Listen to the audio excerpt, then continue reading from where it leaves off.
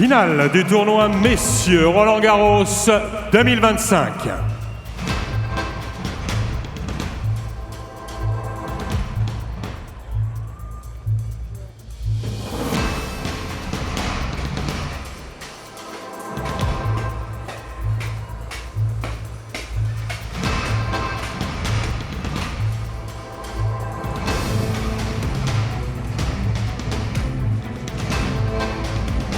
Premier joueur rentré sur le court, possède 4 titres en Grand Chelem déjà. Numéro 2 mondial, tenant du titre, vainqueur ici l'an passé à Roland-Garros, l'Espagnol Carlos Alcaraz.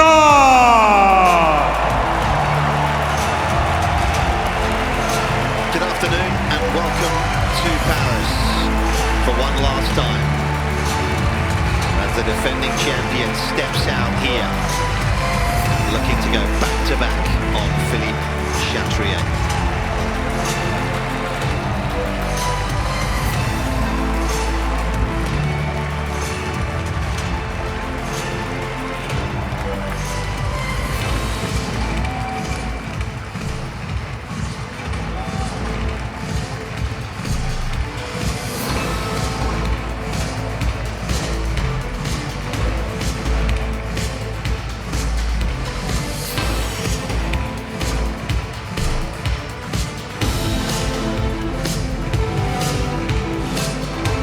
Et il sera opposé à celui qui a remporté 3 titres en Grand Chelem, dont l'Open d'Australie en 2025, le numéro 1 mondial, l'Italien Jannik.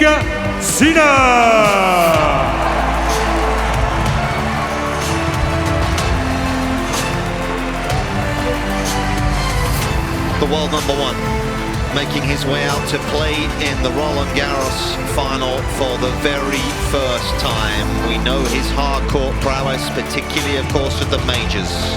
A winner in Melbourne on a couple of occasions, a winner in New York last summer. Can he add to his incredible resume already by winning on the red clay in Paris? Good afternoon to you, Rob Koenig. Et dans le cadre Entrée de rêve, la fédération française soutenue par Mastercard a invité de jeunes licenciés à accompagner les joueuses et les joueurs pendant la quinzaine sur les grands cours. Et ici, ce sont Jeanne Colomba et Baptiste, licenciés tous les deux à la Équipe Loire Tennis Club dans la Ligue Centre-Val de Loire, qui ont accompagné les joueurs. The matches tend to be epic. We have Baptiste and Jeanne. They are going to help us with the coin toss. Hi. Okay, guys, after the coin toss, please some photos, the 4 of you over to that side, okay? For the match, best of 5 side break sets, 6 ball, 7-9 ball change. I call the let. For the ball marks, if I have a doubt, I'll be going myself anyway, but feel free to call me if you want me to check anything. Please do it in a clear and timely manner. For your towels, there are the boxes all around. Please use the one with the grey sticker, Jannik, and please use the one with the orange. Okay? Any questions before we start? Would you like to choose? We have 10 or stadium. Stadium for me. Stadium. Jeanne, à toi. It is stadium? I receive. Receive? Okay, thank you. And some photos, please, to that side. Et le joli souvenir pour Baptiste et Jeanne. One of the most experienced chair umpires in the business, Eva Azdaraki Moore, will be taking charge today. It's also made history back in 2015, did Eva, when she became the first female umpire to do a men's Grand Slam final at the US Open. And I remember on that day making 8 correct overalls from the chair. It was an outstanding performance. Some big names in the house today, Nick. The who's who of our sport and, of course, other sports. Yeah, Spike Lee, of course, last up there. There's a famous face as well in the shape of Jannik Noah, of course, come to watch the first major final between these two. It's a 4th meeting in a major. But we've waited a little while for this to come to fruition, haven't we? But it felt like a sense of inevitability that at some point this was going to happen. Yeah, and hopefully it happens a lot more in the future, because the level that they bring, I think that's what really raises the eyebrows. Their base level of play is so high when they play against each other. And of course, it goes back to the very first time they squared off Alcaraz was just 15. And he was about to turn 16. Jannik was 17. Both young teenagers back in 2019 and already they've played on 11 occasions. En septembre 2022, il devenait numéro 1 mondial de tennis masculin, devenant le plus jeune numéro 1 de l'histoire. Only one man could match En that. 2021, Roger Federer, of il course, who remportait won son premier his tournoi, c'était first à Boumag. Il 7. devenait Richard Did Gasquet Roger, en didn't he? finale. That's right, Nick. Il a remporté au Against total Marajan, 18 lost a autres set titres, as well as he dont did 4 against en the Grand Juma. That Chelem. match Il était against victorieux à Ben l'US Open en Shelton was 2022. box office. And boy, did he play well against Tommy Paul. Must be noted that Tommy was a little injured. And the forehand was a little loose in the opening set against Lorenzo Musetti. And that's a shot we'll keep our eye on, as will coach Juan Carlos Ferrero, because in the sets that Alcaraz has lost this week, it has been the forehand unforced errors that have been porous in his game. Le tenant du titre ici à Roland-Garros, l'Espagnol Carlos Alcaraz.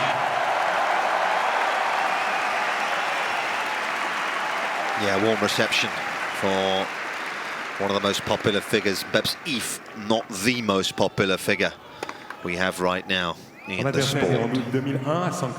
World number 1, still of course, despite that 3-month absence from the sport, that suspension that he had to serve, the 23-year-old, who, if Alcaraz has had the odd hole, this man's had absolutely nothing really to pick at as far as what we've seen in the opening 6 wins, because he's looked at his imperious best. And the match with Djokovic may be one of the best of the season so far. I mean, it was so clinical. And again, you speak about quality. The length that they were both keeping, the speed of the ground strokes, the court coverage, the fact that he hits the ball so early and so hard, especially off his backhand wing. And that one loss this season, though, was against the man that he faces today. Hasn't dropped a set en route to the final against Yuri Lehechka. He was 11-0 up in games, 6-5 love.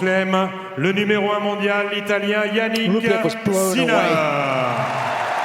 And well tested against Novak, as Nick alluded to a little earlier. Yes, Sinner looking to become the 3rd Italian man to win here, after Nicola Pietrangeli and Adriano Pinatta. There's the 2 men who, of course, work so hard behind the scenes to keep his game where it needs to be. They've had a different role as well over the last year, haven't they? There's been a lot going on, as we know, behind the scenes, and they've had to provide some stability to him.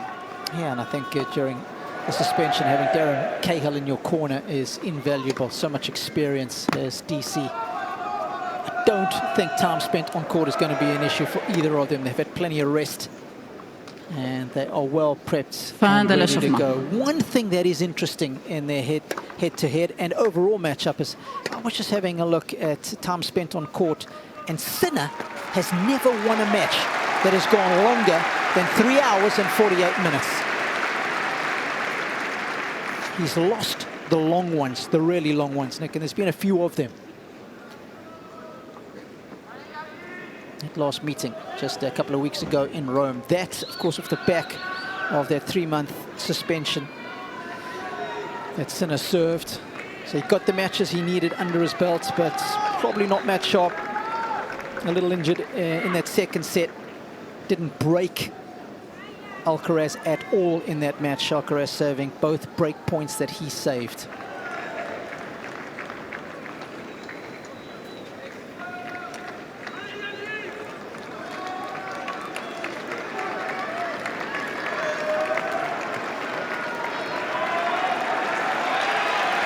It's a landmark day as well. The first Grand Slam final today between 2 players born in the 2000s. What an occasion. It's a full house on Philippe Chatrier. It'll be Jannik Sinner to get us going.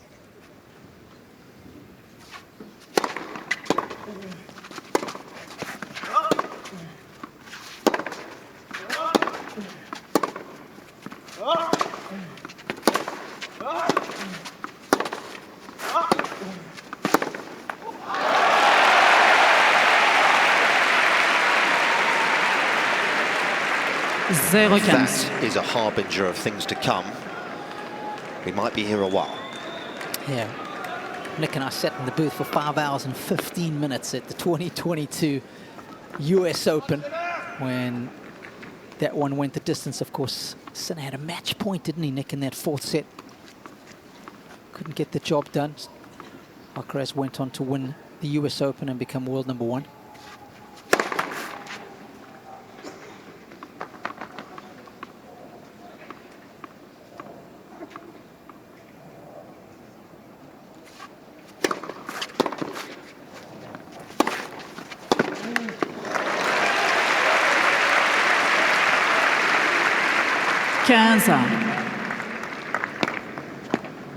Sinner's serve has been nigh on impenetrable through the course of the fortnight. And he lost serve on 3 occasions so far.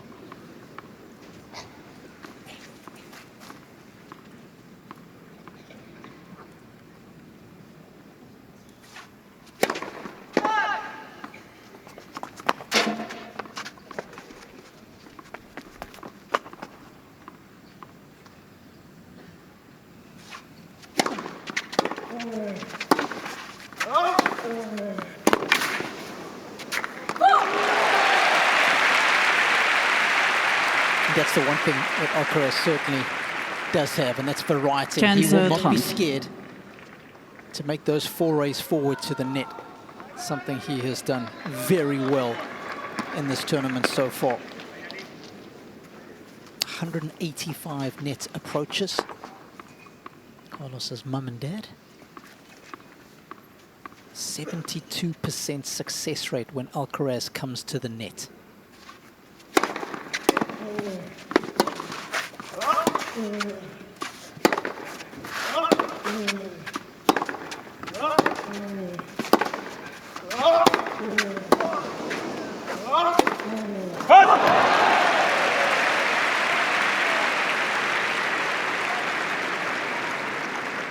Hunter.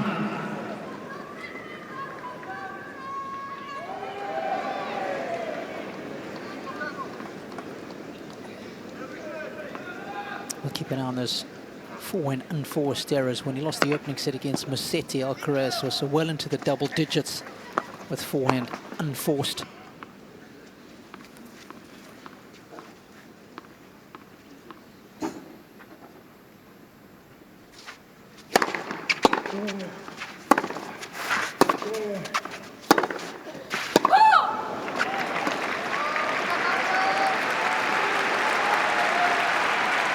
Right off the bat here, 30-40. the Spaniard has created an opening.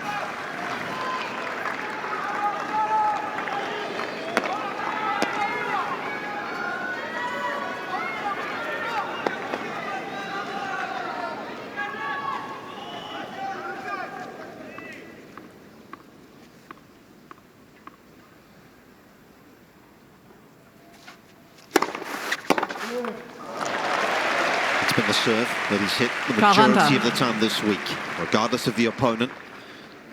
One out wide on that ad side. Yeah, the uncanny ability to find a first serve when he's break point down. He averages about 61% first serves over the last year, but on break point, that number jumps up to around 65%.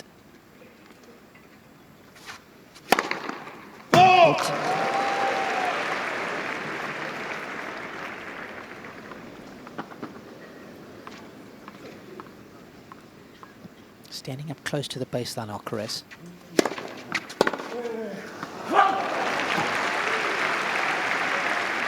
Avantage, Sinner. He does like that crush and rush, does Alcaraz on the second serve. Great way of creating instant pressure on the server.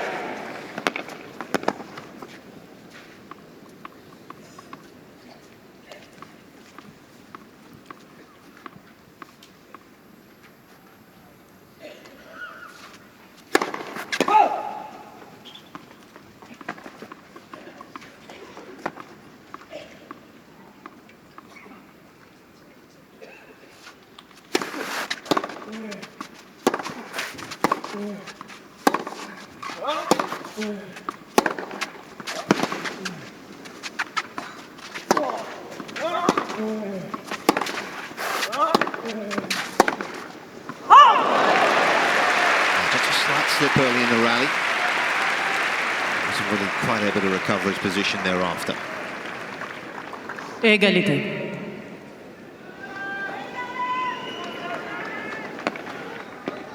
Very first time they locked horns.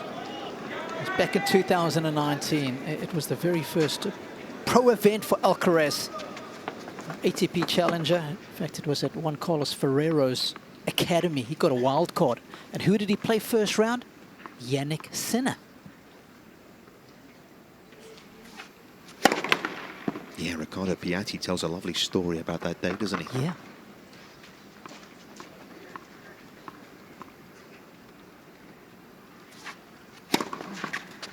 Yeah, Jannik had 17. Sinner. Alcaraz was 15. And in fact, it was the first time Sinner had lost to somebody that was younger than him.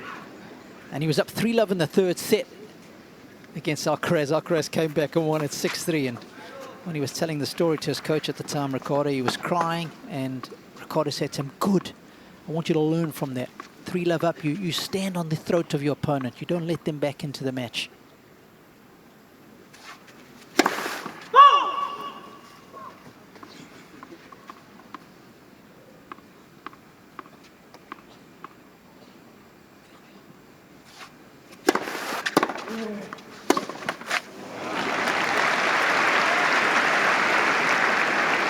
Égalité.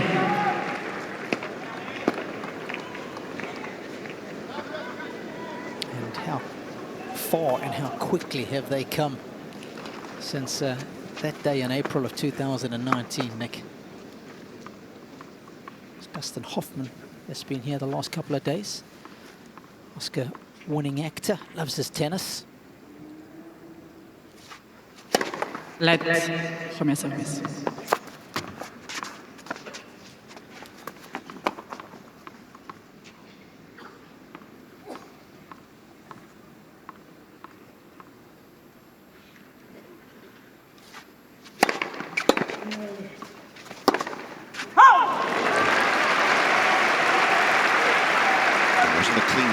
Avantage Alcaraz. To put Sinner in a slightly difficult spot, and the Italian has rushed his backhand that has looked to be so devastating throughout the course of the couple of weeks so far.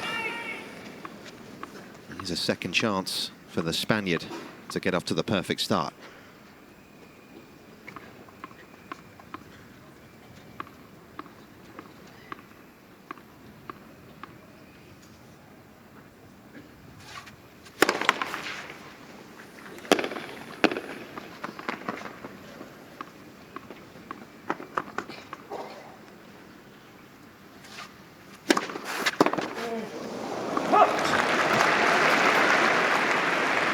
Take that so early, isn't he?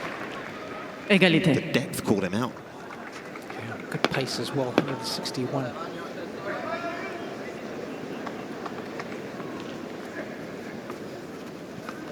George Russell.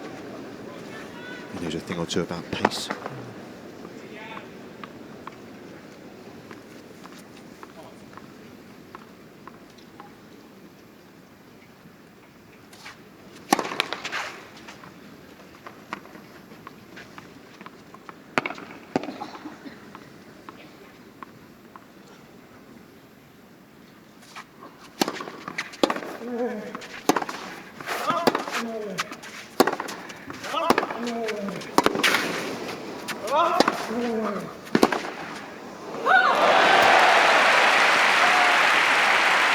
They're only one game in, and this is the first match Avantage Alcaraz.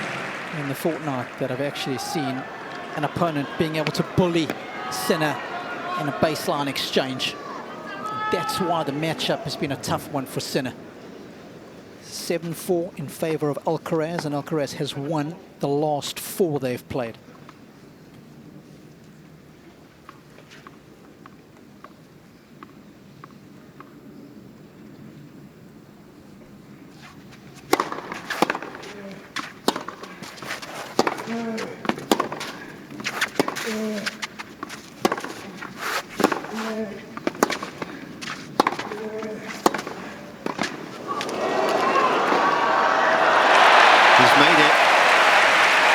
And he tucked him up on the first volley, and Alcaraz just not quite able to take the pace out of it enough here. Égalité. He's given him the toughest pass over the highest part of the net, but that is well done by Sinner. Just asked the question, tested the creativity of Alcaraz.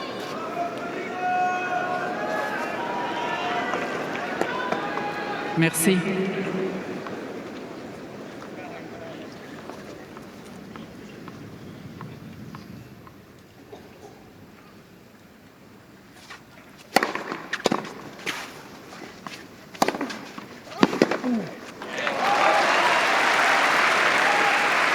Big difference so far through the opening 6 matches in just how much he's got out of that first serve. When he has made the first serve, he's won about 10% more points behind his first serve compared to Alcaraz, which is no sort of surprise. Darren Cahill, of course, has been in the camp of Team Sinner for a while now, together with Simone.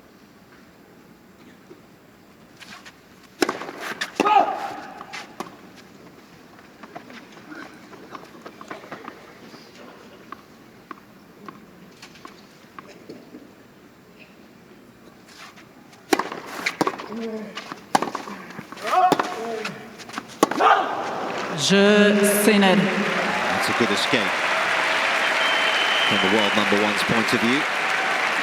He does get a 12-minute opening game in the books. Mum will be happy with that hold. Of course, when you look at the tail of the tape between these two, there's not a whole lot in it. Just the one big differential. Have a look at the backhand, 0.5 of a percentage between the backhand quality, and the reason the forehands are so close and in fact in favor of Sinner, as I said, it's because of those unforced errors that Alcaraz has made in the sets that he has lost this week. Doesn't quite have the consistency of Sinner off that front. Delighted to say that Jill Krabas is joining us as well today. Courtside afternoon to you, Jill. Some early impressions of a pretty impressive opening game. Au service, Carlos Alcaraz. On top of the ball. He's a lot of other than Sinner's overall in this match when he gets in an aggressive position. But so far, I had good, credible quality in that first game.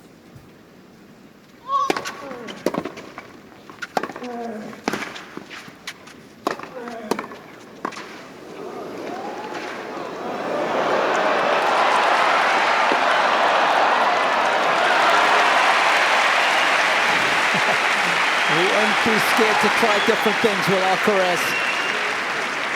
0-15.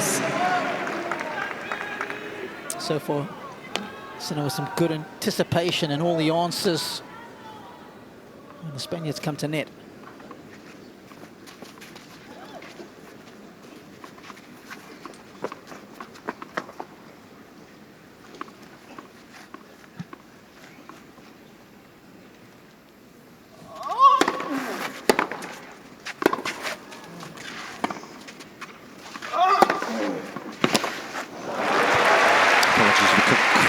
Jill. They'll try and fix the technical issues. 15.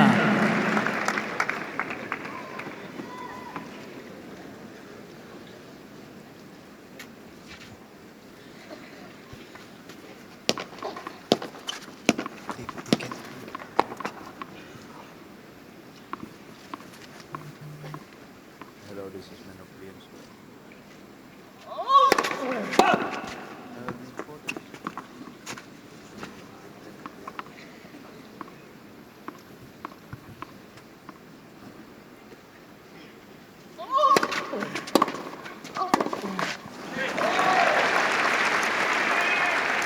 Sinner definitely has the greater pace off his backhand, doesn't he? As Pharrell Williams.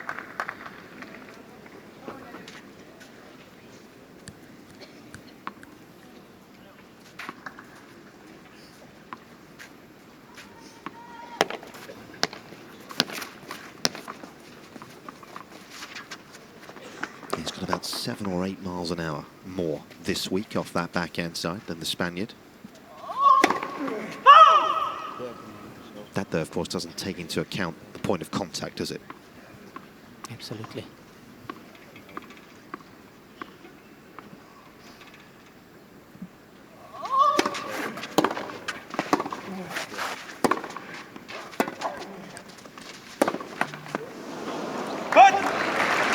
Go back to that first serve that Alcaraz missed, the heavy kicker out wide. President of the Spanish Tennis Federation. It was a serve that Sinner used, that Alcaraz used so well against Sinner at the US Open when he beat him in that 5-set epic heavy kicker out wide, set up the point. Sometimes he served and volleyed behind it, but took Jannik off the court so well.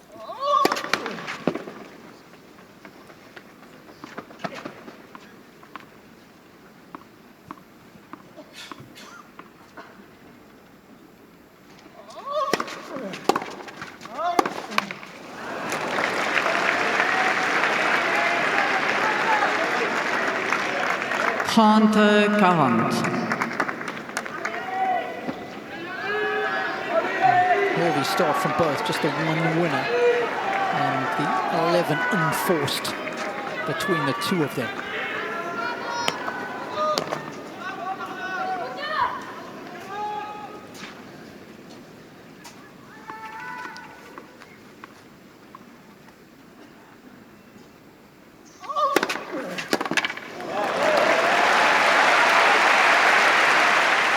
Played in Rome. Because those two serves that Alcaraz executed so well, Nick, out wide on the yard side and out wide on the deuce. Of course, this is where Andre Agassi competed his Grand Slam of majors.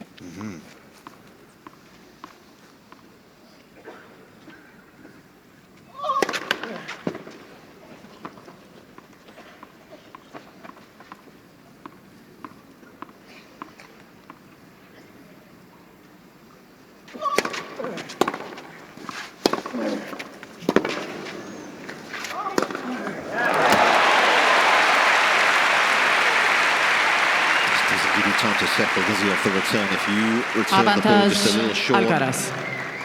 He jumps on top of it.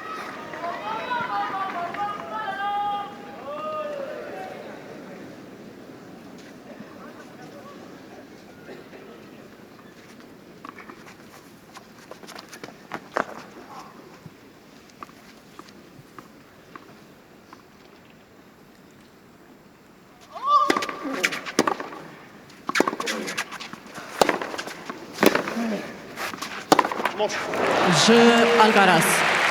Sinner looking to press the accelerator. And the radar just a fraction off. Partout.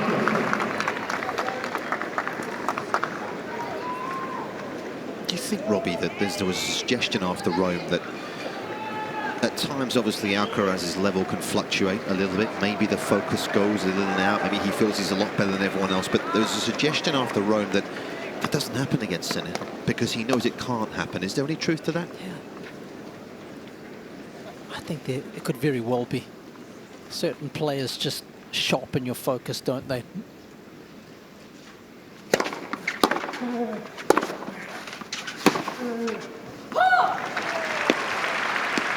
And I believe that, no question, I think I believe that, Nick.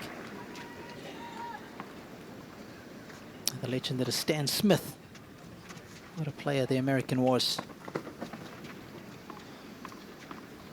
Plenty of tennis royalty in the house today.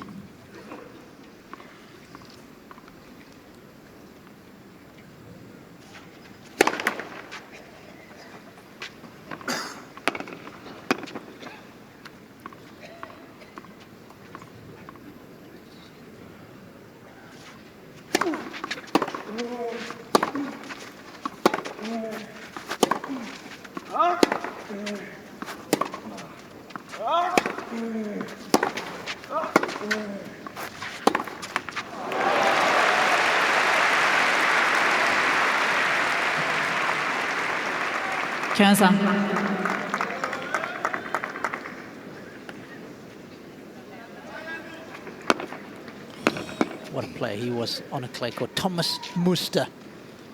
Former world #1 Nick, and of course won here in '95, beating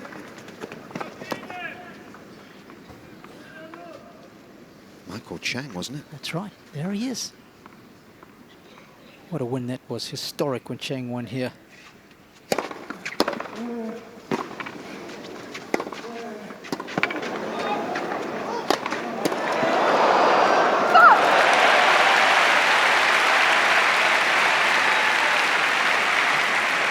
This is what makes Carlos so entertaining and so difficult to play against. So much firepower and his freedom to express himself. He will try anything, comes in a lot, disrupts you. Yeah, and the forehand in these opening 20 minutes is looking to be pretty smooth, isn't it?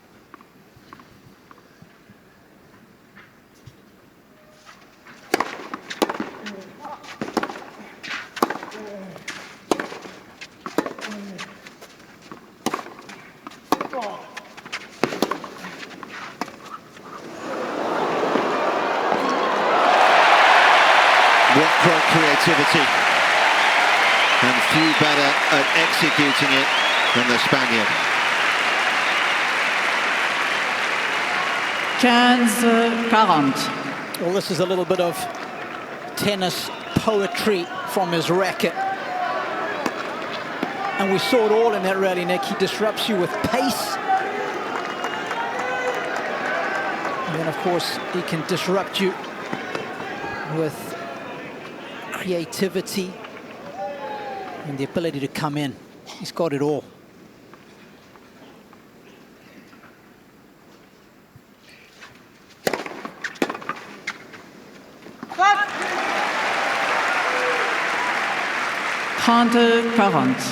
So the first serve just hovering above the 50% mark. It was a little low against Novak Djokovic as well. An area to look out for. It was 51% against Novak 2 nights ago. This is his lowest of the tournament so far. Well, it's 2 former champions here, of course, Francesca Schiavone, and just alongside her, the junior girls winner.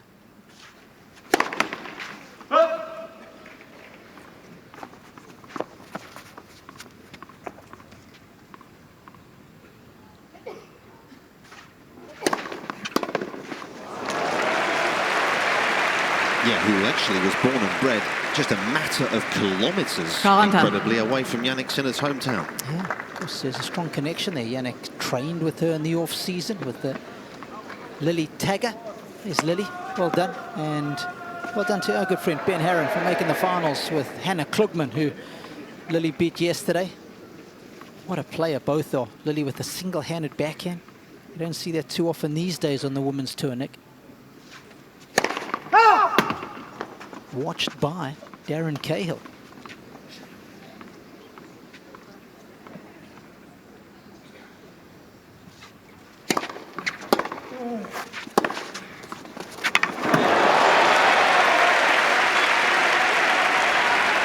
Jill, I was just wondering, which way is the wind blowing down there? Hey guys, yeah, it's actually swirling a little bit, so it's not really going in one direction, which I think makes it a little bit more difficult to adjust and to get used to rhythm. But what's amazing to me is I think both of these guys know each other so well that I think out of the gates they're trying to be unpredictable. There's been a couple times they've both slipped, and I think it's because they're expecting certain shots and they're trying to mix it up.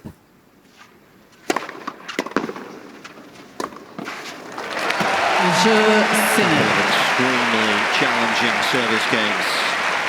Jannik Sinner early on. 2 that he's been able to pass impressively.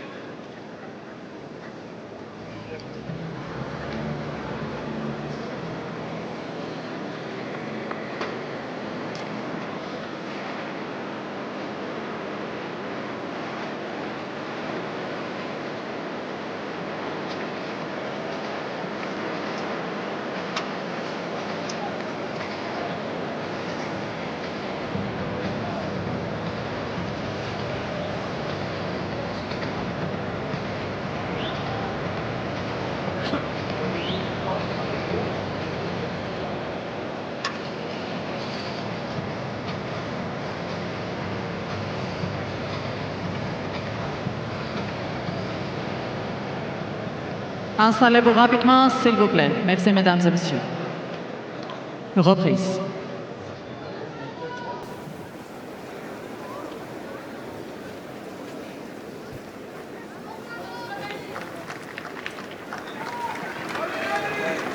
Jannik's into the first man since Nadal to reach the final here without dropping a set. Well, come as a huge surprise that it was Rafa the last man to do that.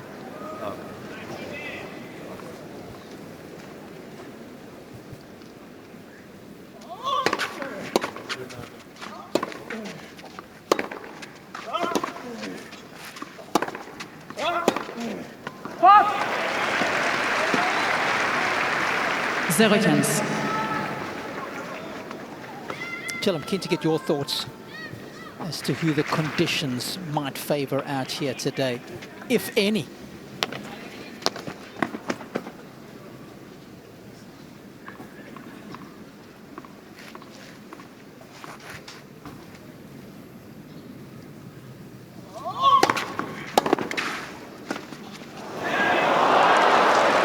It's an interesting question because actually it keeps getting cooler and then warmer and cooler and then warmer when the sun comes out. And I would think that would favor Carlos a little bit, but he was saying he actually doesn't love that as much because he feels like the ball flies on him more.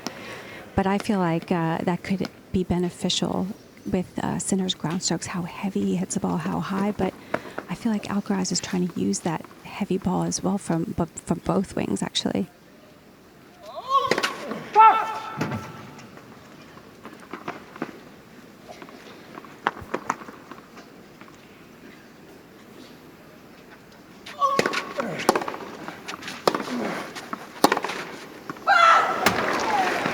Jill, you've covered both options there. Don't get a prick in bottom from sitting on the fence, okay? I realized I just did that. I think for consistency purposes, I think I would probably think it favors Sinner a little bit more, but I do feel like Carlos is the better mover on the clay. And I just did it again, Robbie.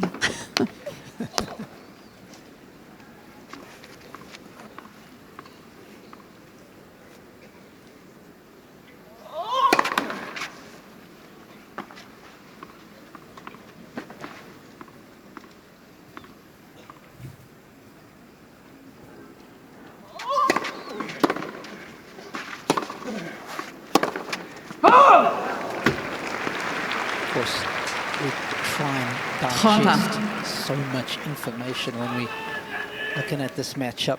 And all the pros and cons for each player. But for me, ultimately, the fact that Alcaraz has got a winning record against him, he's won the last 4. 3 of the last 4 have gone the distance, folks. But in the big moments, she knows about big moments, does Martina. It's always been Alcaraz who's pulled through.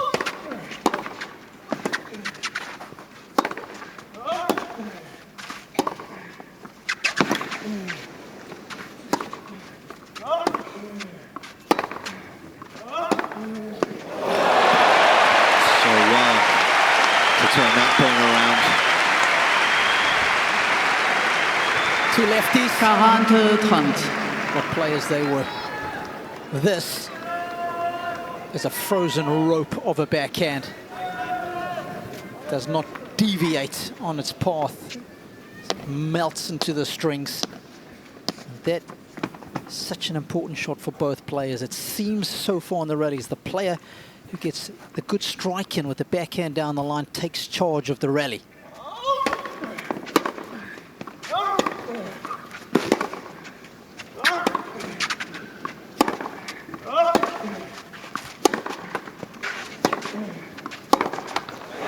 And he was looking to do that again, wasn't he? Alcaraz. And you're aware of that particular aspect to this match. 2 jeux partout. Half an hour, and we've only played 4 games.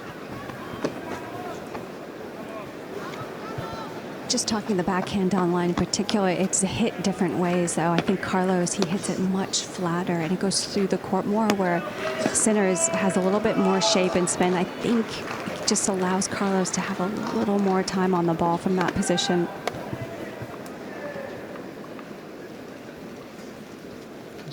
Former manager and former player, manager of Simona Halep, Virginia in the house.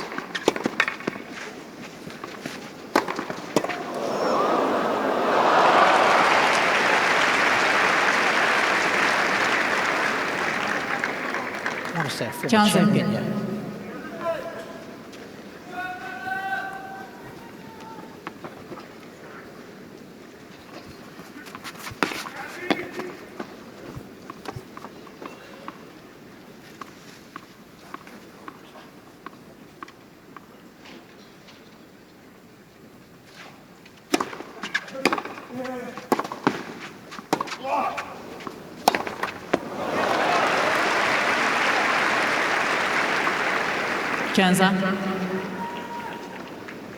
Of course, Darren would have known Virginia Rizicki well because he coached Simona Halep. That man next to Darren is Alex Vitur. He is one of Jannik's oldest friends. Used to play tennis when they were youngsters, now has become his agent and manager, handles all his affairs. Ball toss was a little lower than we're used to seeing. I just wonder if the sun potentially in his eyes there.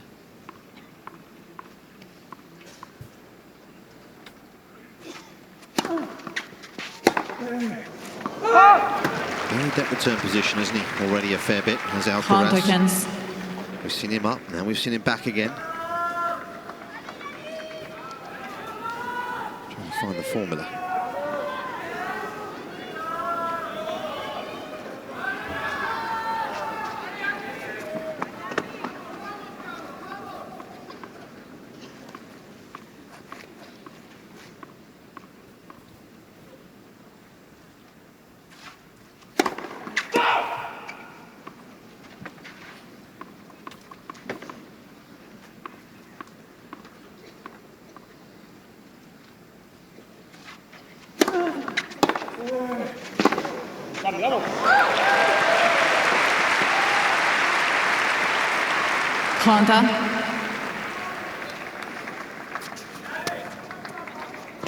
It's Clarence Seedorf, former footballer.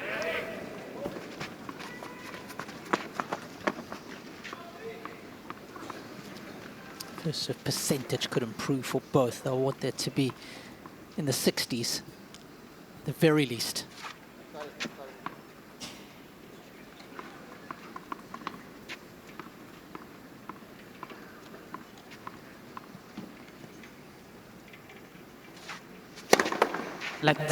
Premier service.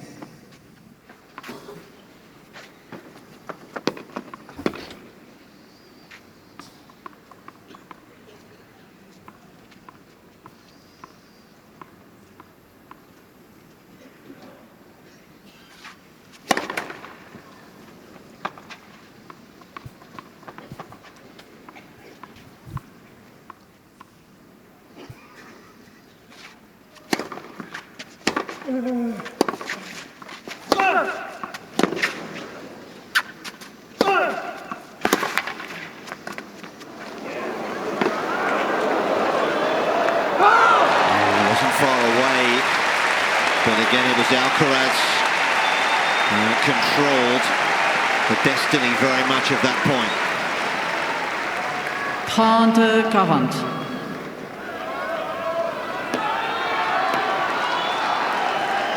He's come in 6 times, says Alcaraz, and he's won 5 of them, Nick.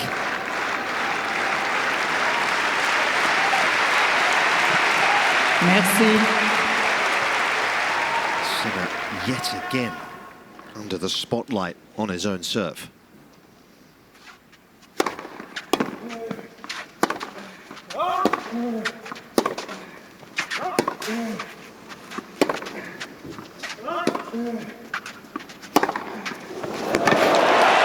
Pyrotechnic forehand.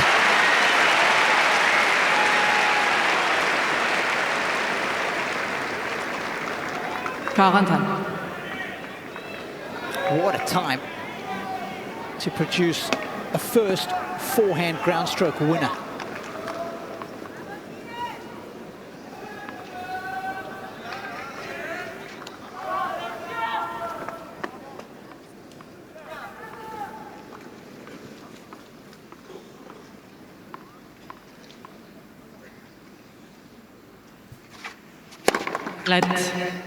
Premier service.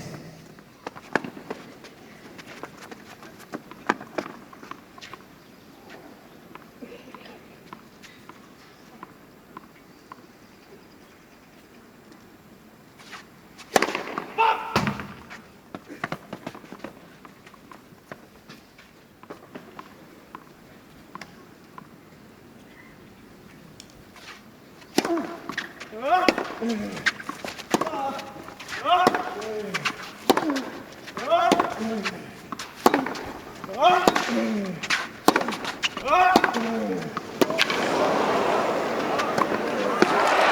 Alcaraz has just raised it with one of his own.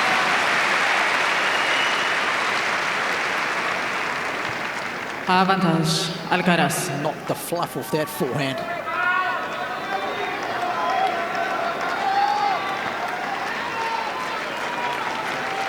This will be the 32nd point Sinner has already played on serve in this opening set, well over double of the Spaniard.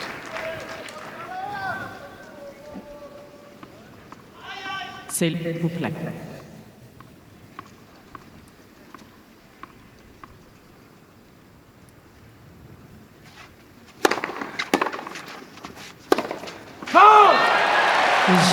Alcaraz is eventually able to tell.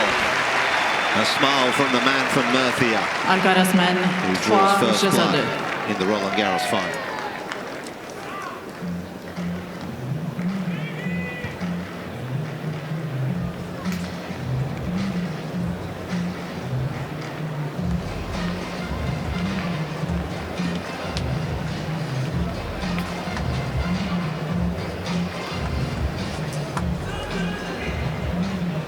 Fourth time, remember, Sinner's lost serve this week.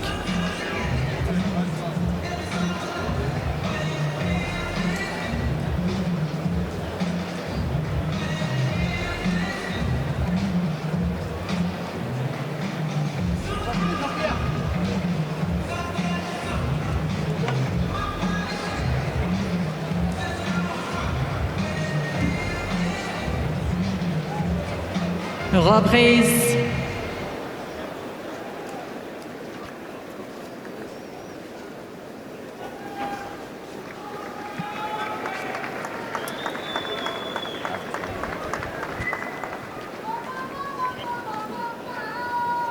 Well, we've had around 680,000 fans come through the gates over the 3 weeks, and a fair few more have made their way to the Place de la Concorde, which is where they've, as you can see, erected a big screen for fans in and around Paris to go and sit and enjoy the tennis, for those that don't have a ticket today.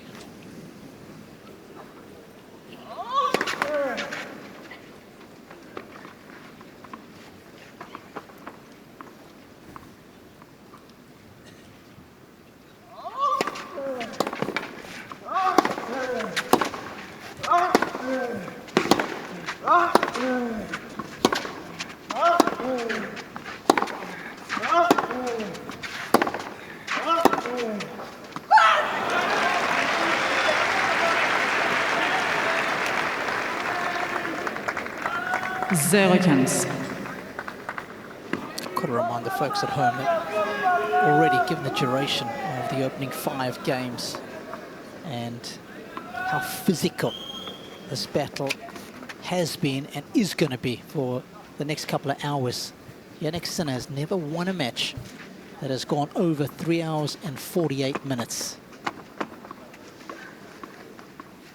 Of course, when he beat Medvedev in the Australian Open final, it was just shy of that.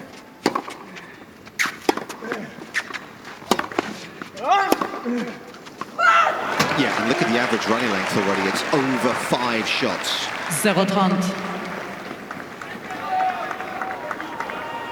Of course, he lost a long one here to Sinner 2 years ago to Danny Altmaier. That was almost 5.5 hours. Yeah, that was the match that instigated the change to the service motion. That's right. Let premier service.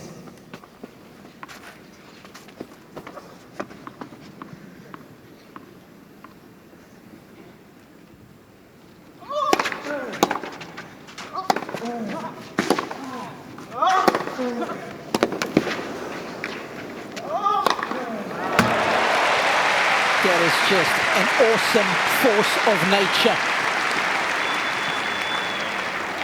The power that this guy possesses is something else.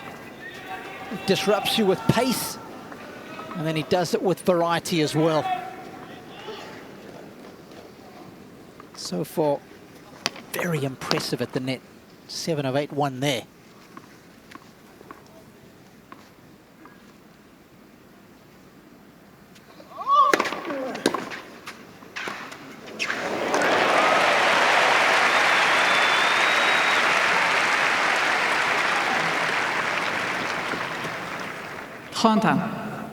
Nick, of all the patterns of play I remember in their match at the US Open, this one stuck out the most for me.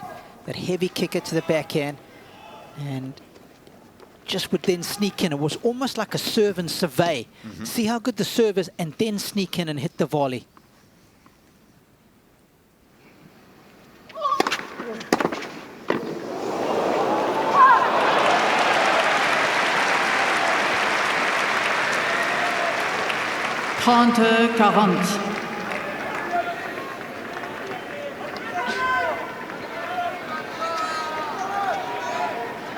Didn't quite find the angle of the serve that he needed, and there's an opportunity for the Italian to bounce back.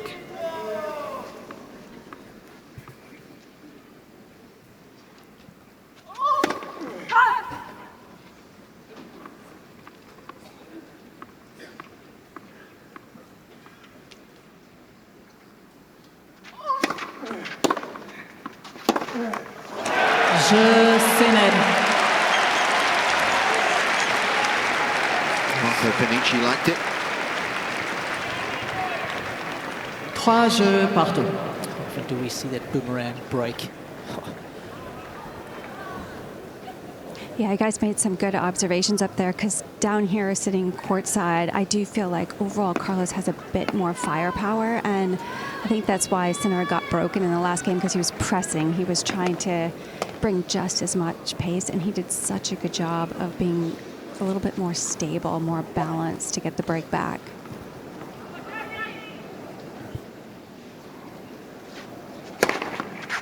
$15-0. 60 Grand Slam titles in that picture that our director had up there. Thomas Muster alongside Martina Navratilova. 59 of them belong to Martina. It's incredible, isn't it, Nick? How good she was, singles, doubles, and mixed.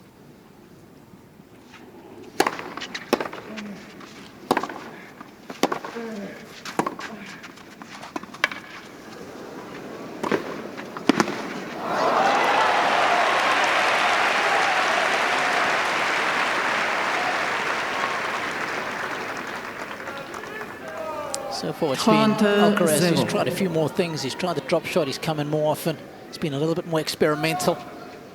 Yeah, you could see Sinner how early he was off to that. He obviously is alive to the scenario where that's going to come into play. We know that. Got there with good time to spare as well.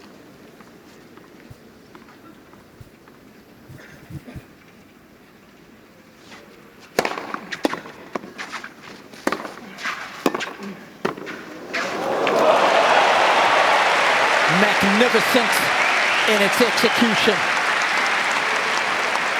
40-0. This is what's so good about watching these guys play. The skill set, technical perfection. Eyes down to the level of the ball for that volley. Coach Cahill would have loved that.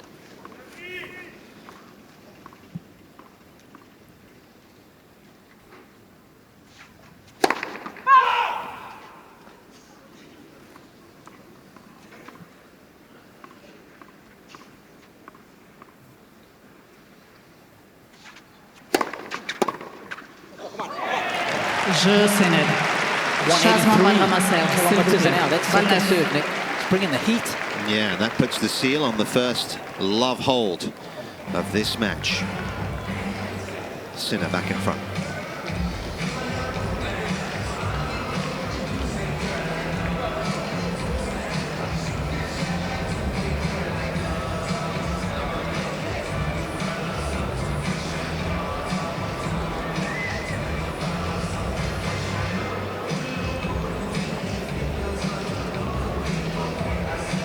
Sinnerman, 4 jeux à 3.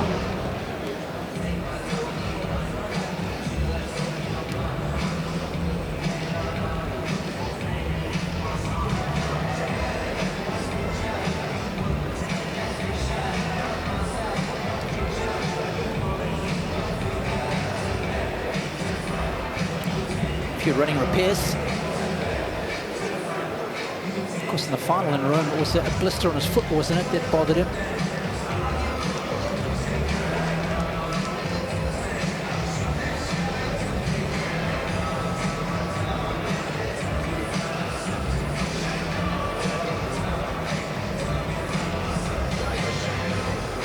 Hasn't lost to the major since Daniel Medvedev beat him in the quarterfinals at Wimbledon last summer. 20 straight victories for the Italian. Reprise.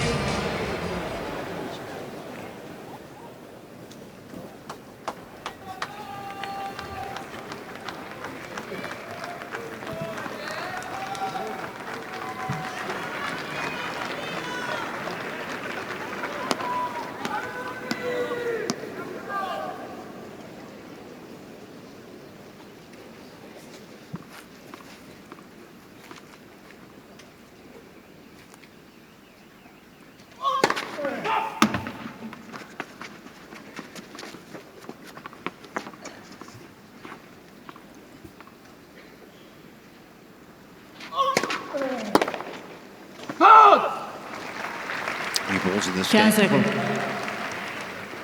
Actually, Sorry, Nick, was the first second serve return that Sinner has missed in the match so far. Perhaps the new balls just a little quicker through the air there, catching him out. yeah, they're quite refreshing not to hear players complain about them this week. They do stay very hard, these Wilson tennis balls here this year.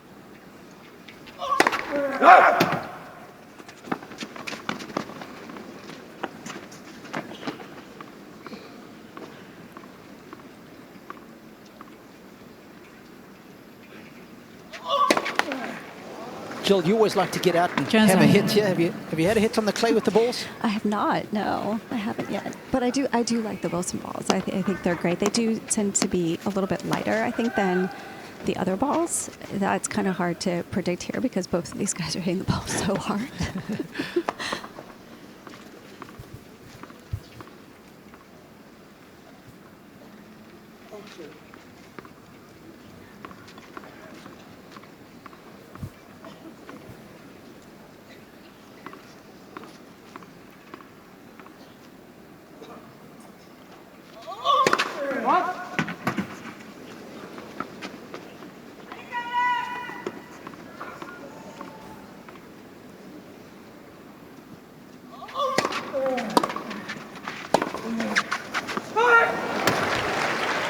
Also, the last 2 points, just a little breeze just came into play, and it's behind Alcaraz, so that ball might fly on him a little bit more with the new balls.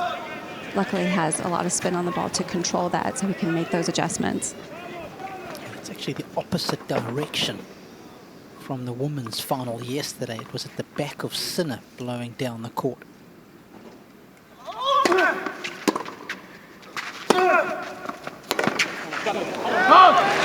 Because he was there. Very blustery yesterday afternoon, wasn't it? Yeah, it kind of came and went, as Jill was saying. It was so funny, Nick. I was courtside, and when the sun came out, the wind died. The moment it became overcast, it seemed to pick up a little more.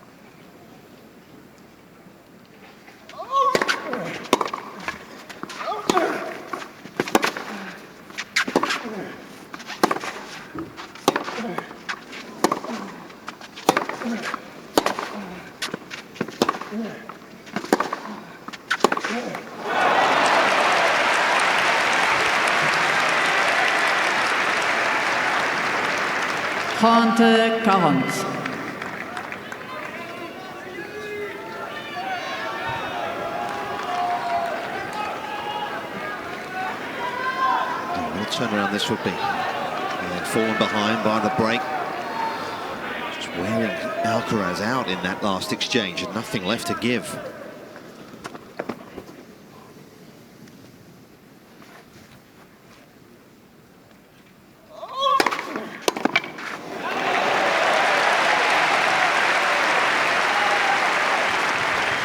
It's uncanny how great players have this ability on big points to produce and find a first serve. Not just any first serve, but a meaningful first serve.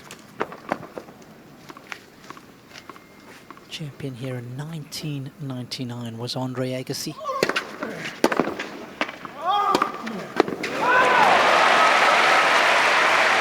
Much better accuracy to that delivery. It's always been the Avantage Alcaraz. So that first serve, forehand combination. What a duo they are.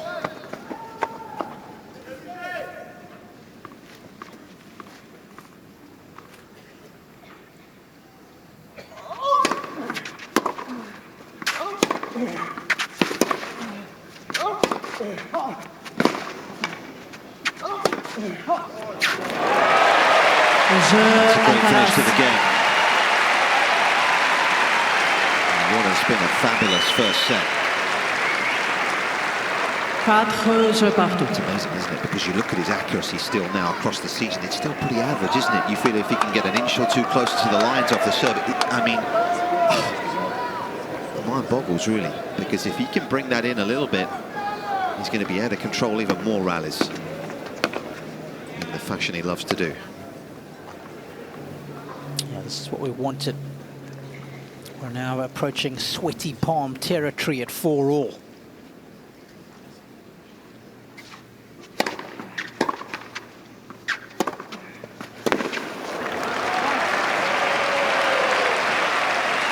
Oh, what a catch there by our cameraman. 15-0. Ladji. Always on top of things. One of the best in the business.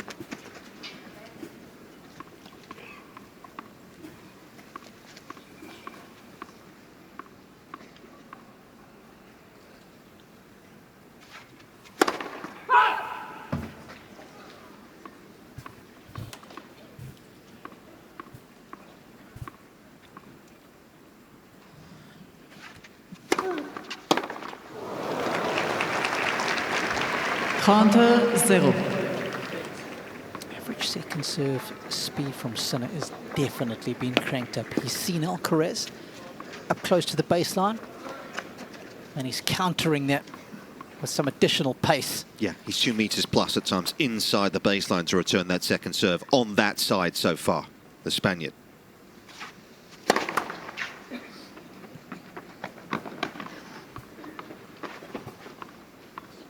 Now you can see Alcaraz dropping back for the second serve, giving himself a lot more time.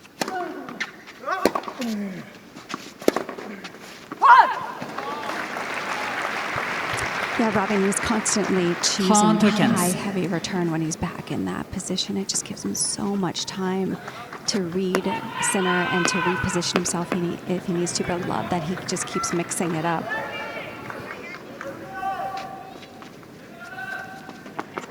There's the famous Coupe de Mousquetaire. That's what we're playing for today.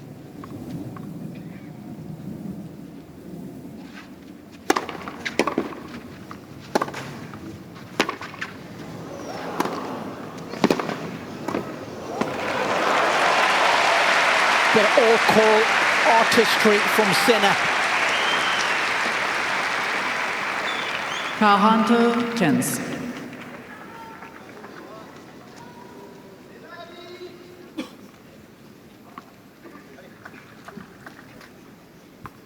For a while they used to lock that route in, didn't they, to Palma Airport in Mallorca with that trophy for about 2 decades. It was just the Monday after. Yeah. Book the ticket, we know where it's going.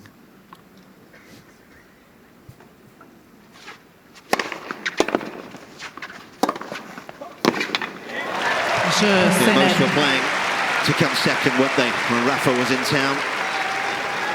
That lovely ceremony we had on the first Sunday. Sees the plaque by the side of the court in his honour. Sorry. Your actions.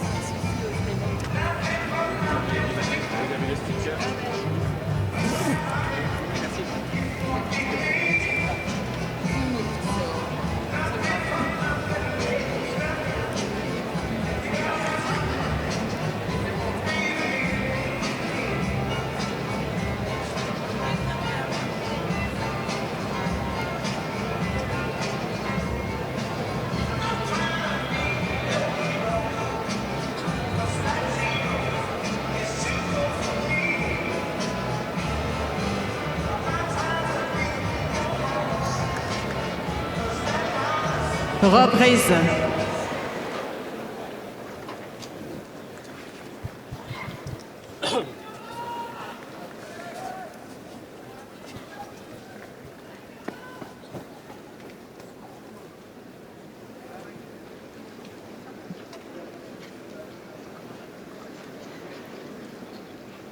So we've hit the sharp end of this opening set.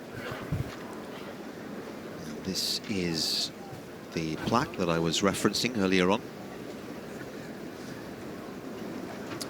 Immortalised on the centre court chair is Rafa with his 14 titles. I think it's just a little bit of sand or clay, I think, has found its way into the eye of Carlos Alcaraz. Jill, did you see it happen? Well, he was fiddling with his eye a couple games ago, actually, but it was when a big gust of breeze came and it just seemed like some clay got in his eye. And I think that happened again because, like you said, the wind has been in and out. So just, I think it's a couple times that's happened.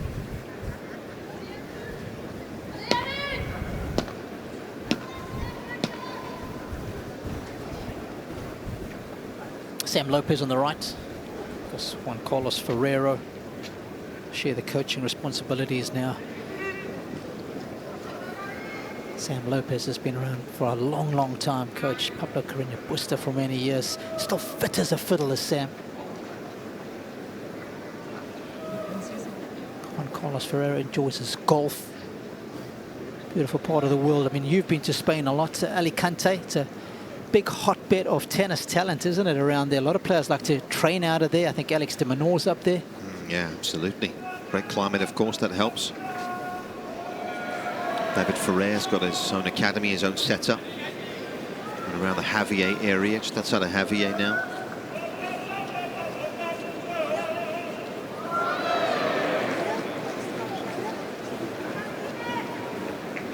He's pretty aggressive with the eye. Yeah. Is the physio.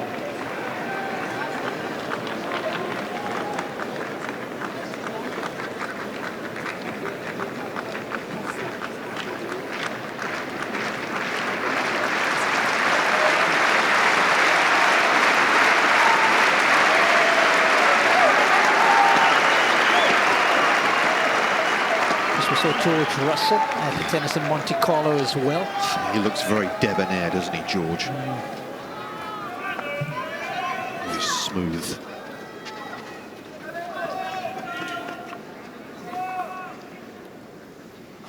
Alcaraz will need to be the same right here. Serving to stay in the first.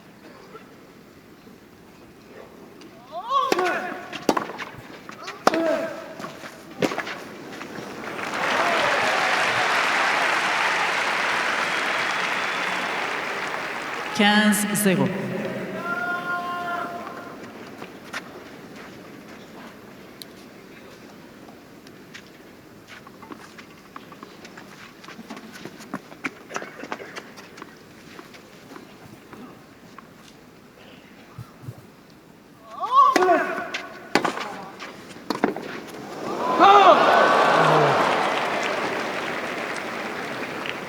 Is that pattern of play again? Spike Lee, of course, who was courtside yesterday. Coco Gauff giving him a big hug after she won. So used to seeing him, she said, at the US Open, where he has a box. Loves the US Open, does Spike.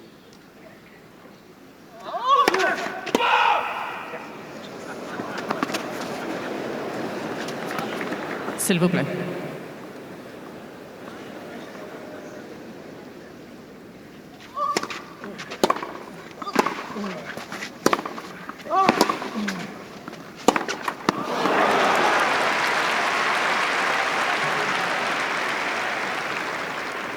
(30-15).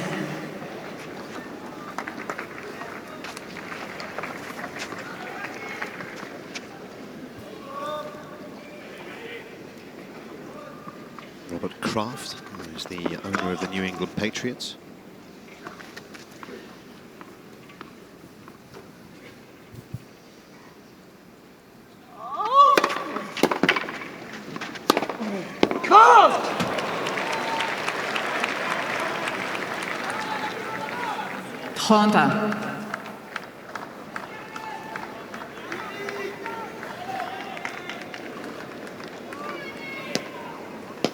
finely balanced opening set.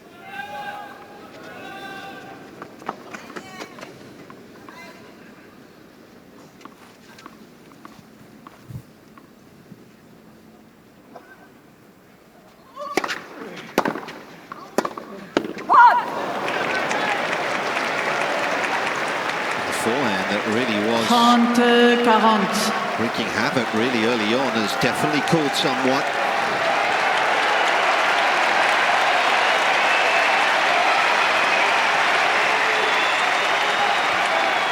Unforced, Nick.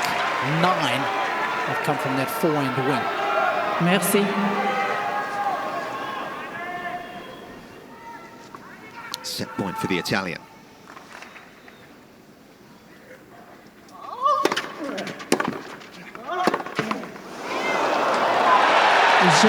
Première manche. Jannik Sinner it is, that wins an opening set that just ticked over the hour mark. He does so as well, coming from a breakdown. The Italian takes the first, 6-4.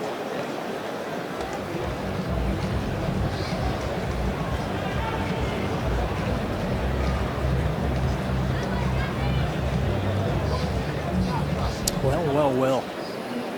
Just got the feeling this was a boxing match. That it was Alcaraz. It was probably a hit on points, but this guy has just bounced back the tail end of the set, stolen it from him.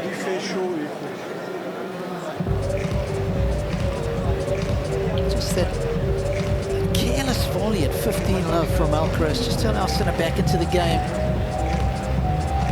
30-love, I don't think Alcaraz is going to get broken there, but certainly at 15-all, there's just that small window of opportunity, and most of the numbers just tilting in favor of Sinner. The bold numbers in the white denote the player that's had the better numbers in the respective categories. Defended the second serve slightly better, did Sinner. First serve points, 1. Not great for both guys. They should be at least in the mid-70s. And I think the unforced error is just catching up with Alcaraz in the end.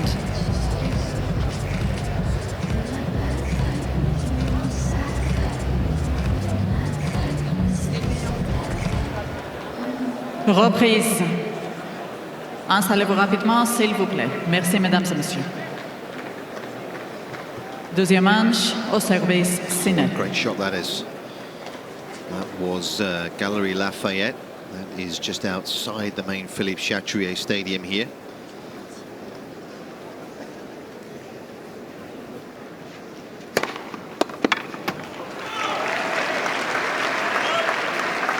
It's worth remembering in the 4 previous matches they played, Alcaraz, as Robbie mentioned, winning, of course, in 3 of those 4. He had to come from a set down, didn't he? Including here last year.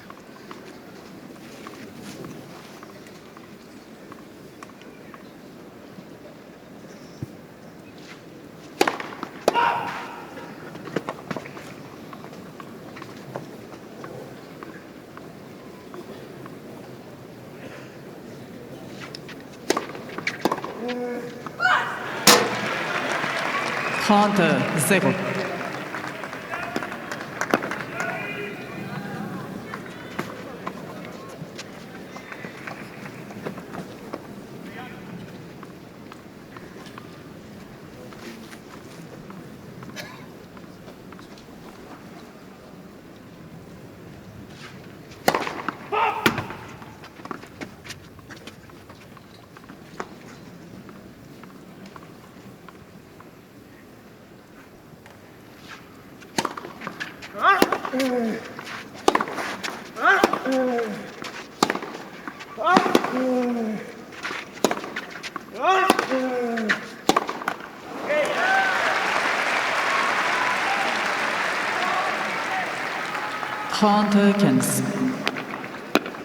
Anything in particular you saw that contributed to that slight drop in level from the Spaniard at the end of that set?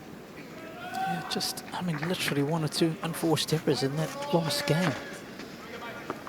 You know, highlighted that 15-love point, easy volley by Alcaraz's stand. It's great kick serve out wide. Should have finished it off. 30 love. He's not losing serve there, Nick. Just allows Jannik back into it. Foyne unforced there on the next point, trying to change direction. He's going back on this side now to receive the second serve.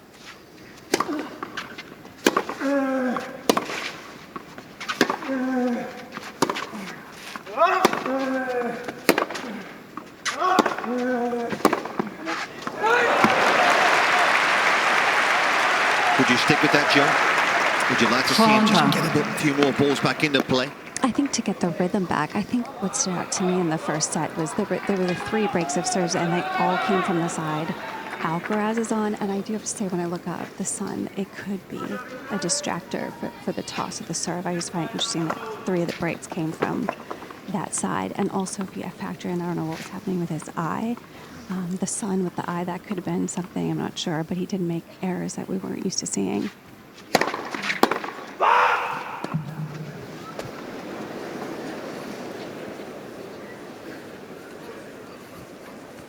It's just out. It's just out.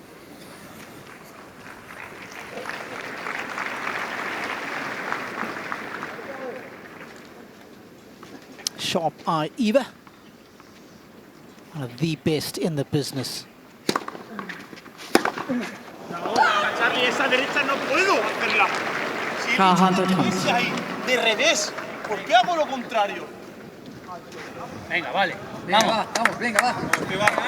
Really, you see him that unsettled, isn't it? Yeah, that seemed to be directed straight at Juan Carlos.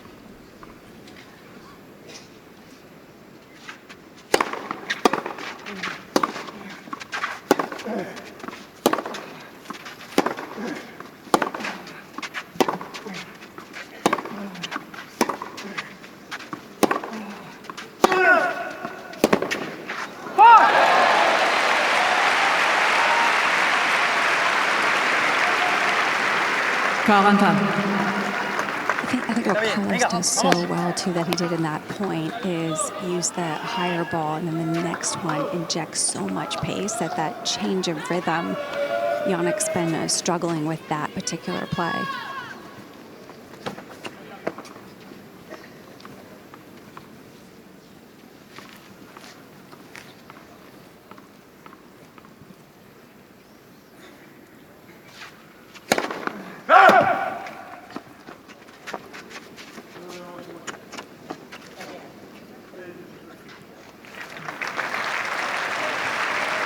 Avantage, Sinner.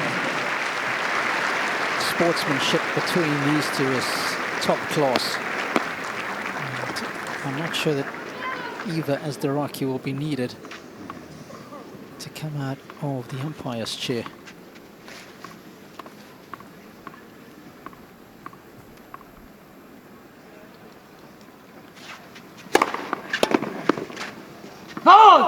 Jeu Sinner. Premier jeu, deuxième manche. That's telling first serves. Put the seal on that opening game of the second. One of the differences in the opening set that Tom Corrie, our stats maven on Tennis Viz Insights, was highlighting to us, and you'll see it now, is the return prowess of Sinner. His return quality is a 9. Alcaraz is down on a 6.6, and that is because he's hardly missed any returns as Sinner. He's only missed 3. He's made 30 out of 33. That's first and second combined.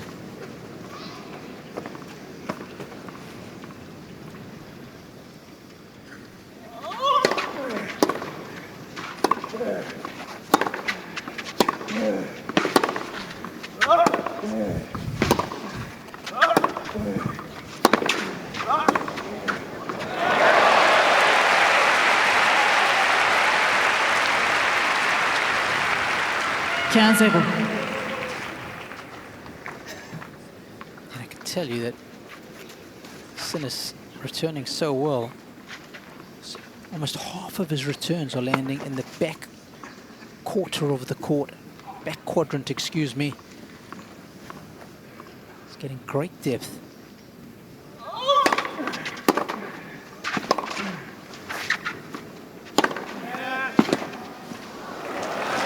There's another beauty right there. 15.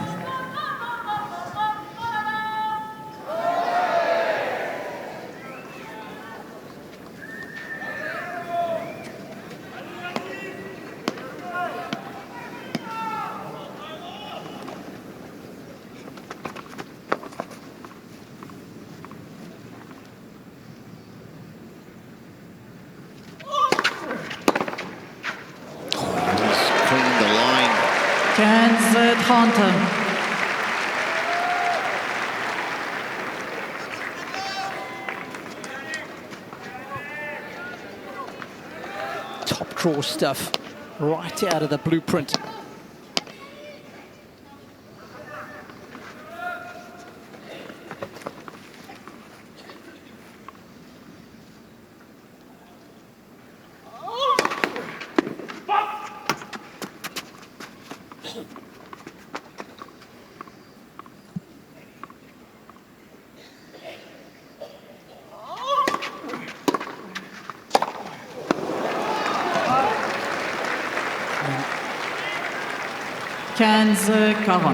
Again, just rushing. Alcaraz with the quality of the return. It's on him in a flash. Shades of Novak Djokovic on the return.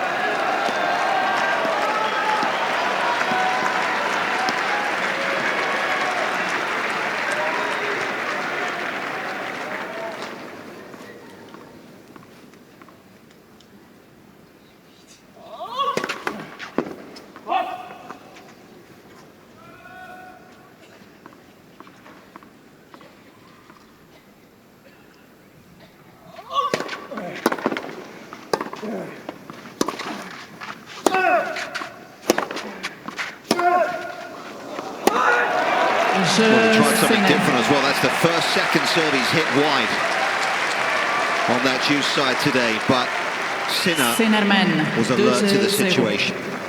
And Alcaraz is now, Robbie, winning under 50% total of his points won on serve in this match. Wow. And he cranked up that second serve as well, and it goes at 180. Sinner was on it again.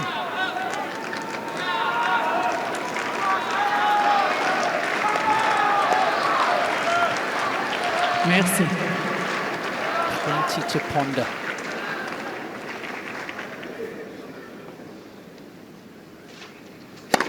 Light, premier service. Also worth mentioning that opening set made it 30 in a row now at majors for Jannik Sinner.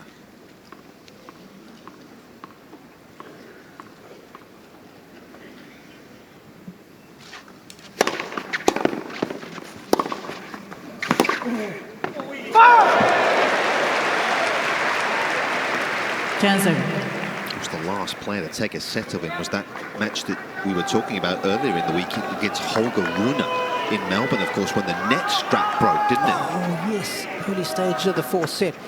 And actually he was hurting physically, wasn't he? He was struggling in the heat there. And had about a 15 or 20 minute break with that. Such an unusual occurrence. And that really helped him get back into the match, didn't it, Nick? Yeah, big time. Of course, and then he goes on to win the tournament. I mean, never seen that happen in all the years I've been commentating that.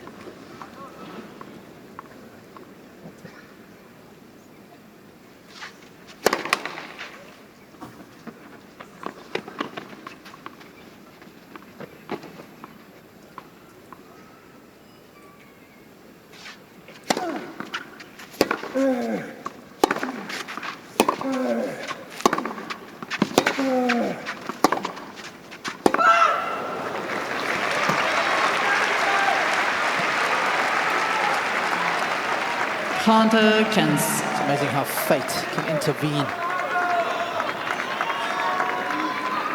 Yeah, it's that little silver piece that has the hook on that holds the net down. That's what broke. And it gave Sinner a respite. just helped him to recover.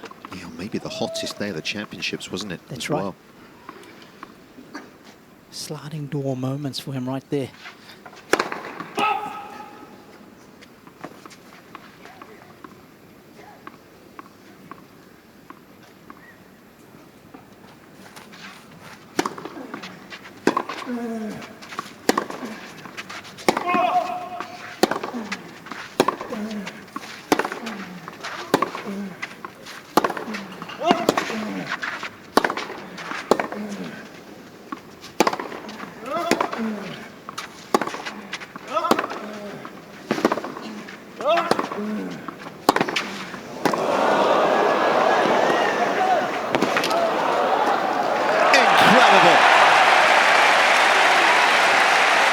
Jannik Sinner playing at the peak of his powers right now.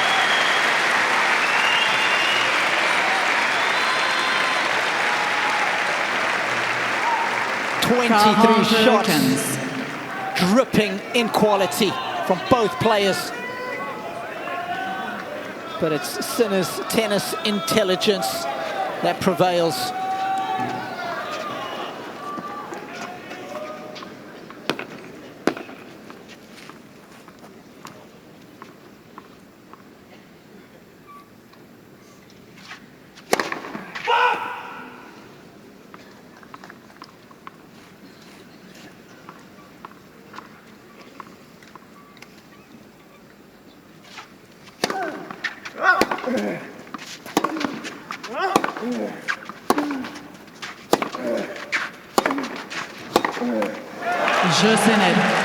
Pounding the ball, Jannik Sinner right now. Alcaraz not able to get up the court to create anything here. And having taken the first, the Italian has made a very impressive start to the second.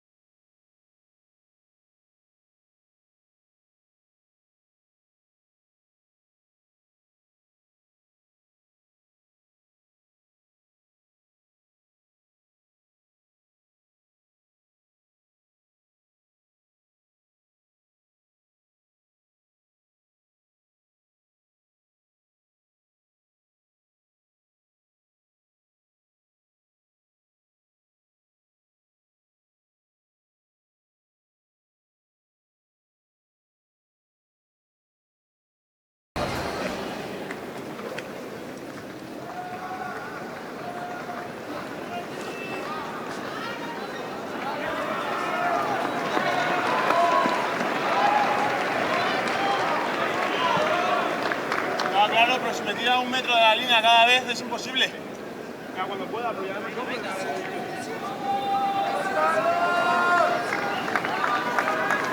Well, Spanish was never my thing, but I got imposible there. Yeah, something about line. Yeah.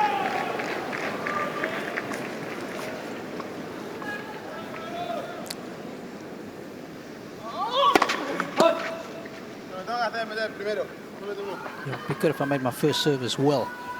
I think is what he's suggesting. First serve in this set, and he made 2 out of 6.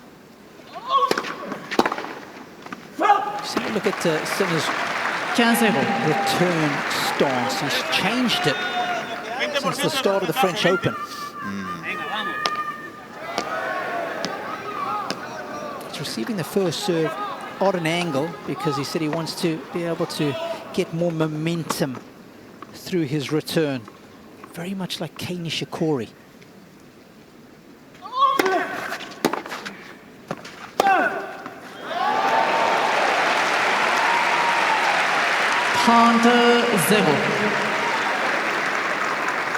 Explain that to us. And those that are, what do you mean by that? Because he squares up, obviously, so he, even though he is... But in order to square up, that foot has to come forward, and then immediately you've got momentum. So you can see him standing on the angle, so he has to bring that right foot forward and move aggressively in a V-neck. For the second serve, not so much. Feet will be next to one another.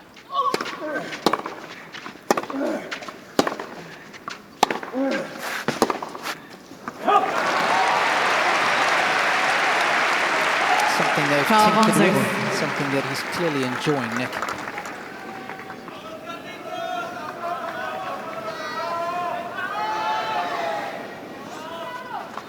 Never been scared to make changes as Sinner. He's tinkered with the serve. That's just got better.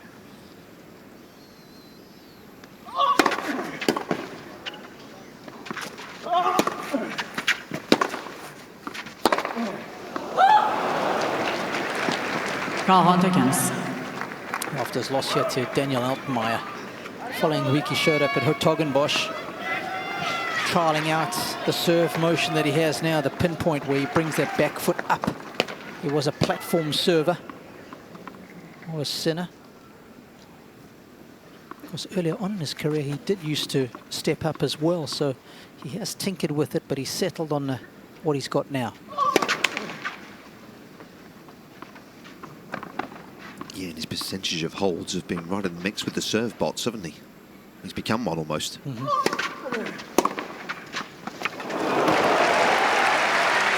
has got a lot more than just that, though.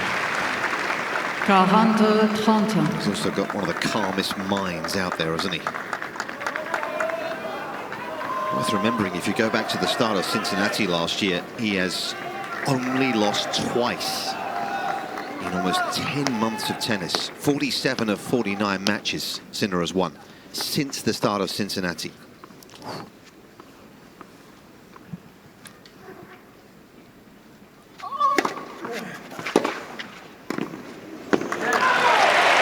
Alcaraz. Both defeats to this man, though. That's the silver lining, if you're a fan of the Spaniard.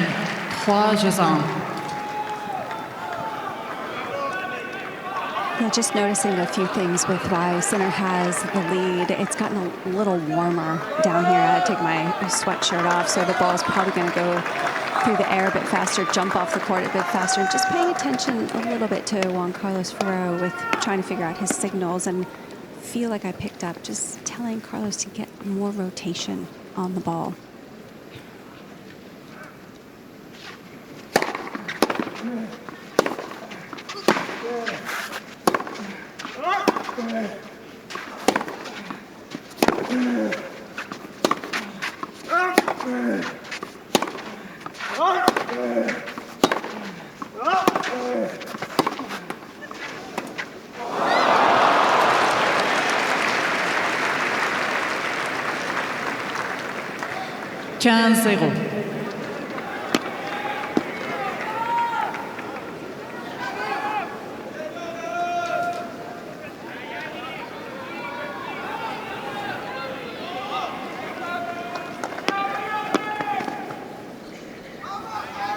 Really interesting numbers in terms of shots taken inside the baseline so far, because we know Alcaraz obviously someone that is so comfortable and so capable of taking the ball early.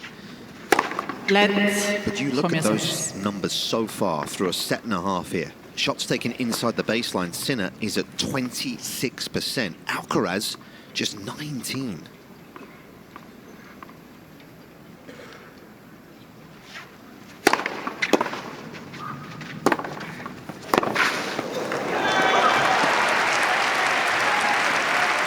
Certainly speaks to the challenges the Spaniard's having in terms of making this man uncomfortable. Yeah, of course, that's ably assisted by how well you serve and return. I mean, his returns have been a joke how deep they've been, which has allowed him to get almost neutralize the rally instantly off the return and go toe-to-toe with Carlos and then some.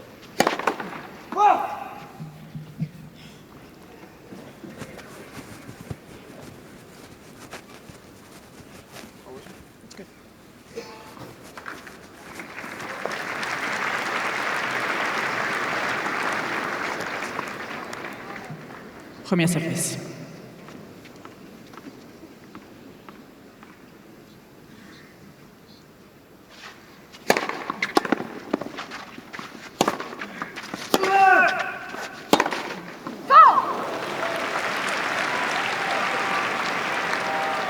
Count against.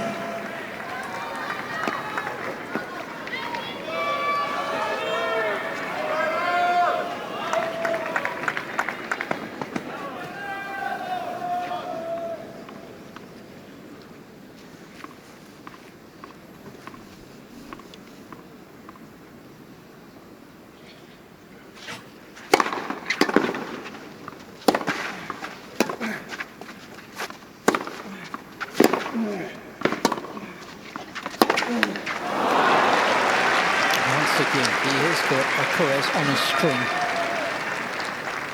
40-15. And even with his incredible defense, Alcaraz can't get out of jail, keeping him locked up.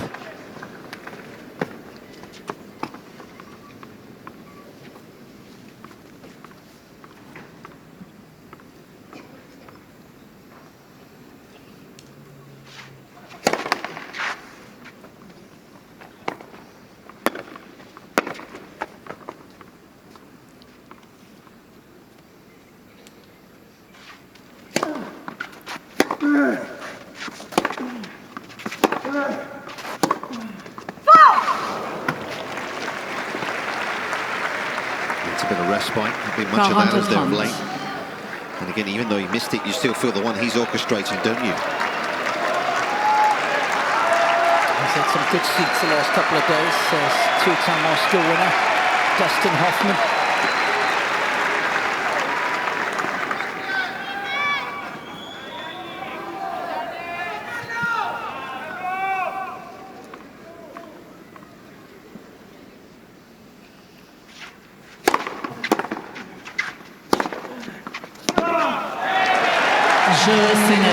Alcaraz not able to handle the heat at the moment that the world #1 is producing out here. Jannik Sinner is closing in here on a 2-set lead in the final of Roland-Garros.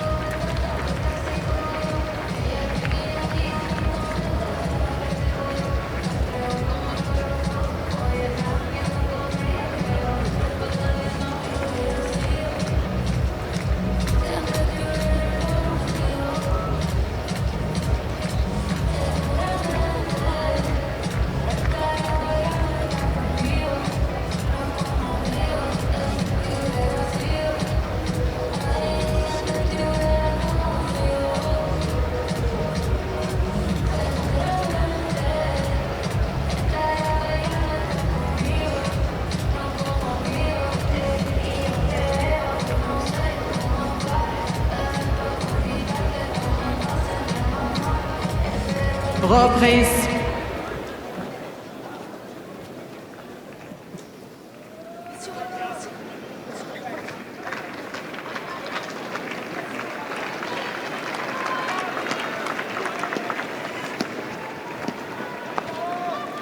Getting a view where they can in and around Paris today.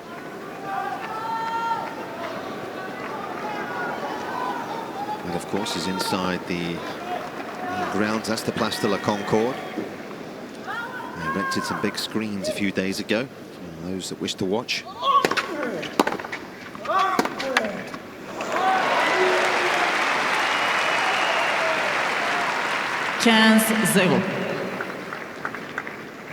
The pattern of play right there has been Alcaraz's best. Serve wide on the deuce and then the first shot going straight back there. I think it's Natalie Portman. Seen Natalie at plenty of tennis events as well.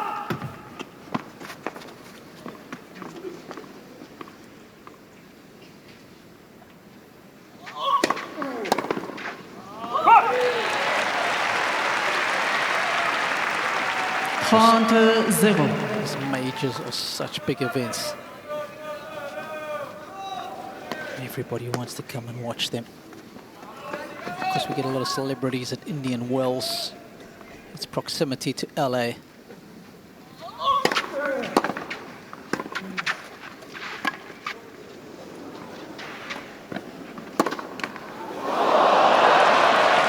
Trying to be a little cute there, Alcaraz paid the price. 30-15.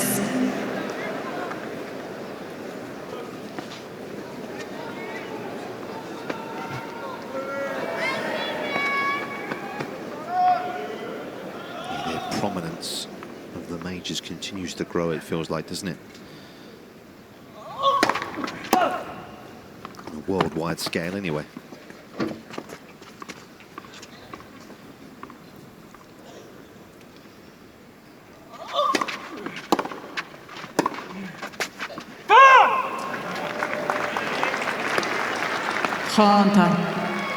This match will not be growing from a competitive standpoint if Sinner gets another break, though, because he is in the mix to do so right now.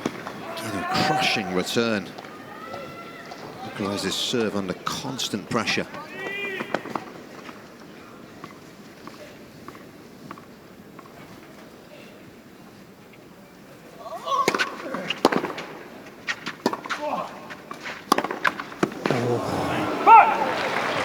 That was a good look. 40-30. Just put a little asterisk alongside that point, Nick.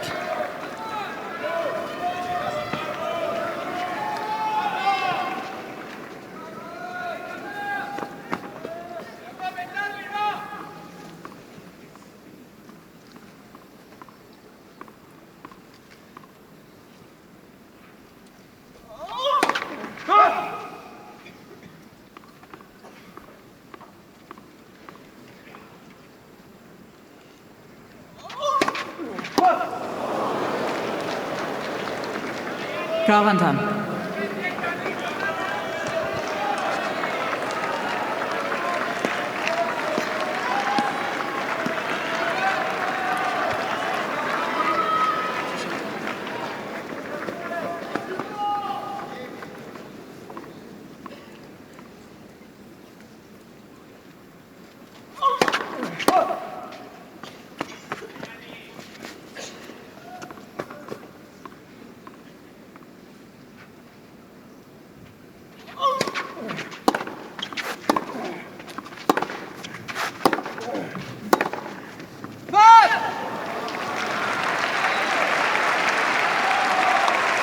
Avantage Alcaraz.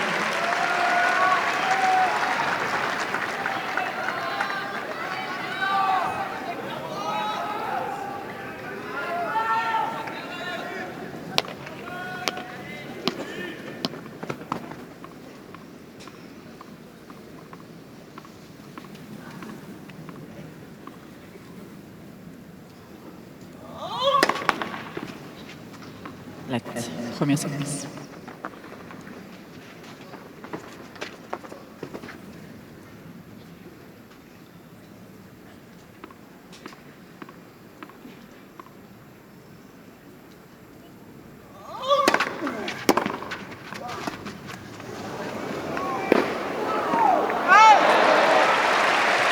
Drop shot has been on the back burner. He's not really had the time to employ it, has he? S'il vous plaît. Balle That was a useful one.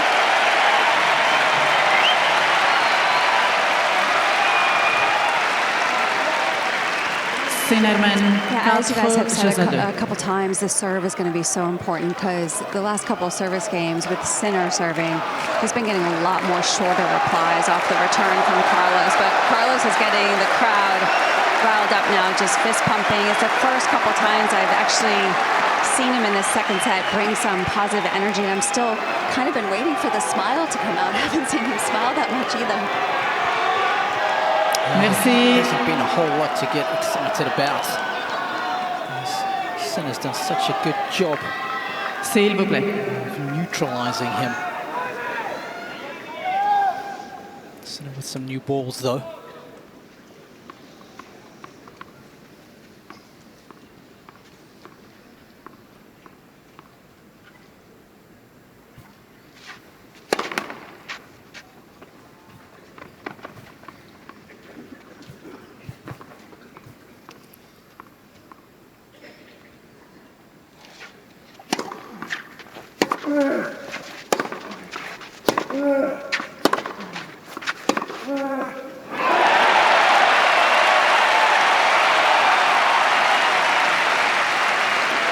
Zéro 15.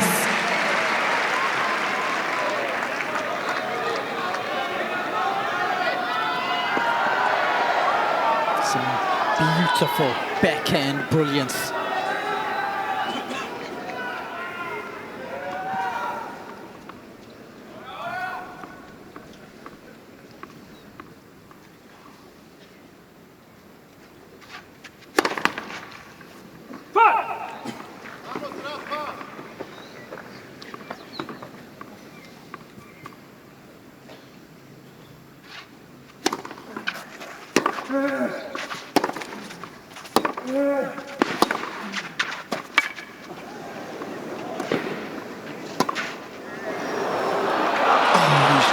missed it.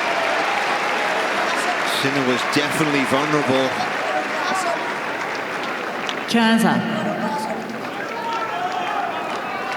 Angelo Benaghi, of course, the president of the Italian Tennis Federation.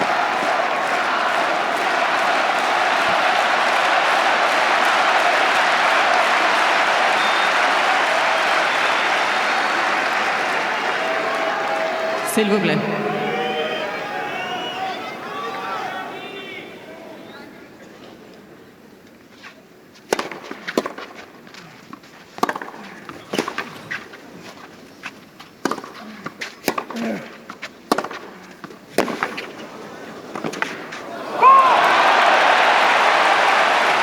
Very few times he's made a poor decision on any shot. 15-30. Just a simple drop volley cross court that wins him the point.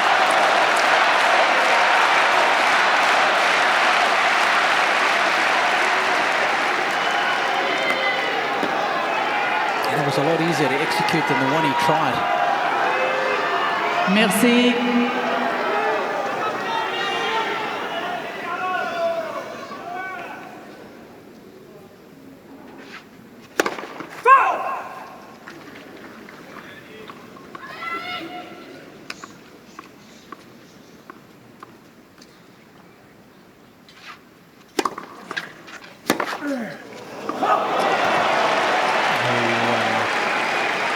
That was the one that he was moaning about. He's laughing 30. because he bemoaned the fact that he missed the most basic forehand return from the other end. That's when he walked over to his box and said to JC, how can I miss that? And he's just done it again.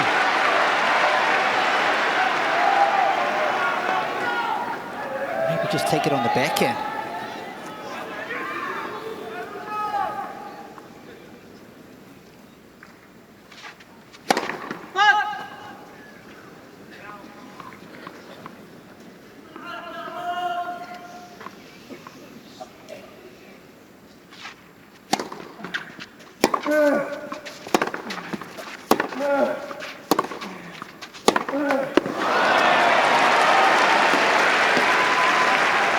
It's the one shot we did say. 40-30. We'll put it under scrutiny today and see how the Alcaraz forehand holds up. We know we're going to see some spectacular stuff from that side, but it can also hemorrhage unforced errors. And already 9 in this set. S'il vous plaît.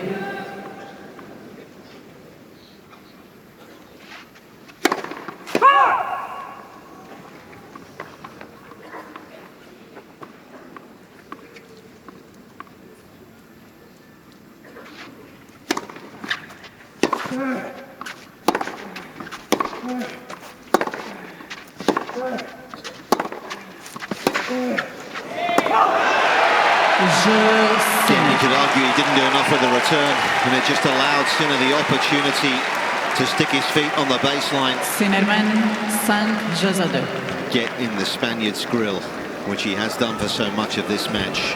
He's a game away from a 2-set lead.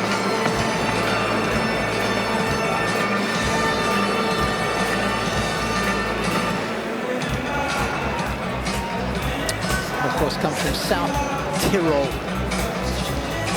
That's Jannik Sinner, and this is the junior champion on the girls' side. There she is, alongside coach Francisco Schiavone. Both single-handed backhands in the women's game. You don't see that too often. Lily Tagger, remember the name, because she is a proper player. Yes, had a win over Loïc Boisson, didn't she, recently as well?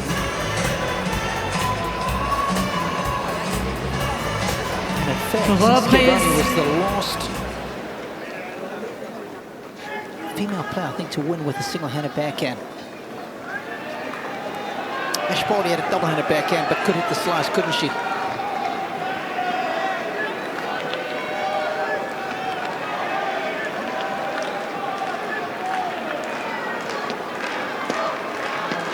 One hour and 3/4 into the final here in Paris. Sinner on the doorstep of a 2-set lead.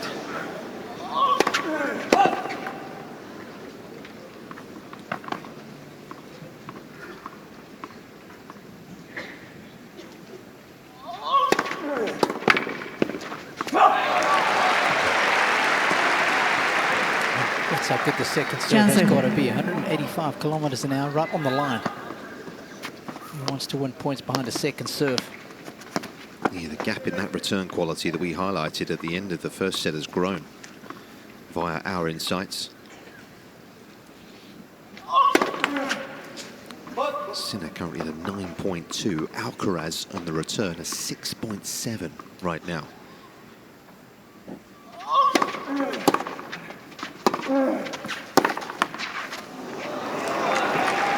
And those shots are calculated. 30-0. By the speed at which they hit, the spin, of course, the accuracy, taking into consideration the width and the depth of those shots, and also the quality of the incoming ball.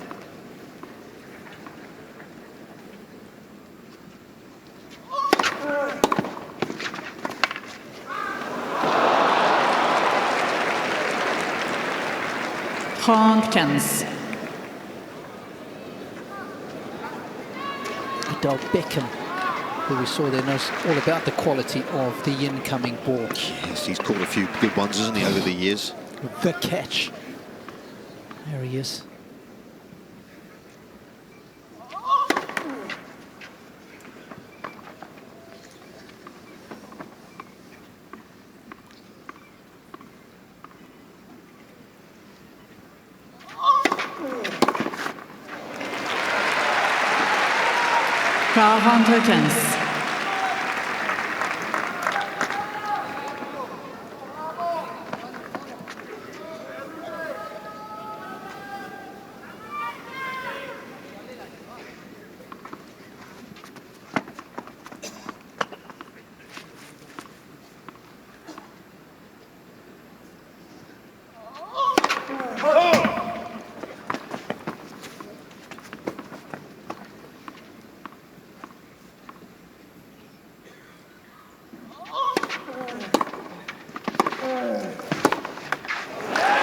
Across to the return was the Spaniard. And he's quickly closed the gap in this second set. And there is a greater urgency right now for him. Yeah, it's a massive game. Massive in the context of this match. Of course, remember, it was at this stage that Sinner will serve against Djokovic, serving for the second set. He had held serve 45 times in a row against Novak, but only to falter when trying to get a 2-sets-to-love lead.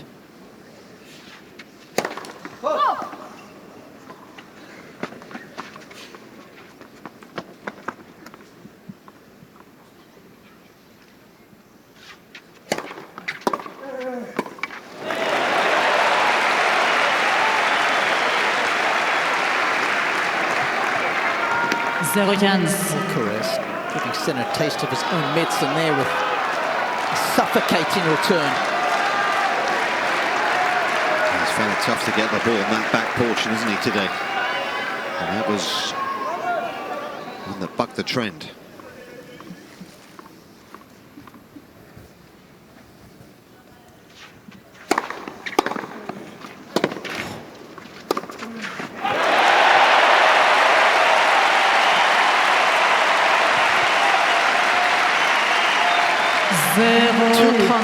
Superb returns, one off the second, and the first serve coming back with interest on that occasion. Yeah, and it's amazing, Robbie, because you look at the pattern of his second serve return, he's only gone one way. That's the first ball he's hit to the forehand that he's made off the second serve return in this match.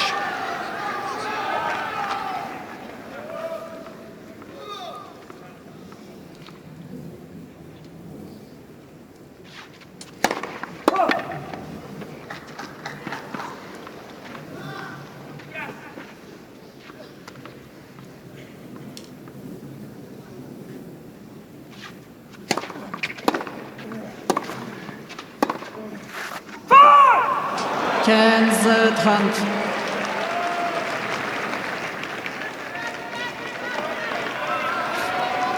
They know it is a massive game. 2 sets to love lead. It's awfully difficult to come back from.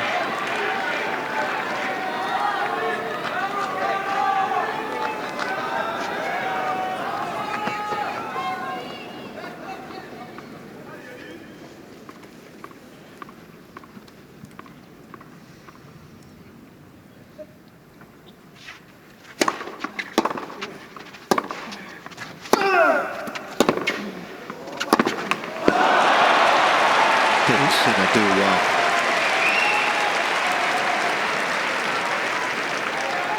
Hunter. To get as much on the defensive forehand as he did there. Even when your son is #1 in the world, it is tough being a tennis parent. Doesn't matter what the level, Nick.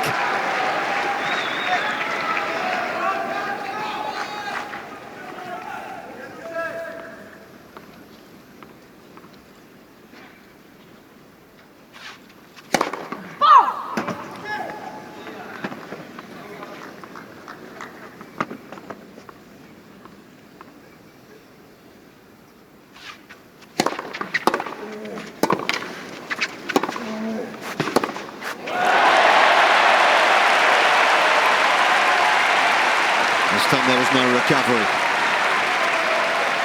It was a little too fast and furious from the Spaniard.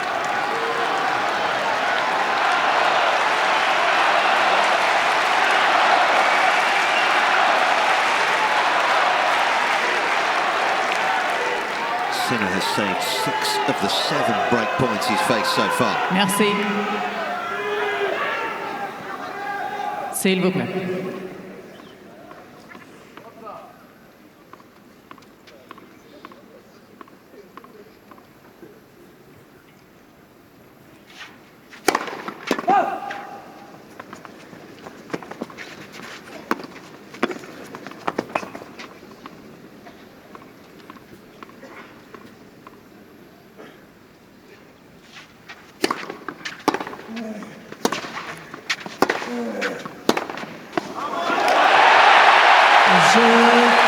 Alcaraz. An almighty roar. He does break Sinner for the first time in the set.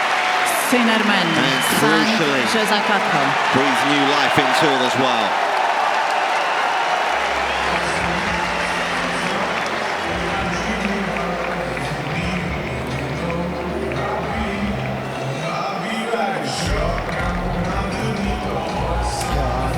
Clearly not making enough first serves in that game, Nick. And one of the ones he did land came back with interest on the second point.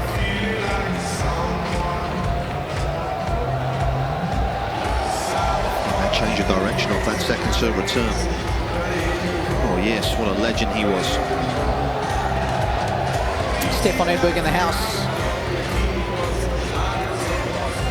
Lost here to Michael Chang, didn't he? When Chang won in '89. Reprise.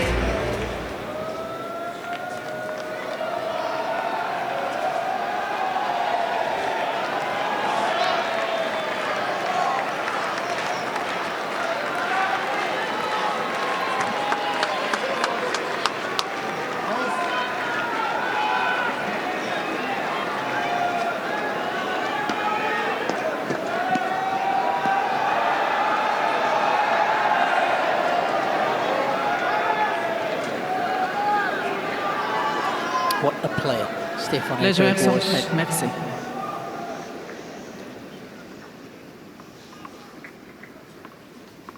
want to say it was 7 majors that the Swede won.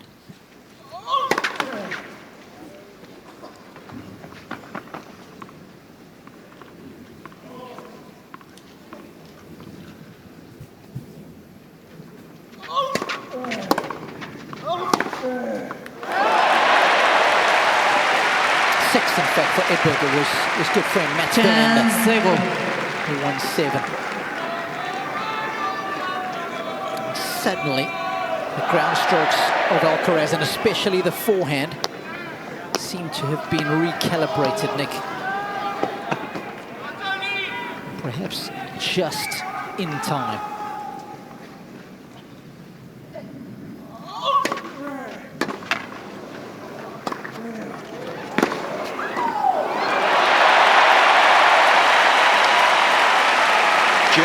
feeling the momentum shift down there? To say the least, yes, definitely. The crowd has gotten behind Carlos, but a couple of factors that stood out to me.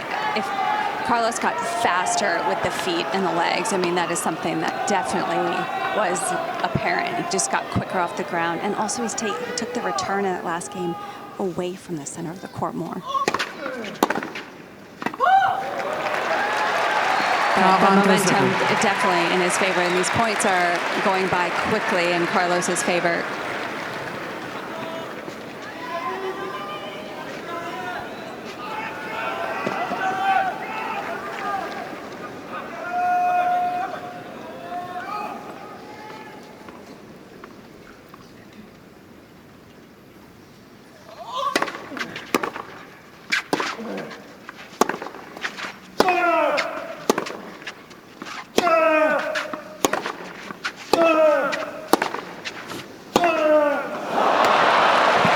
Couldn't resist. And you wouldn't want it any other way, would you, either? Even if you're a fan of his. That's the way he rolls. That was a case of mine is bigger than yours on the forehand side.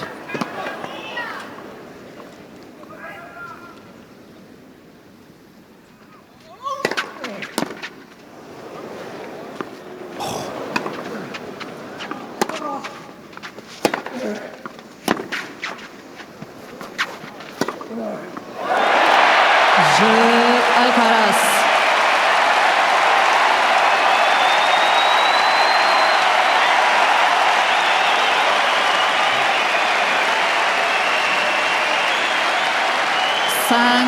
Jeux partout. Well, how big of an escape could this prove to be for Alcaraz?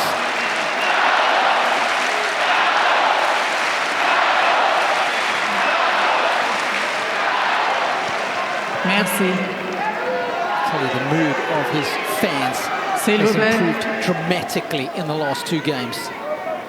So close to being 2 sets to love down. S'il vous plaît.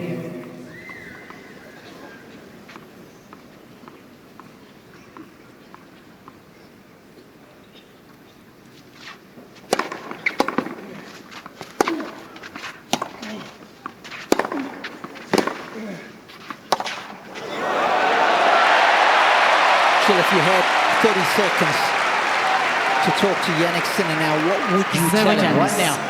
Well, the obvious one is first serves are important, but I think he needs to mix it up. He's not using that kick in the beginning that he did out wide, especially on the ad side, when he was getting shorter replies. But I think just to stay calm in the mind, I mean, the crowd is really backing Carlos right now.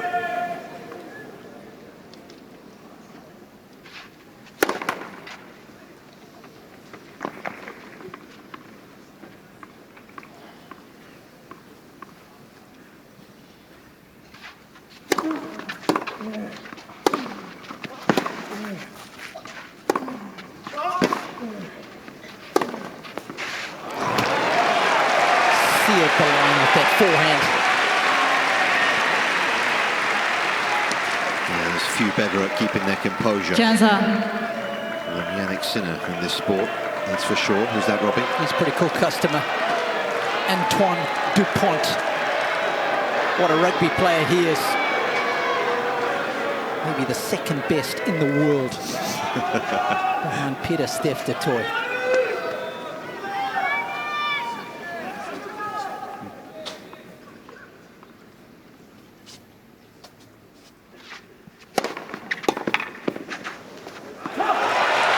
Being a South African, I could not resist that, Felipe Valandri there.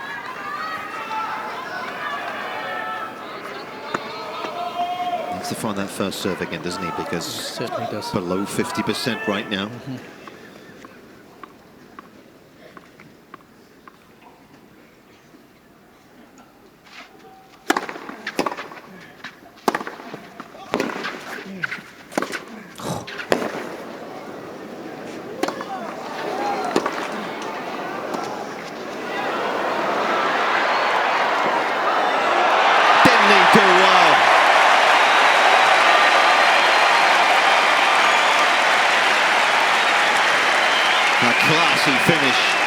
world #1 to boot. 45. Oh, what a tennis architect. He's using all his tools to outmaneuver Alcaraz.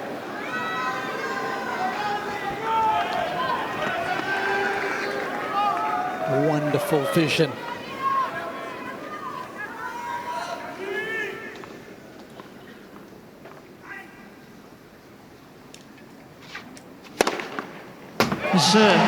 Sinner.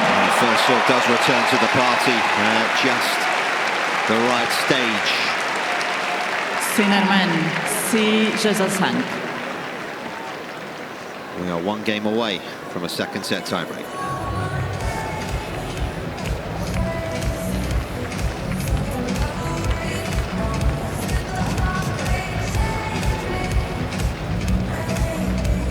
Amazing the difference a couple of first serves can make.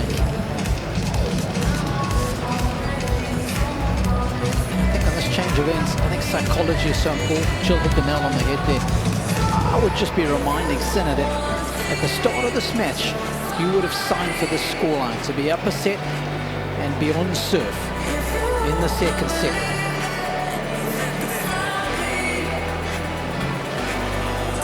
Always got to try and keep perspective. It's not easy. Yeah, he is a huge fan favorite. Talk about creativity. Antoine's got plenty of that.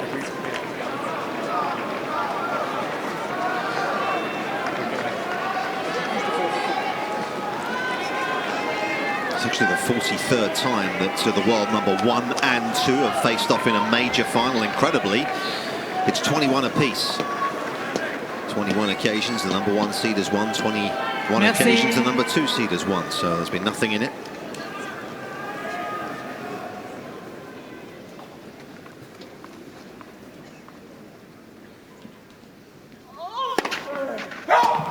Alcaraz thinks he's made this.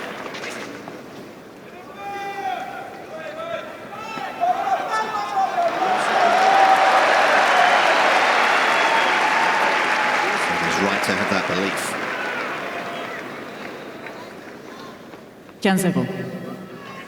His first, favouring that wide serve a lot, hasn't he, Nick? yeah, that's his first ace of the match. That was a nice change-up.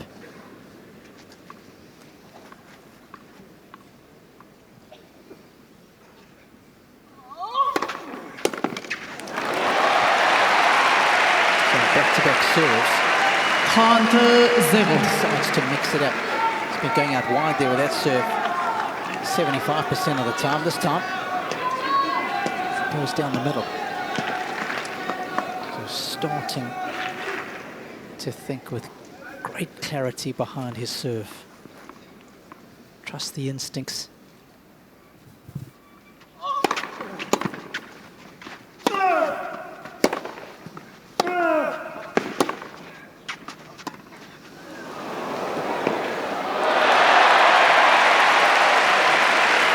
Tried to get clever there.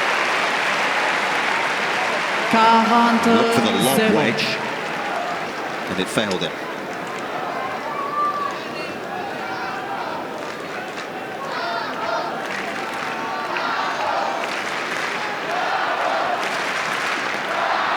Merci.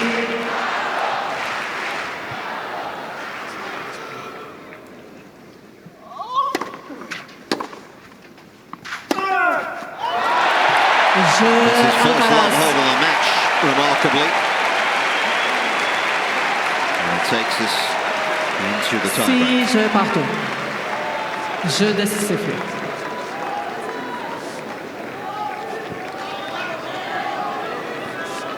Coach of Sinner, Darren Cahill, out of his chair, standing tall.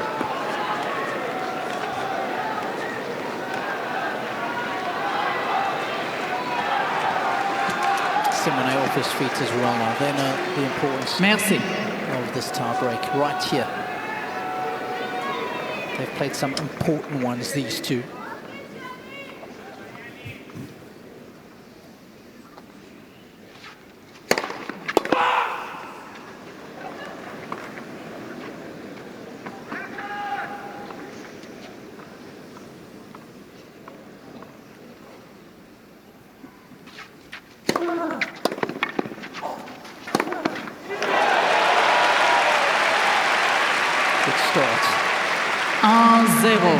Sinner. Sinner won both, didn't he, Robbie, in that US Open quarter-final match? Of the tie-breaks they played that day, but ended up losing the match. That's right. The first set in Rome final a few weeks ago. Alcaraz won that. And of course they played in the final of Beijing. There were 2 tiebreakers there. The deciding set tiebreaker. The important one going the way of Alcaraz. Played 5 points in a row there, where he was untouchable.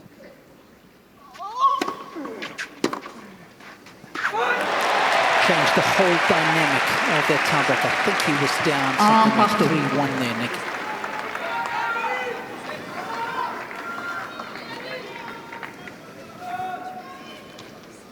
He ended up winning at 7-3.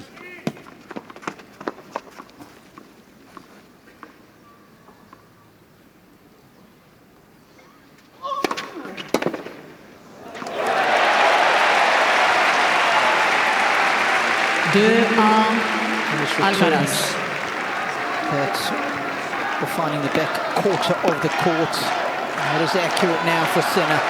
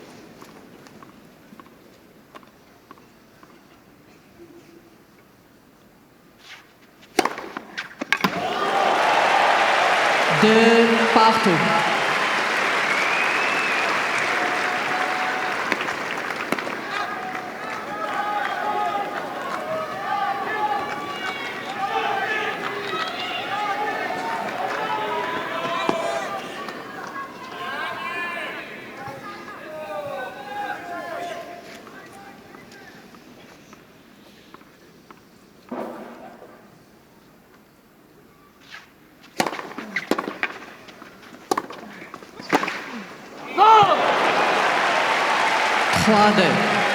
Sinner. It's where that little with extra speed he has, and his two-hander helps him, isn't it? Because it just makes it a little tougher for Alcaraz to recover. It's just more weight behind his shot. Yep. Seen Alcaraz get there and make that pass a lot over the last 2 weeks, haven't we? But he's just a bit later to it. Sinner suddenly making more first serves. That also helps.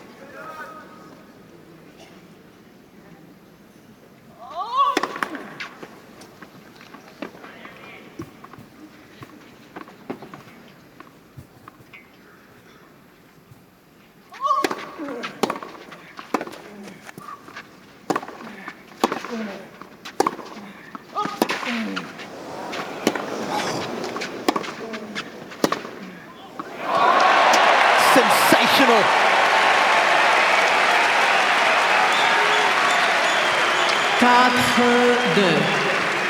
Sinner. Big time play on a very big time point.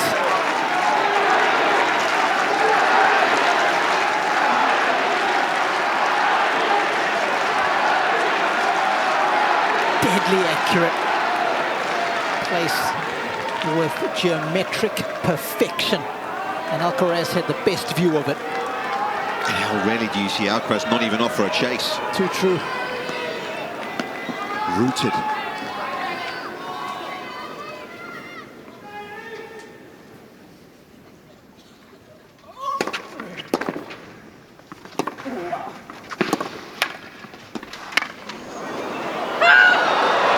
He's found a good return just in the nick of time. 5-2. Sinner.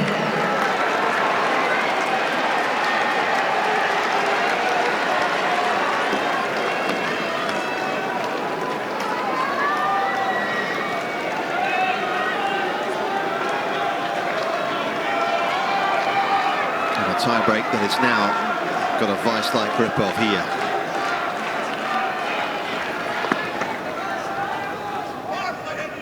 Good news is he's made 6 of his last 8 first serves.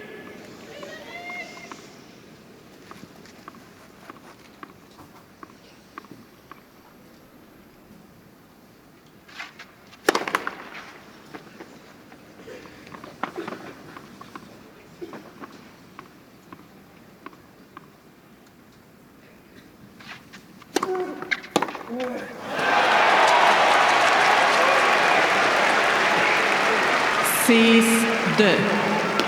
Sinner. Tucked him up again, didn't he? And up for the first time today, especially on that side.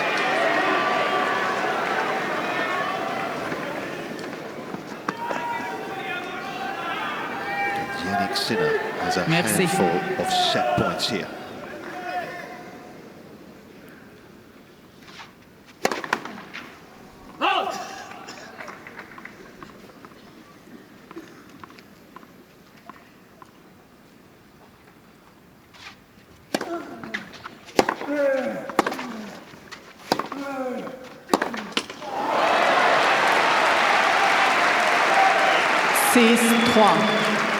Sinner. Never in his career has he come back from 2 sets to love down. Alcaraz.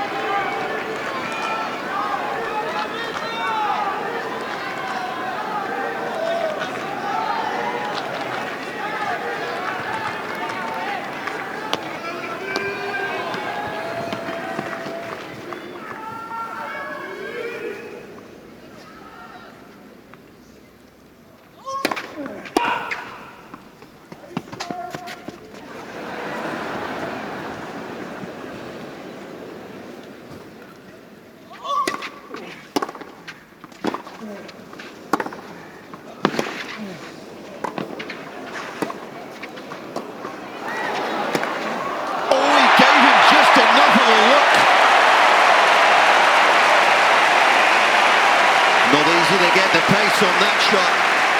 And Alcaraz was waiting. Oh, he's got some horsepower, this guy. 6-4. Sinner. It's an awkward shot. Not easy to put away that backhand smash. Merci. Mum can't take it.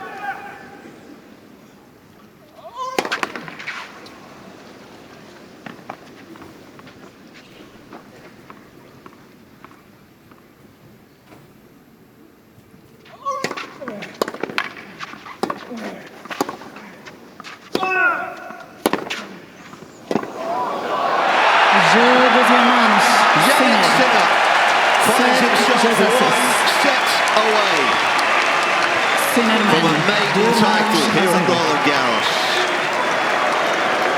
What an end to the set from the Italian. He takes the breakup and leads by 2 sets to love.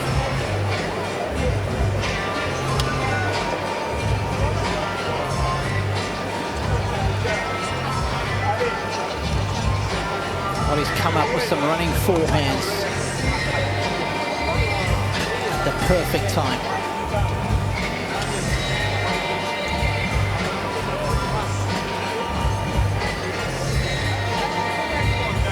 The ability to defend so aggressively is what the modern day player does so well.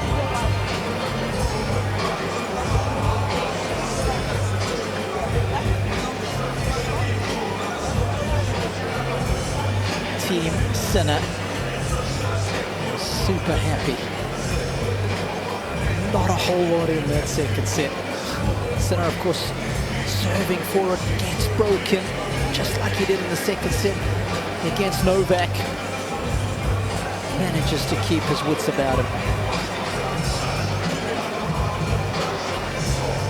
First serve percentage still pretty low for both players. Sinner just keeping those unforced errors in check enough. And coming up with some beautiful plays. 4 in return, 4-2 in the tiebreak. Perhaps for me, the major plot points in that tiebreak.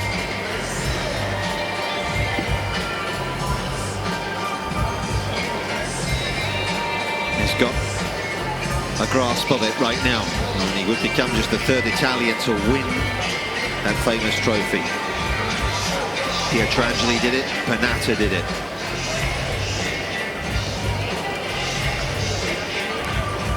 It's named after the 4 French Musketeers, the Coupe de Musketeer.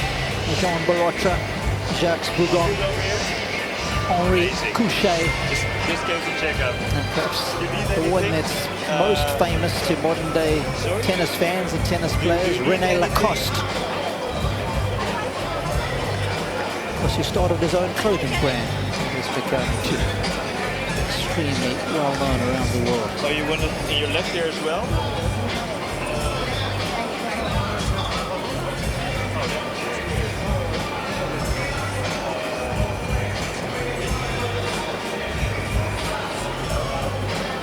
Spike Lee wearing that particular clothing brand as well. Have a look at that. Reprise.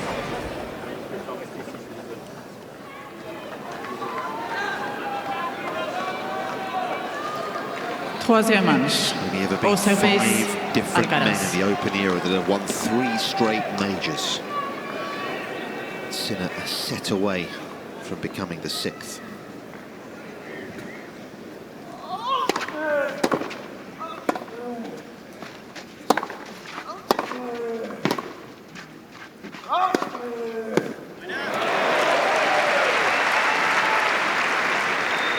Seconds.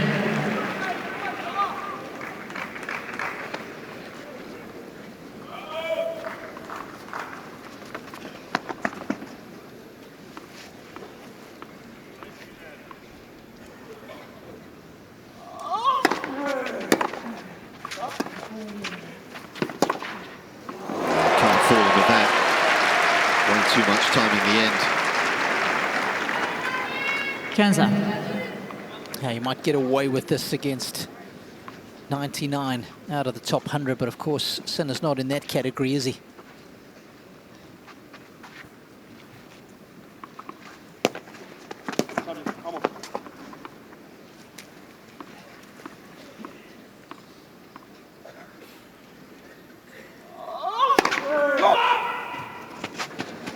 Yeah, by the way, those players to have, in the Open era, those 5 men to have won 3 consecutive majors.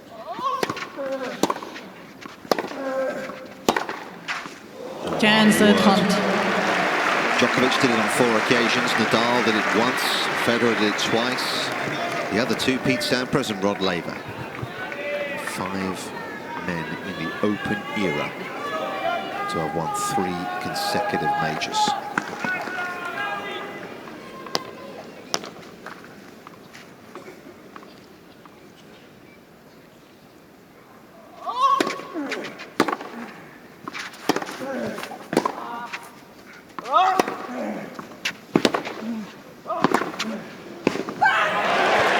Things are going, it won't be long before it's 6. 15, 40.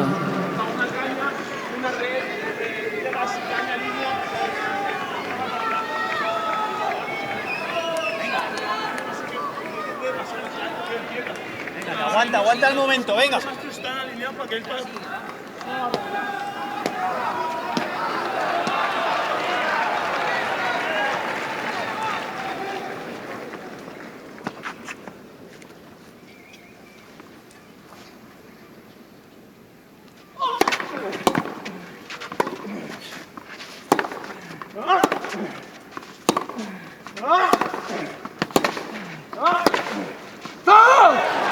Sinner.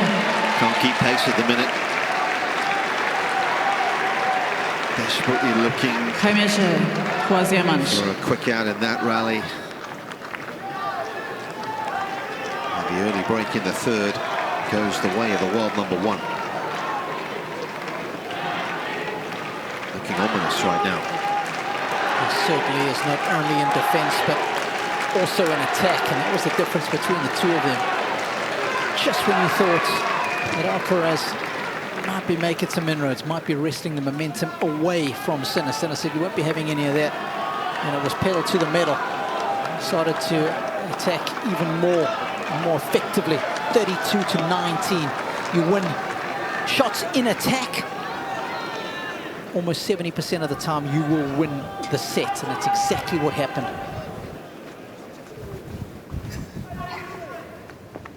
Normally that's a category where Alcaraz dominates, Nick. Hasn't been the case today.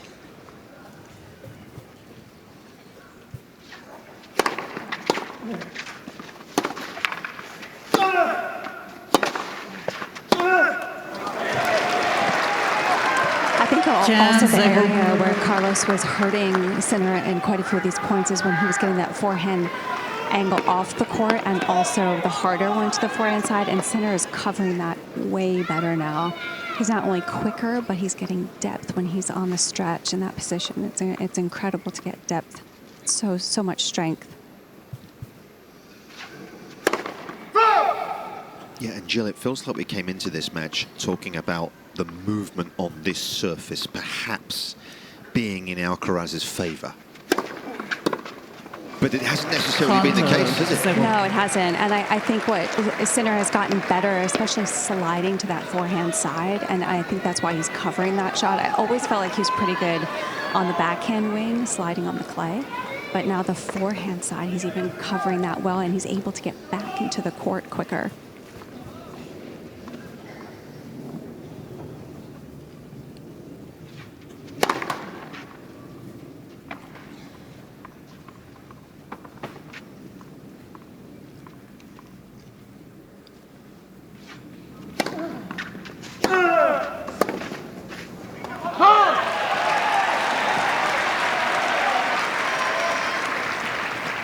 Handkens.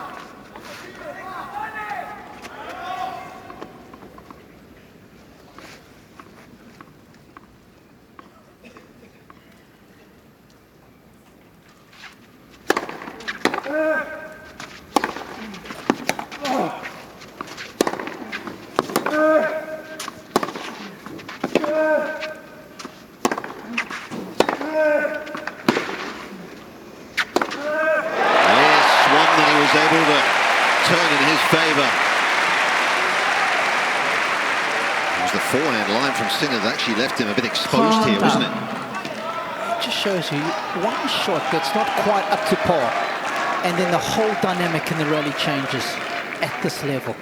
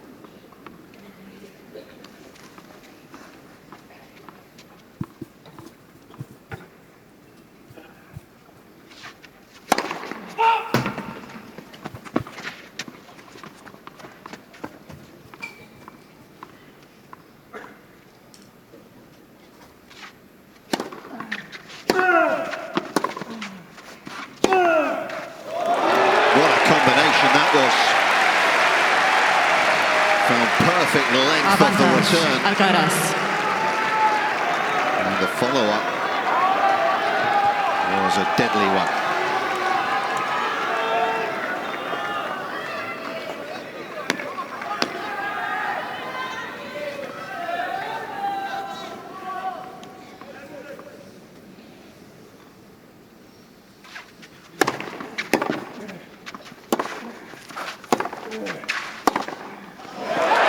Jeu Alcaraz.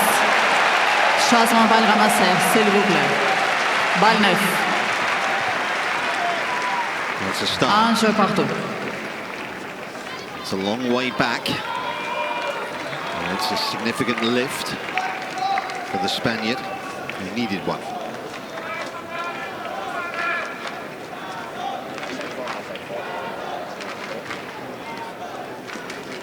One of the joys of getting the early break for Sinner is that it does have a little bit of wriggle room.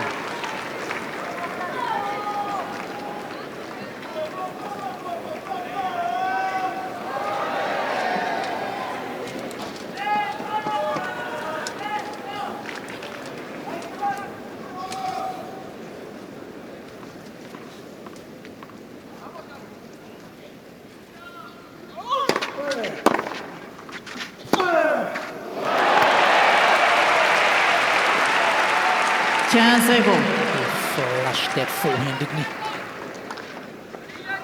Makes a different sound. Get a little bit of frustration as well.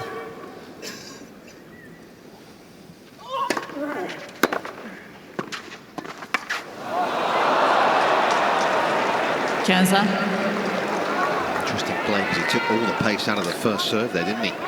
Actually got the result. It was a short reply. What he wanted.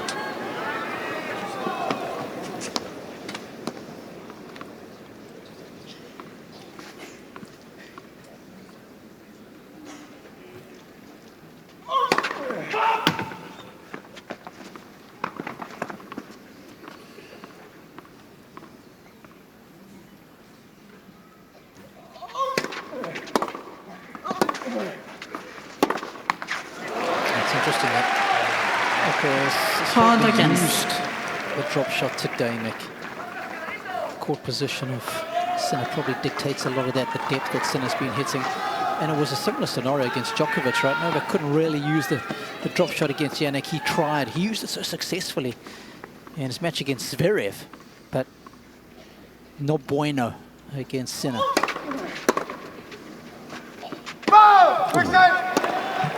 That's unfortunate. Replay the point. Tomkins.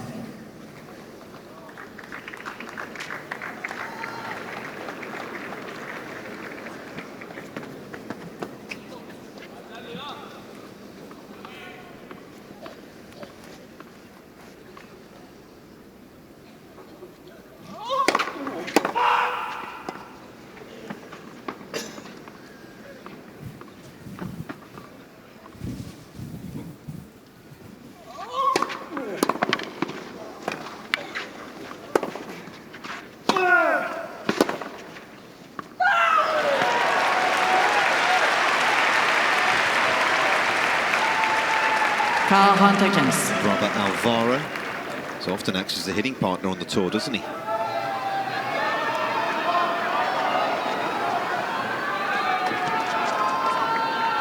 double up as his bodyguard. He's a big boy, as Alvaro. I was just thinking he gets a good workout there, doesn't he? Oh, yeah. His travels. Alcaraz. A couple of good games at just the right time, just in the nick of time maybe as well for the man who won here 12 months ago. Alcaraz mène 2-1. He leads 2-1 in this third set.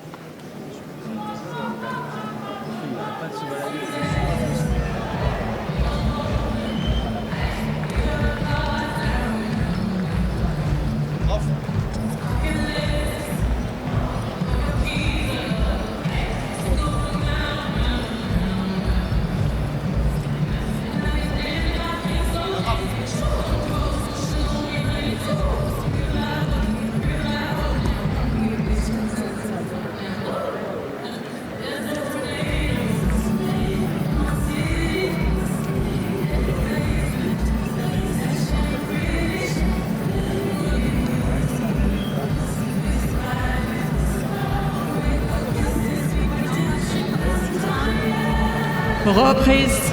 Mums know best. They always do. So, nice shot there of Carlos's mum, just telling him to stay focused, think clearly.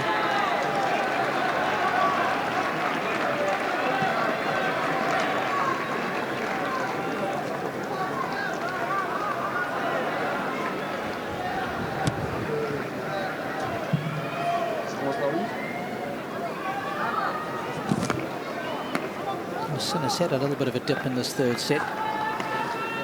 He was up a break, 1-love. He's lost the last 2 games.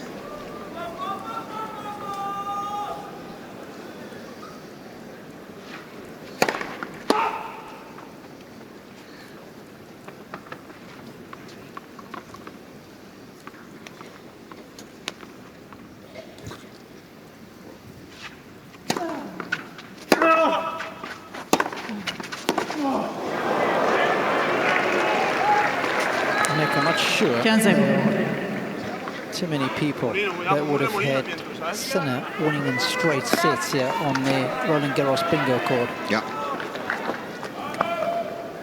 Totally agree.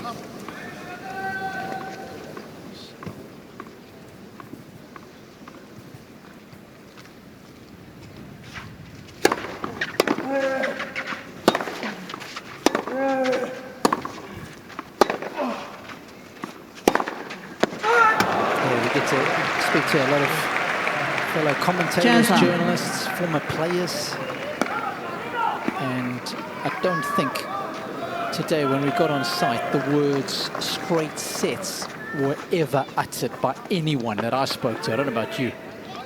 Yeah, same.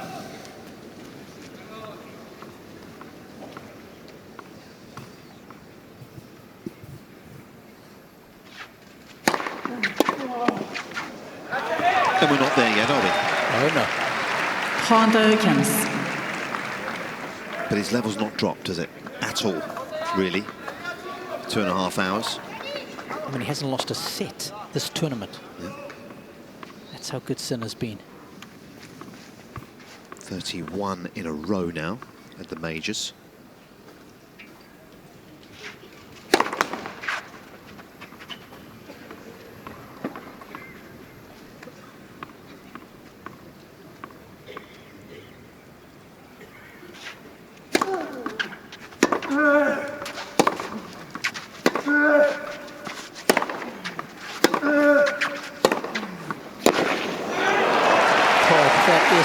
Heavy artillery.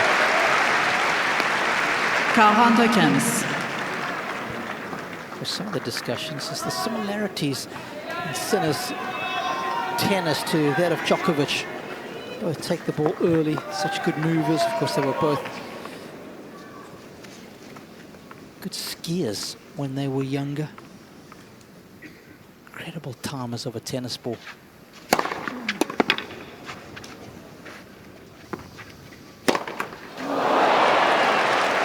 They suffocate you on the return of serve. 40-30. Because Marco Panici and Uli on the left used to both be part of Team Djokovic, didn't they? That's right. Marco was a track and field athlete, wasn't he? Back in the day. Worked with many players. Prior to Djokovic too.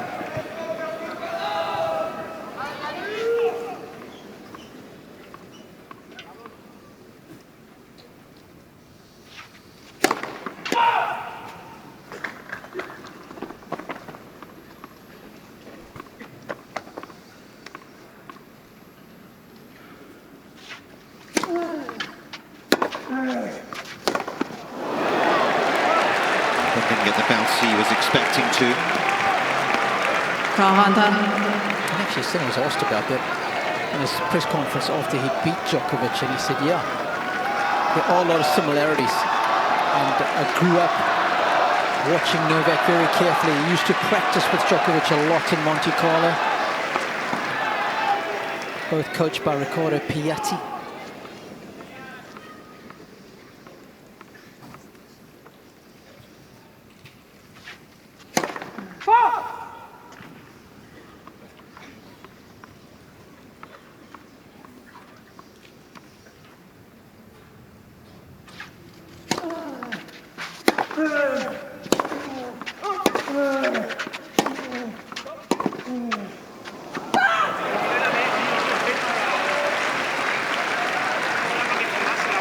Avantage Sinner.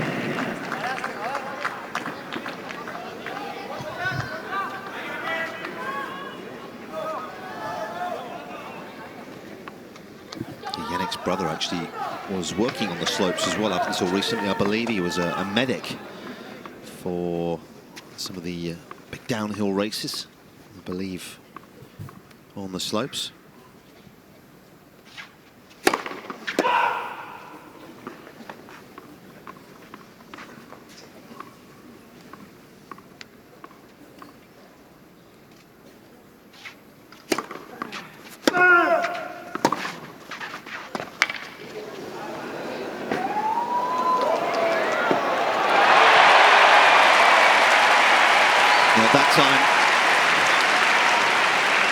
Alcaraz, whose drop shot's been on the back burner, as we mentioned.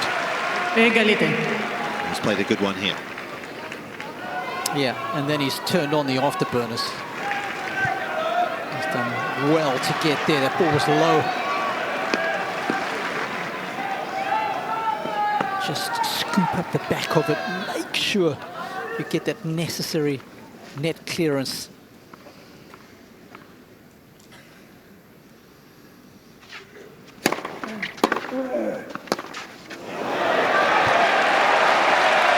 Return, as we've highlighted, hasn't always been of the highest order, but they were not there, as if to say, yeah, I'm getting there.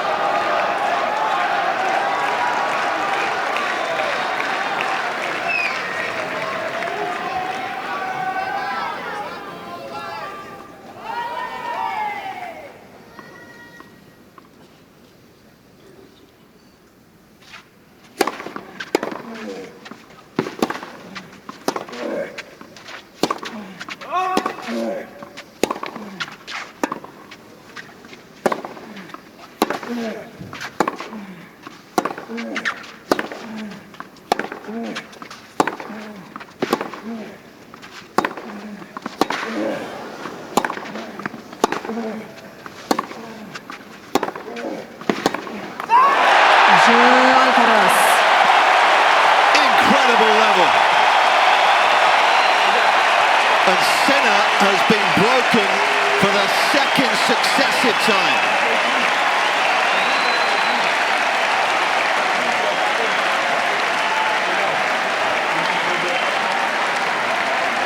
Alcaraz mène 3-1. Wow, what a point.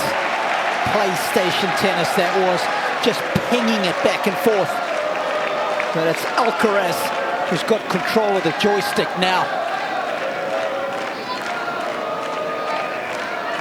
Jill, how did that look from down there? That was ridiculous. That was some hard hitting, but the patience that Alcaraz found in that point at just the right moment. Incredible ball striking. Just putting a little bit more pace in that rally as well, Alcaraz.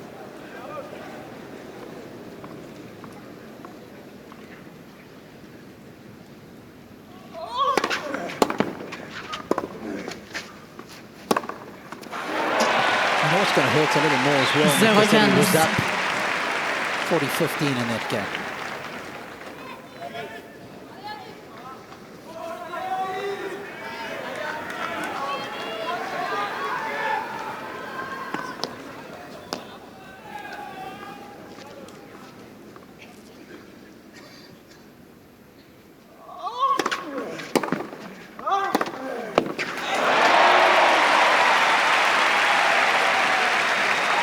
Yeah, that corner shot that I said previously that Sinner had been covering a little bit better. It's the fact that Alcaraz now has definitely upped the pace there, so it's a little bit tougher for Sinner to get over there.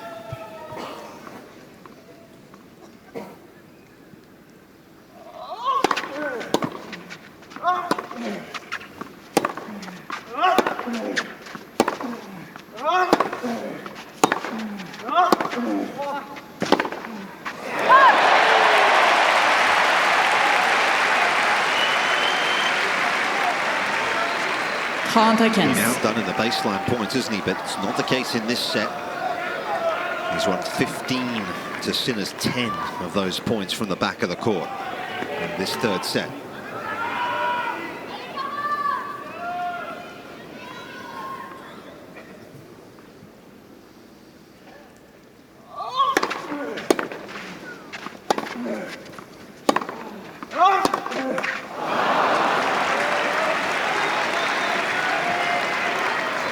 Conta.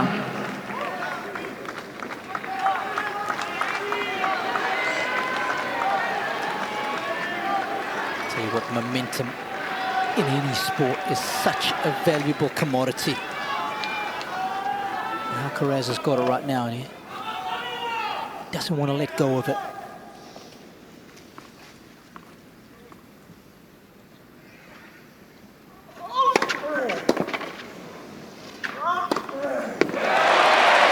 And he wants to keep it firmly in his grasp. 40-30.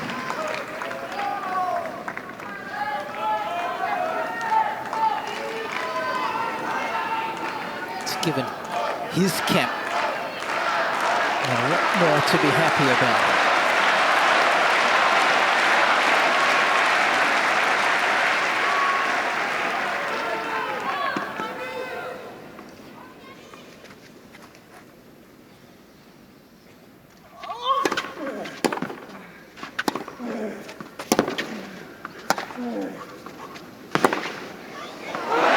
And even the misses Alcaraz.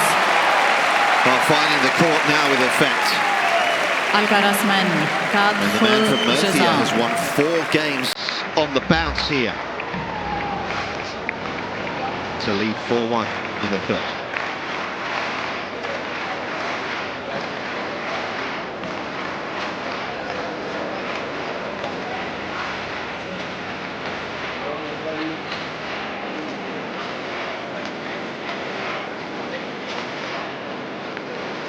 Alcaraz certainly knows how to rock the house. As did Freddie.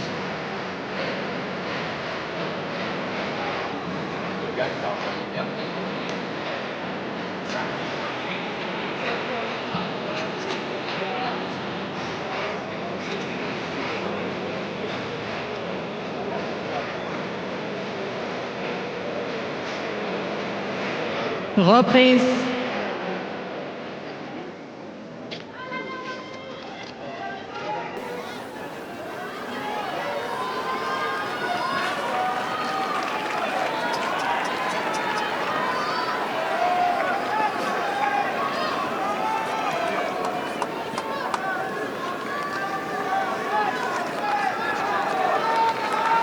Well, they're getting a view of this wherever they can right now because it's become a contest again.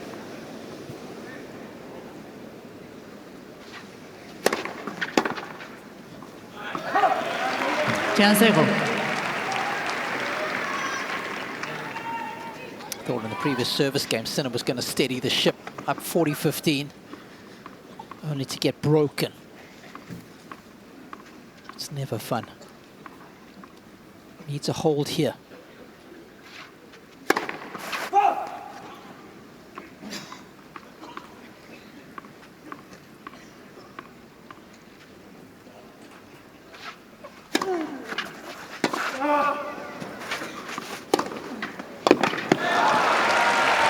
Rarely see him miss those, do you?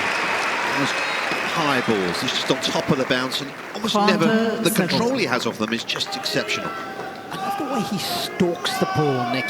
He is down low and he's watching it from that slightly lower angle. It gives you much better perspective. He's not standing too upright.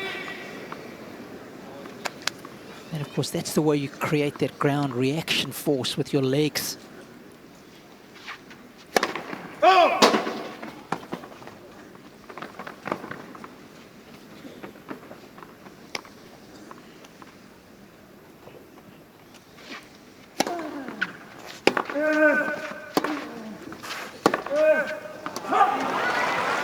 Yeah, and we've just been told by our good friend Tom Corey that he actually leads the tournament in numbers in attack this week. We're up 77%, so points won, sorry, in attack this week.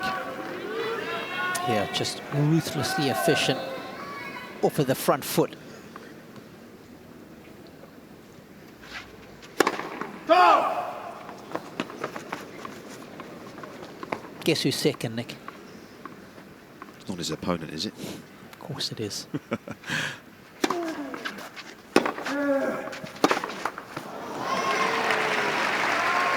40-15. The top three is interesting because Sasha Bublik actually the third player. Well, actually, if you think about it, that is very much his style of play, isn't it? Yeah, absolutely. These two love to go after it big time.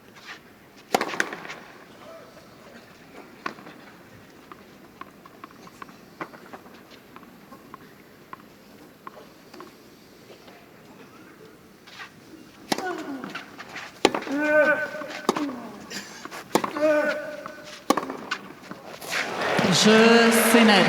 Okay, first hole of the set for Sinner. Alcaraz men. Of course, when you've got two guys who love to attack, something's got to give.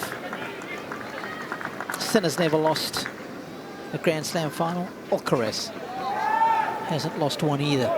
Alcaraz a very healthy 4-0. Sinner 3-0. Big matches. Even at Masters 1000s, Sinner's only ever lost one final. He is 7-1 at Masters 1000 level. At one loss against Djokovic in Cincinnati. It's astonishing how clutch he's been in big matches, eh, Nick? Yeah.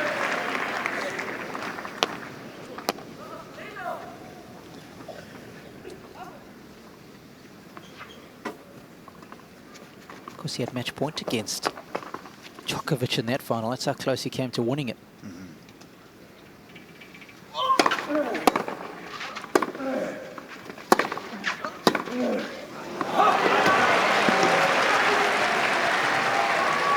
Kenza.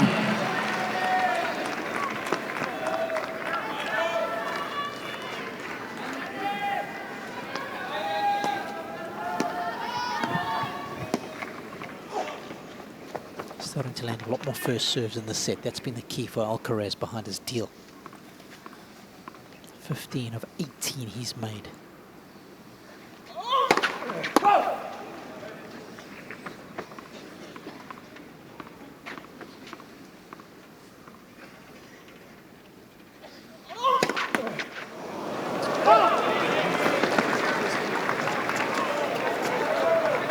That'll drop the percentage.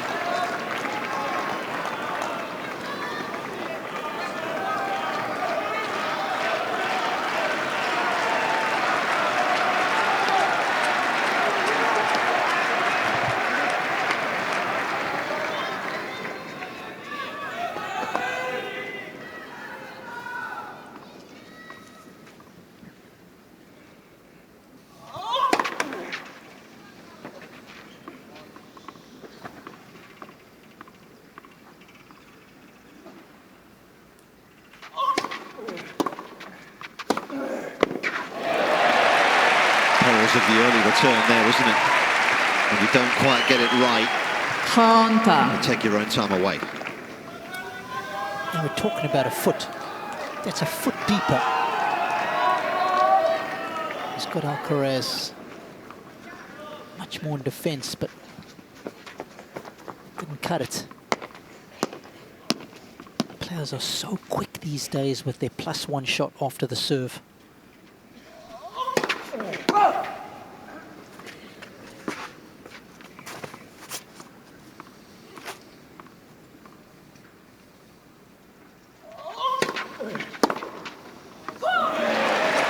The line. Definitely skipped on Sinner that one. 40-30. Just when we were applauding Alcaraz for making so many first serves, he's missed 3 in a row, Nick. And he's managed to get out of them unscathed. And all 3 behind the second. Excuse me, 2. Served the double, didn't he?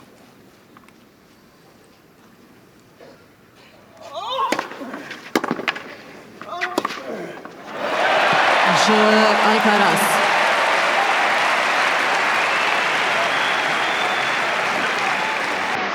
Alcaraz men, 5-2. He's a game away from securing his first set of this final.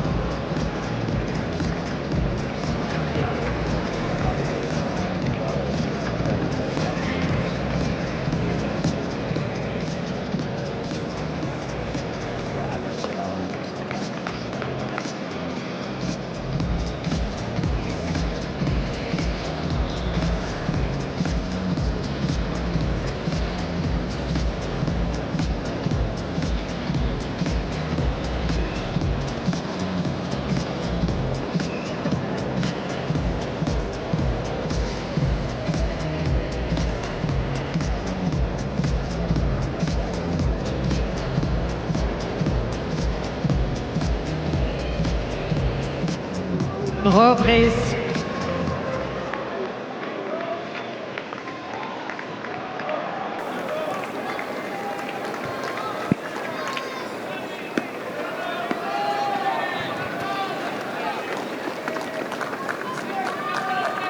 Beautiful late spring evening now, just gone 6:15 here in Paris.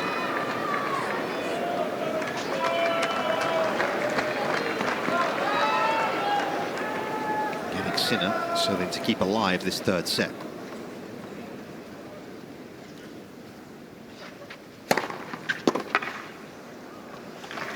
I guess, Jill, we're not too far away from conditions changing a little bit. Is that fair enough as we head into the sort of middle part of the evening? A little bit. I mean, you would think with the sun going down, it would get a little cooler, and I think it is on that track, but not quite yet. The last few games, though, the breeze has picked up a little bit.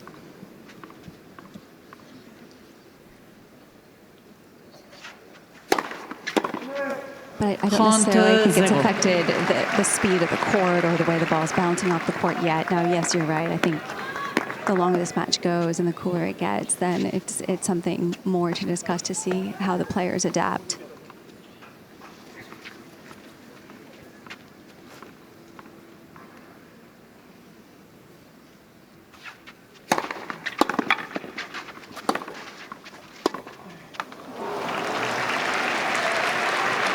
$40-0.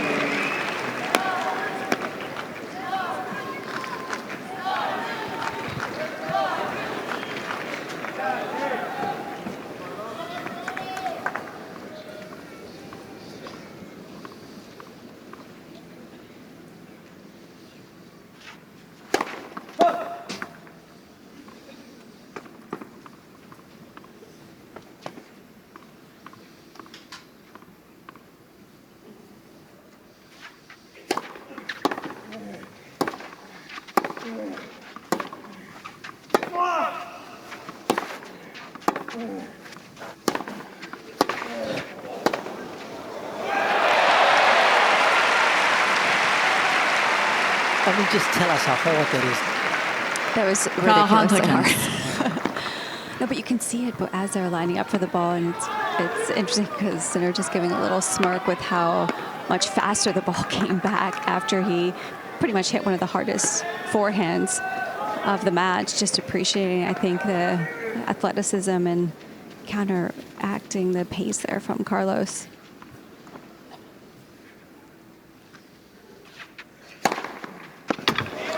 I love those little smiles, actually, that both of them do, because it just sets the ego aside for a second, doesn't it? Yes, absolutely. I think it's more of an appreciation. I mean, sometimes we see it if they're upset, if one of the players is upset missing a ball, but I think it's a complete appreciation and respect for each other.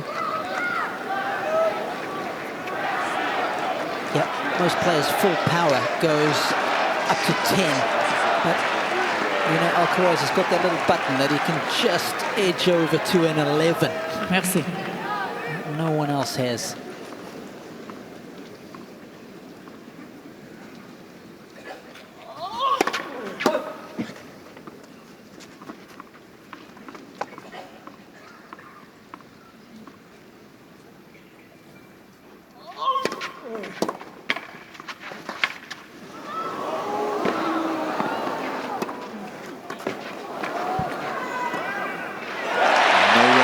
From that position. Sinner once again on the chase. 15-0. But as awesome as his power is, so is his deft touch. He's got plenty of creativity. It's on full display in this point. Cool as you like. First point, trying to serve out the set.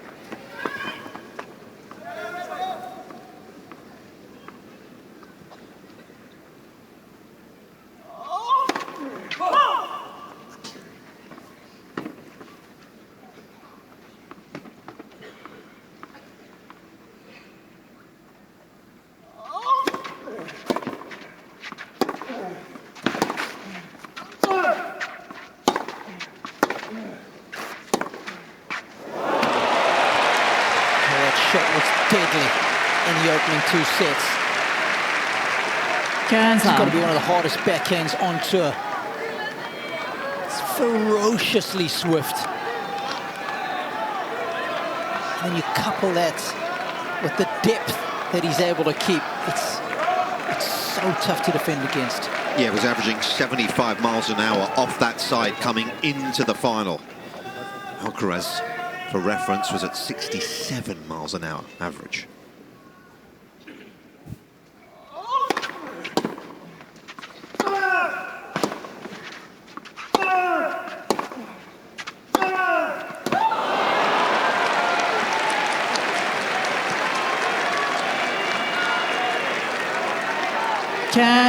Hunt.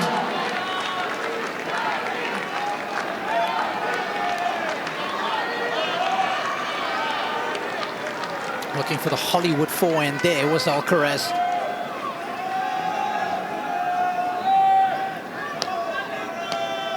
Once again, he ends up making an unforced error off of it, unfortunately.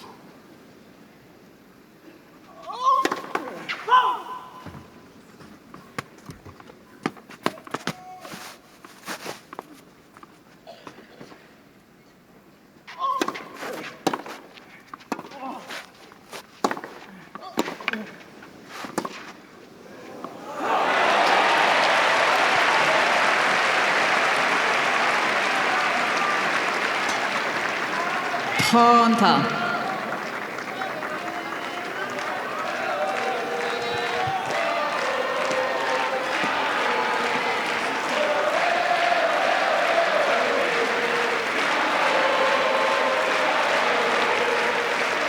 Merci.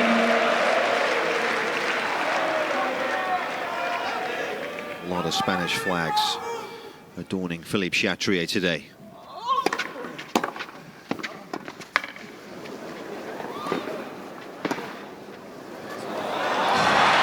Was looking for it though, wasn't he, again? Very cool when he arrived at the ball there too, wasn't he? Yep.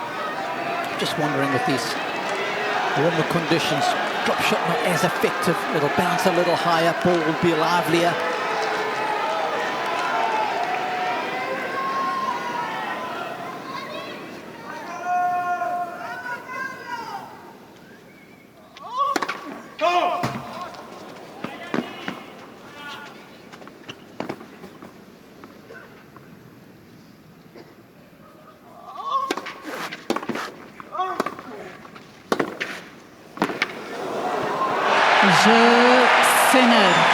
The world #1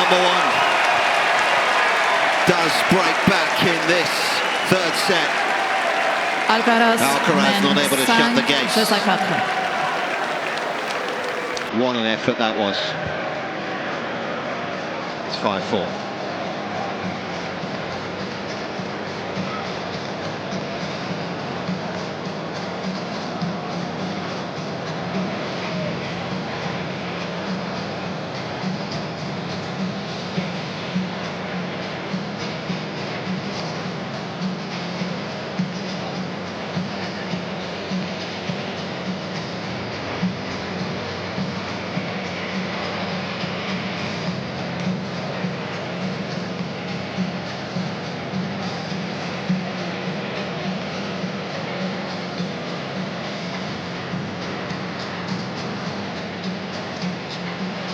Reprise. The DJ's playing this song for Carlos Alcaraz right now.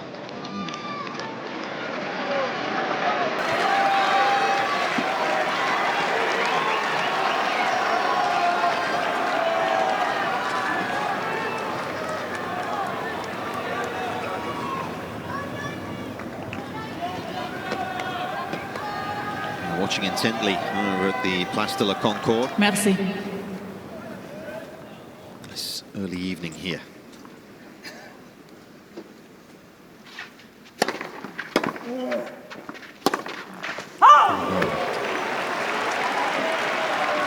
It's a loose forehand.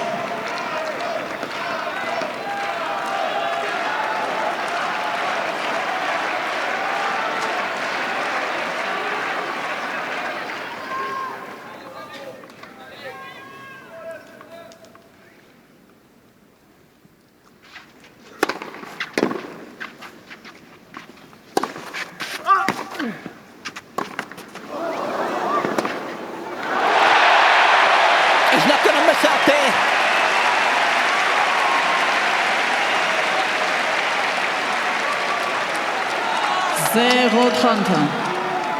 It's the right play. The net cord denying Sinner a winning volley and just teeing things up beautifully for Carlos. Thank you very much. You see how good that was?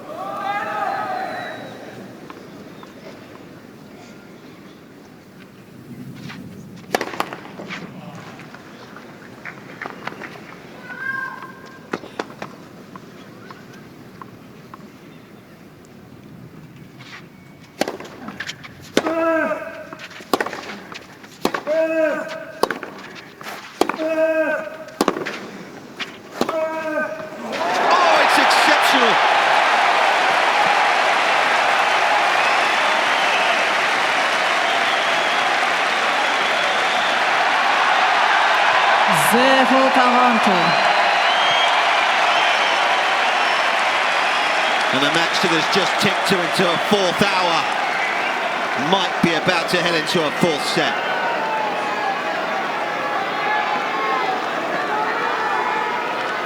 S'il vous plaît.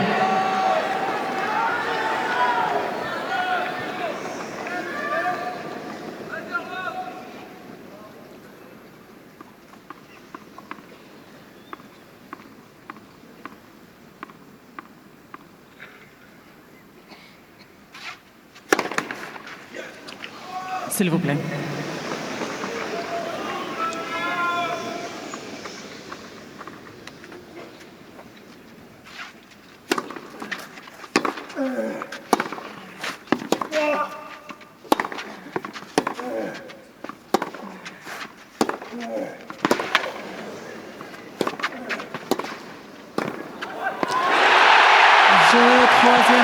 It's game on. Alcaraz. Here on Philippe Chatrier. The defending champion wins his first set of the final. Sinnerman, 2 maanden zijn.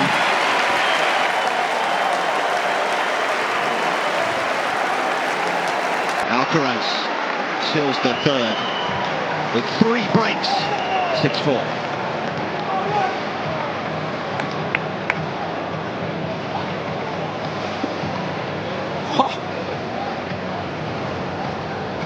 Also, some of the points in that game were just jaw-dropping, but Sinner didn't do himself any favours losing that first point with a loose error.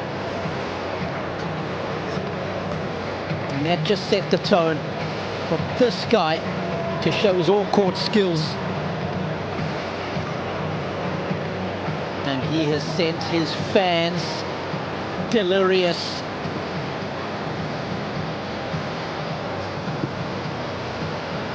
It was deafening, wasn't it? When that volley found the court. Absolute cacophony. He's got an army of fans. They've got hope again here. Look at the white numbers. That right hand side. Yeah, who's dominate? Who has won in a specific category? And it's Alcaraz has won in every one. Tie on aces. First 5 points won for both of them are so low. Alcaraz did a great job of defending the second. What about the break points? 3 of 3 for Alcaraz. I mean, it's not too bad either. 2 out of 2, but not good enough this time around.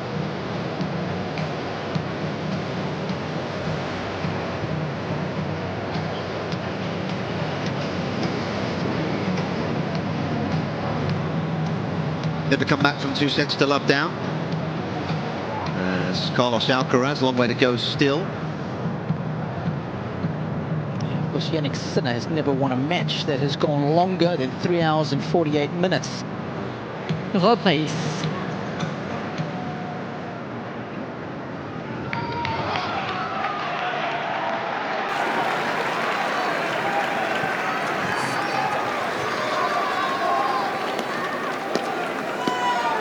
Quatrième manche au service Alcaraz. Simone Vagnozzi and Darren Cahill have never been 2 coaches that say a lot or give a lot of input. They like Sinner to problem solve on his own. Sinner having just a brief look towards his camp, who are at that end now. before the start of this one.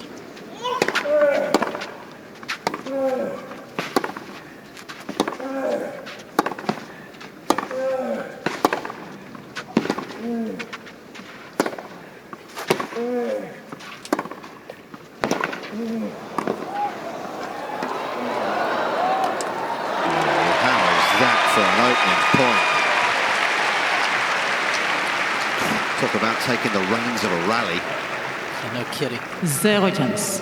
It's good to see him come in. He's come in on the right balls, but he's just been a little unlucky with some of the points that he's lost. He's absolutely the right pattern of play.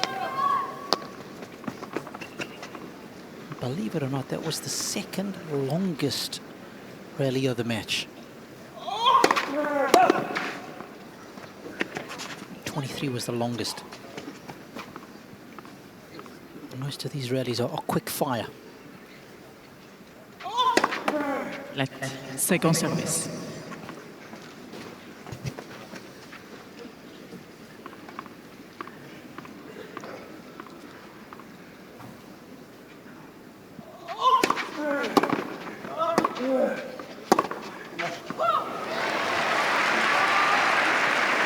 Cancer.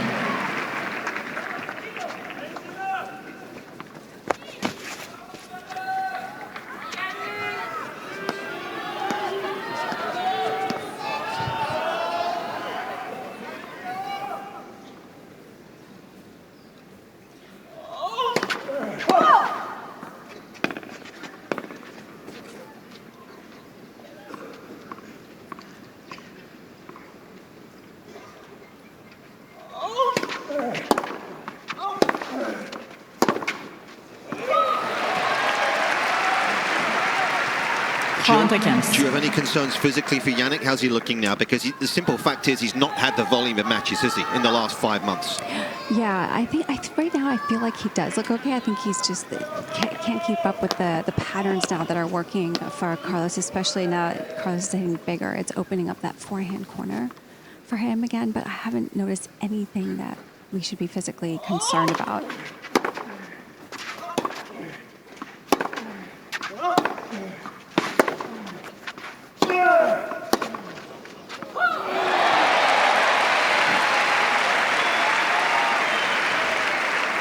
Some horsepower coming out of the Alcaraz forehand. That man knows a thing or two about horsepower. George Russell, of course.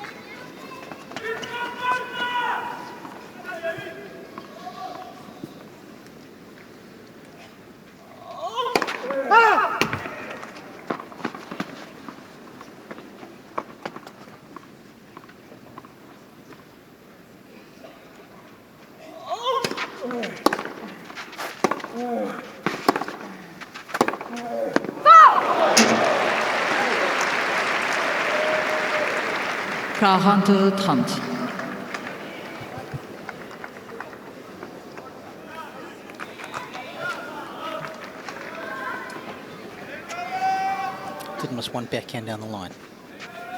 In the third set, Alcaraz. That's how good that particular shot was. It really was a shot that helped him change the dynamic in these baseline rallies. And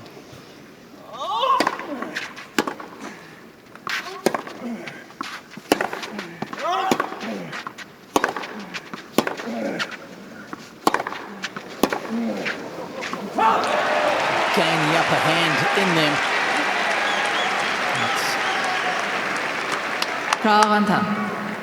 So relentless. Jannik's mum. Of course, they hail from a small town in South Tyrol, right near the Austrian border.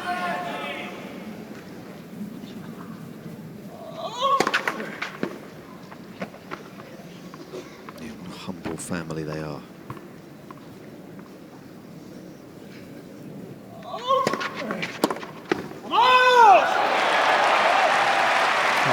Avantage Alcaraz. Taste of his own medicine. How often have we seen Jannik hit that body serve and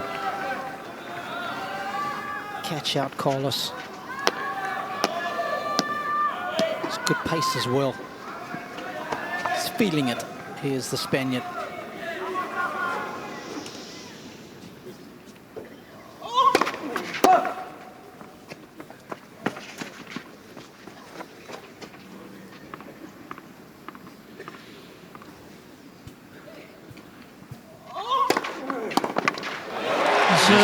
Alcaraz.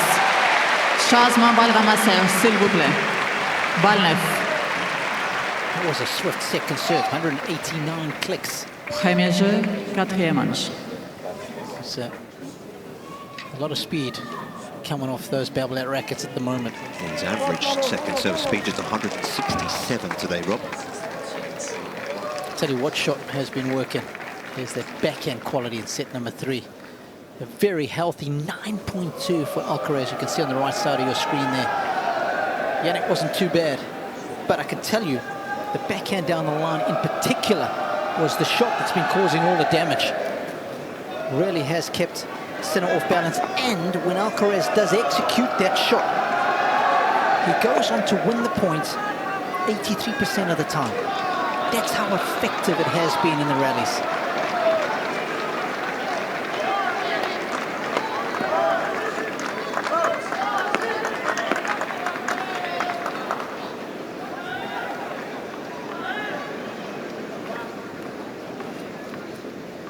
Tom Corrie from Tennis Viz, keeping us well informed.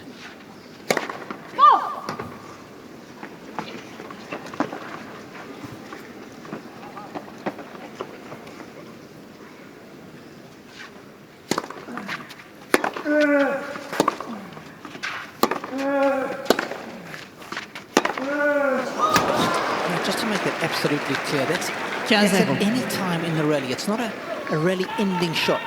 Alcaraz hits that backhand down the line in any time during the rally. He ends up winning that rally 83% of the time. Merci. In set 3, of course. It's an incredibly strong barometer of success in a baseline point. 30-0.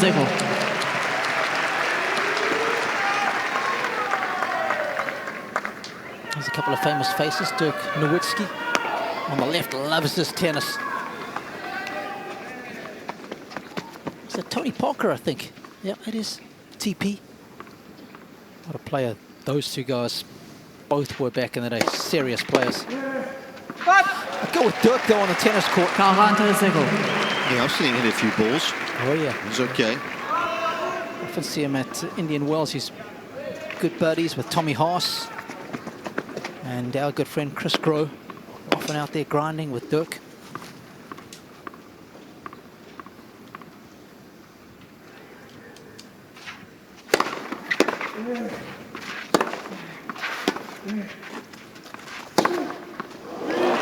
Je Sinner.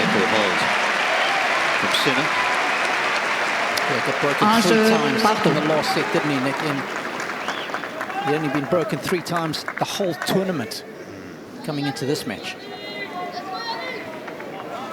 It's the Alcaraz effect. Sorry, Robbie, now starting to get a little cooler down here just to keep you guys updated. And they did turn the lights on before this set started. I mean, there's plenty of daylight left, but I think just to get prepared in case this goes the distance.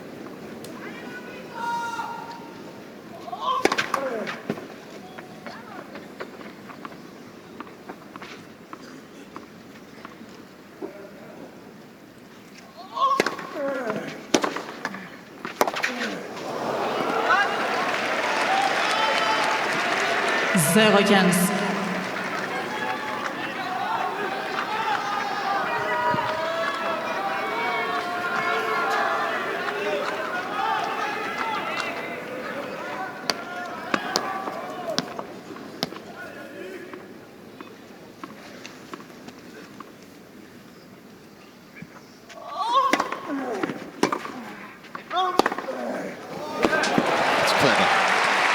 That far back, he's taken the pace out of it again. The ball hasn't really got to the Italian.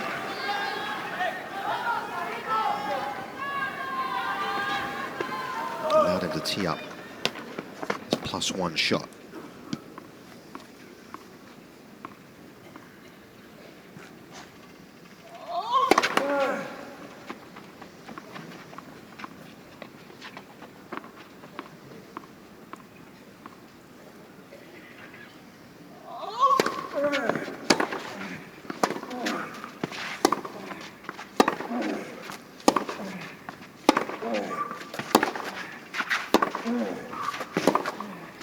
Oh, my goodness me. One of the shots of the day. 15-30. Oh, that is beyond special. End of his range. Just a frozen rope of a backhand. Ball does not deviate on its path. Dynamic balance. Stefan can't believe it.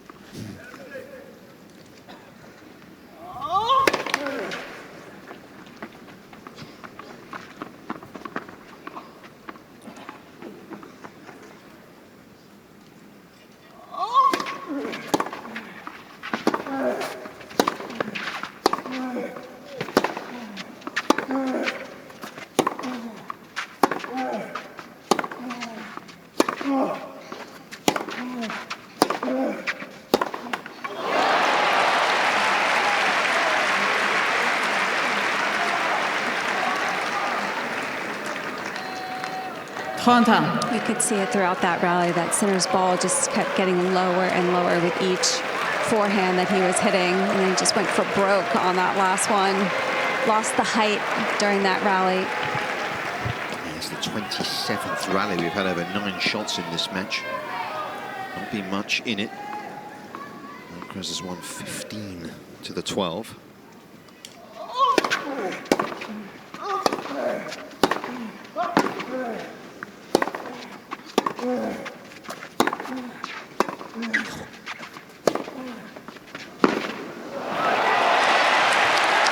How's he got that angle off what was a pretty decent slice there? 30-40. He knows all about creating angles, does Thomas Muster.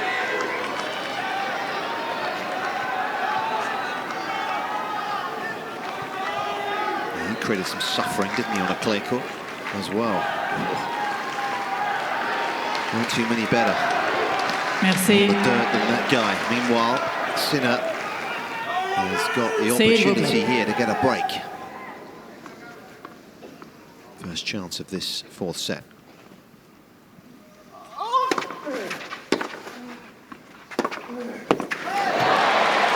he's made it, Nick. 40. Jill, that was right in front of you. Piece of the line? Yeah, it was right on the line. It was ridiculous accuracy. And you just saw Sinner just put it head up. He could not believe it landed in. Incredible from Carlos.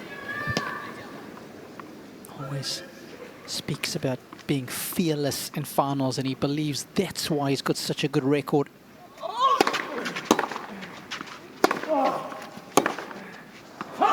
finals that he's played between Masters 1000s and majors. Alcaraz. And he's won 11 of them. Yeah, the only exception, of course, that defeat in Cincinnati. A couple of summers ago now. Wasn't far away from winning that one either, was he? Went down to the wire, didn't it?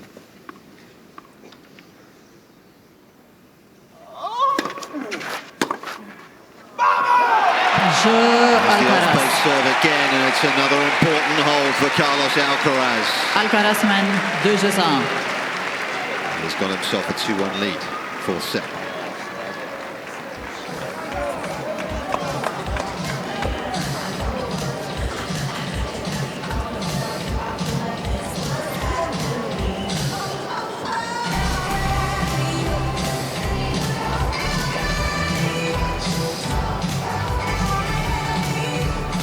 Quick look at the breakdown. Of course, we talk about those rallies over 9, but they're really not where the crux of this match is won. But it's always interesting to look at the longer rallies. You can see the majority of them.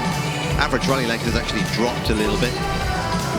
It's down at 4.4 right now. We were a little bit higher than that in the first couple of sets. Maybe possibly physically as a factor. Serve, of course, plays a big factor as well. Certainly been a good spread, though, in that 5 to 8 range. Not really a lot in it anywhere so far.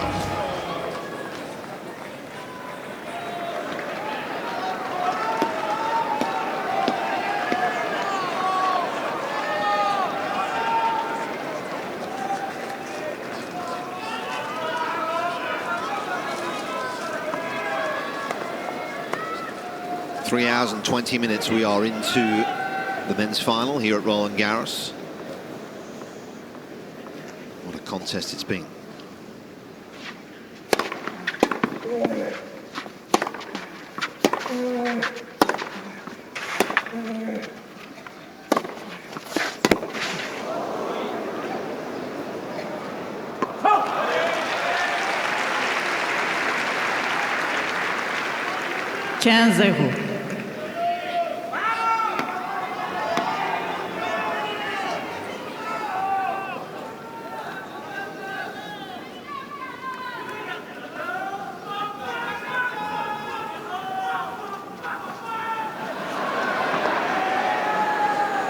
S'il vous plaît.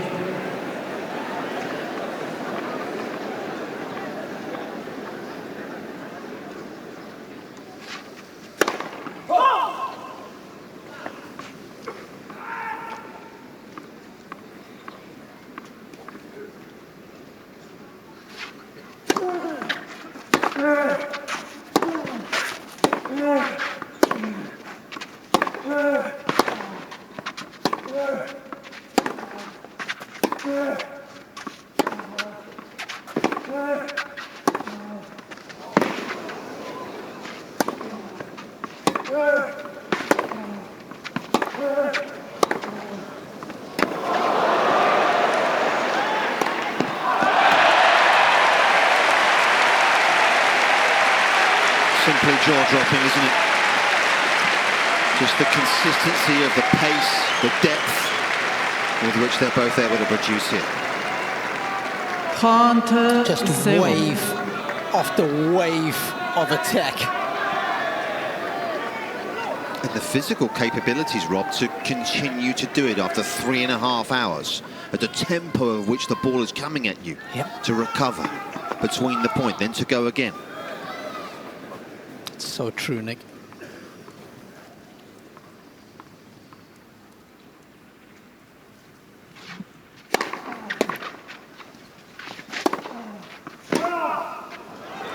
Pretty good athletes we've seen today, aren't there, in the crowd, but I'm not sure that too many can match these guys. I think tennis players are some of the best athletes across all sports. You've got to be able to move laterally, forward and backwards.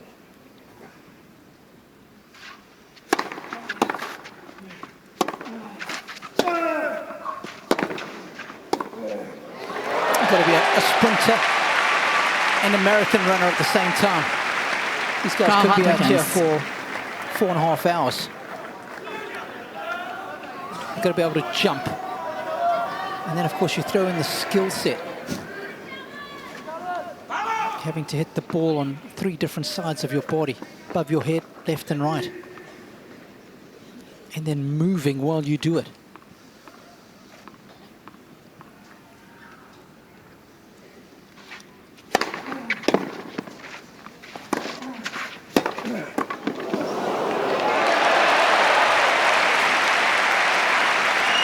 I think they're actually getting stronger as the match progresses. I mean, the strength, you can add that in there too. They're hitting the ball a ton. They already were in the beginning, but now even more so as the match goes on. A shadow now almost fully across the court, which you would imagine would just slow it down a touch, take the heat out of it.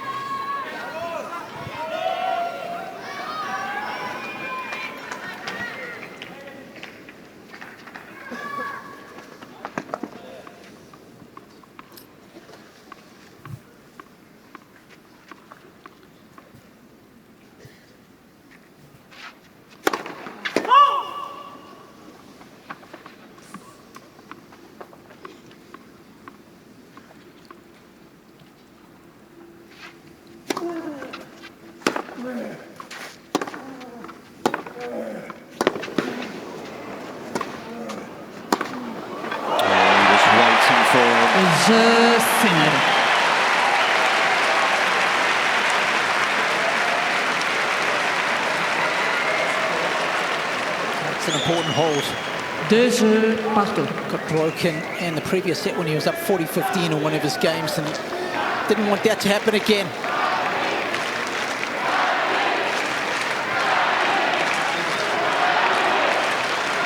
Sinner stayed home. Suddenly he's got time on the shot. And you give these top players time on any shot, they will make you pay. And I can tell you that in the opening 4 games of this set, this is the highest level that we've seen from both players at the same time. Just elevated their games simultaneously. 15-0.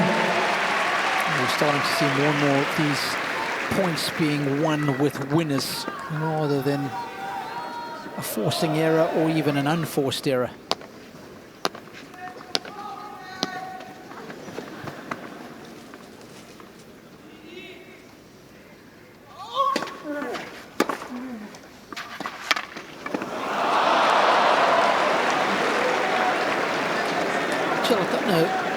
It's just me, but I haven't heard much from Juan Carlos Ferrero since they had that little argument about an hour ago. He seems to have just decided to be calm, super calm. Yes, definitely. Just they haven't even given each other signals, or he hasn't even motioned anything to Carlos and recently.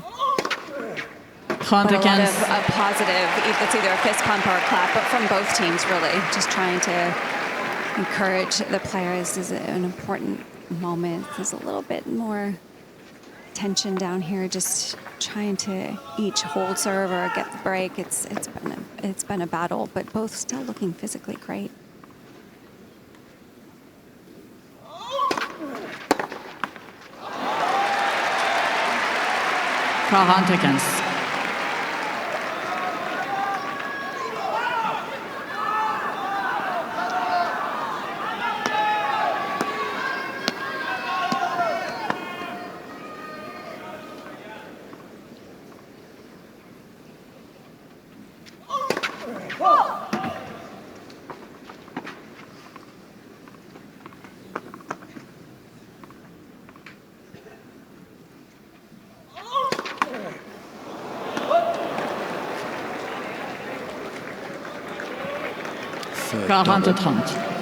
Sinner's only served 2 doubles the entire tournament, remarkably.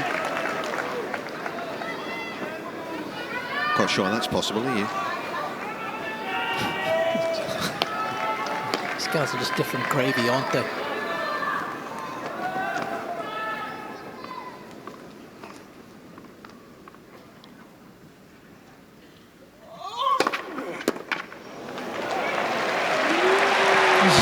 Accuracy on that serve. They like it. Alcaraz mène 3-2. The defending champion, the man from Murcia. The edge is in front. He's got a slender lead early on in set 4.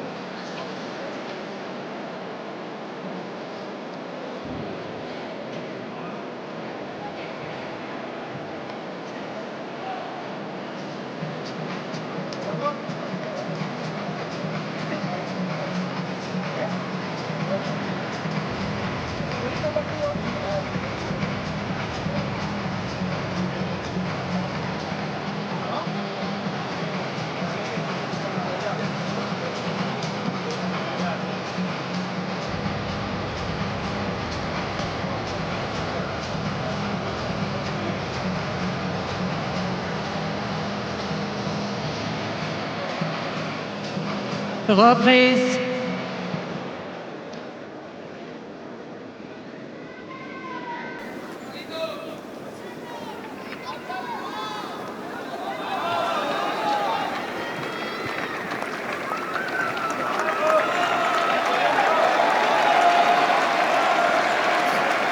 Quality of this 4th set very much backed up by the numbers, isn't it? In terms of our insights.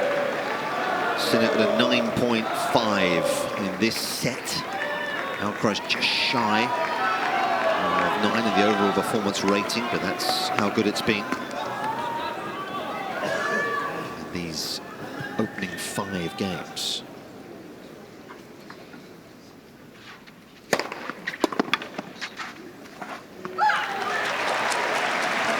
Well, that is what they say a lot about each other, right, Nick, is that they continue to push each other to their limits, and they actually take on this challenge of dealing with the tension in matches and I feel like this is where they learn the most because they push each other so much.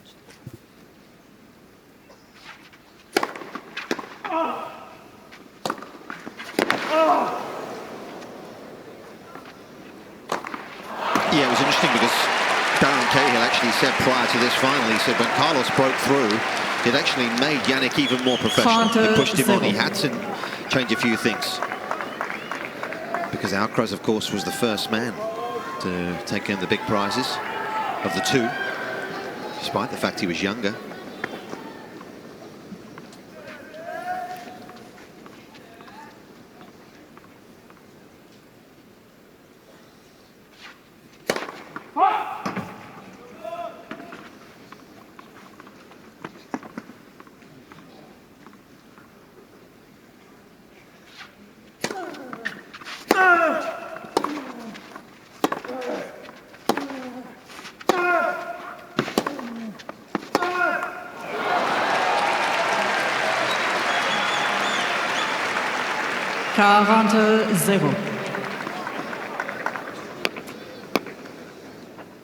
Yeah, and I often have the big three said that about each other, right? How they've spurred each other on to get better.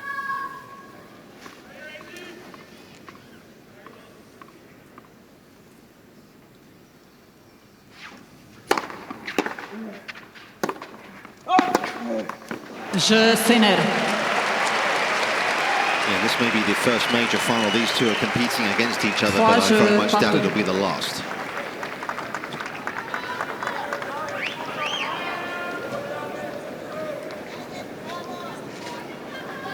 Wilfried Tsonga. Of course, Novak won his very first major in Australia against Joe. It was way back in 2008. I don't think Tsonga made another final. No. Just that one, Nick, off the top of my head. Merci, mesdames et messieurs.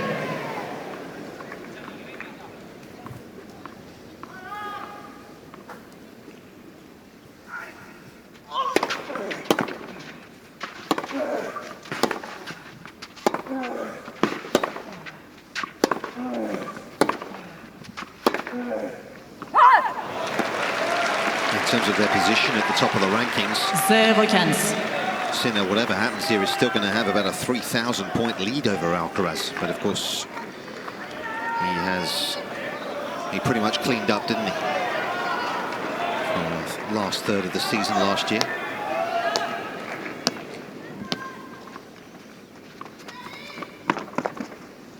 Could be an interesting race at the end of the year for that year-end #1.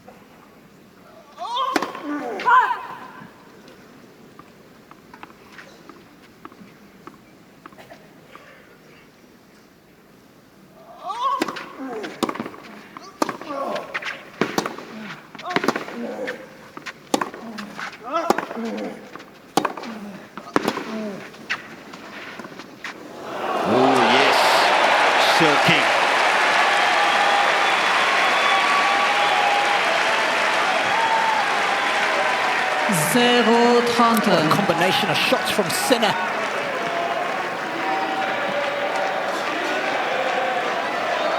Practiced in the art of deception. Merci. First drop shot winner of the match for Sinner.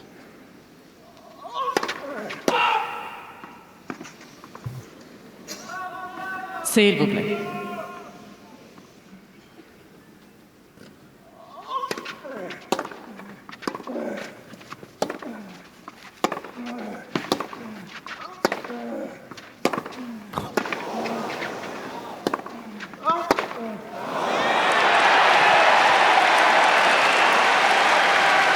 Couldn't hold on, could he? Pressure was unrelenting. 0-40.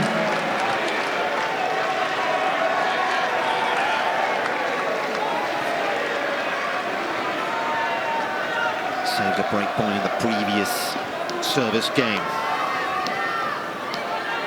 S'il vous plaît. 3 more to fend off here.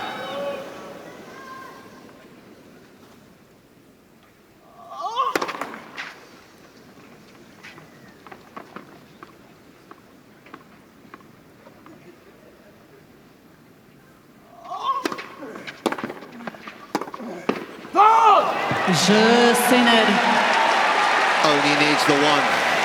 There's the world number one, and Jannik Sinner has got a break in this fourth set. Can he make it count? 4-3, he leads.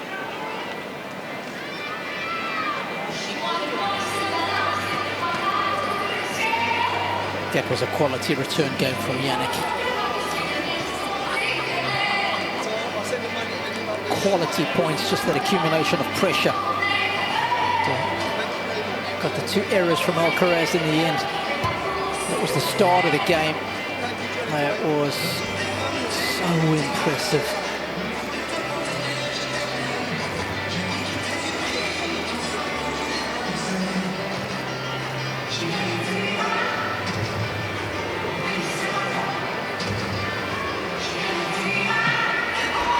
Reprise.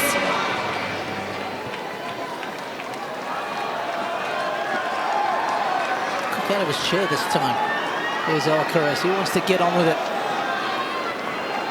Still looking fresh.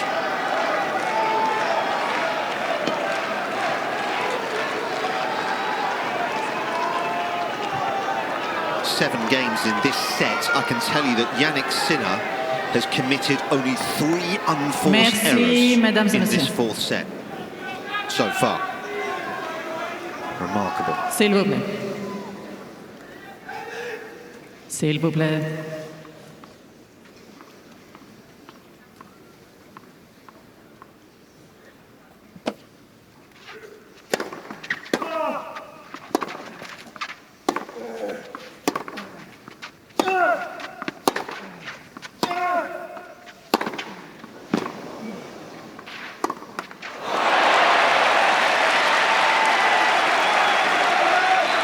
And the quality in this set here, it's been so high.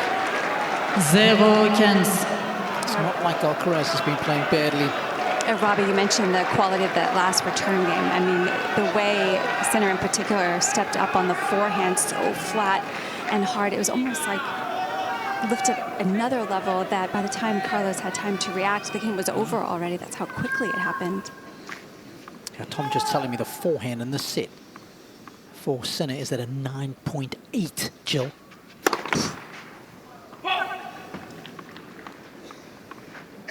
And an average speed of 85 miles an hour.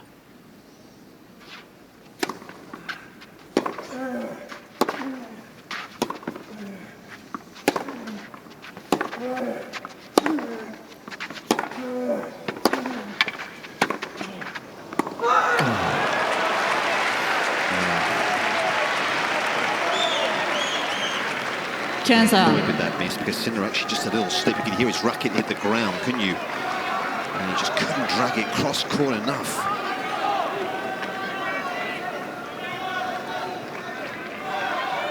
And he played to an incredible level, but it wasn't this level, was it? As great as those guys were. Merci. The sport has advanced out of sight.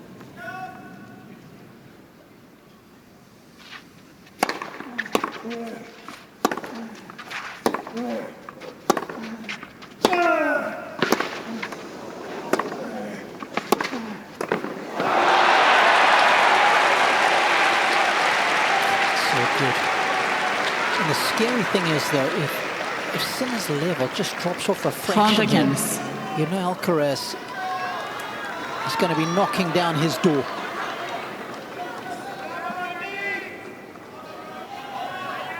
Alcaraz will force him to maintain this level if he wants to beat him. We've seen Sinner falter at the tail end of sets when it comes to serving it out.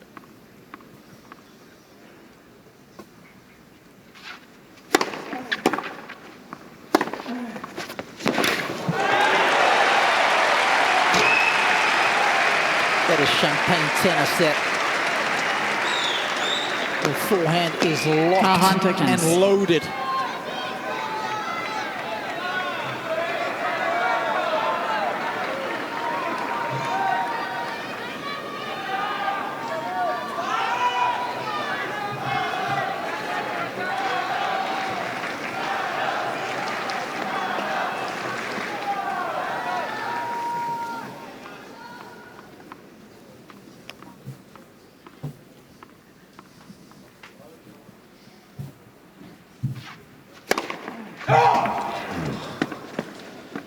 giving Alcaraz too many looks at seconds in this set either, has he?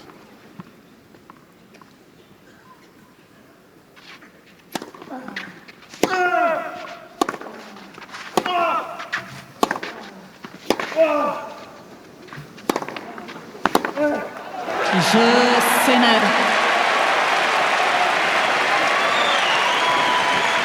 He is knocking the cover off the ball with the forehand.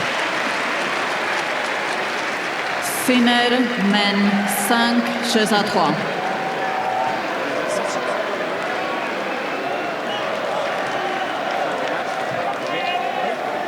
Installez-vous rapidement, s'il vous plaît. It's chaos down here right now. Everybody with the cameras going by. I just saw that. There's a rush of photographers it there, almost Jill. grabbed the microphone out of my hand. Merci. They want to get the shot, don't they?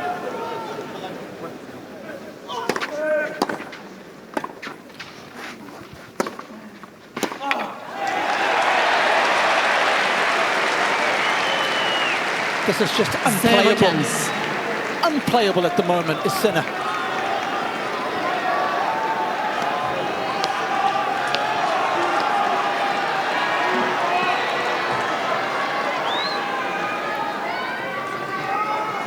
Merci.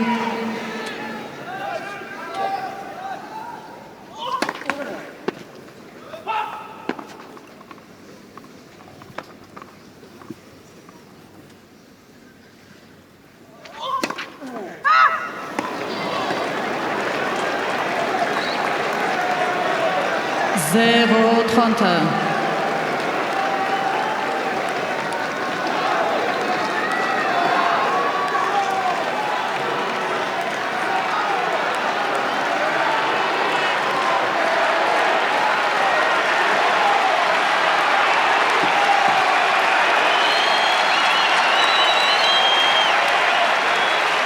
Merci.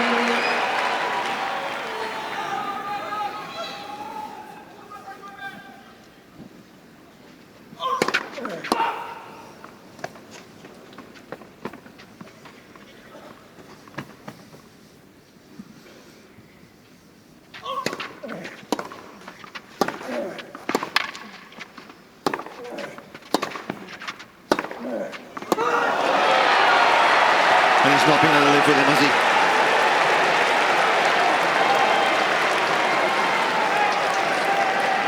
Sinner 40. Has been at his imperious best. Virtually from the get-go here in Paris. 2 weeks ago. S'il vous plaît. The Italian has championship point.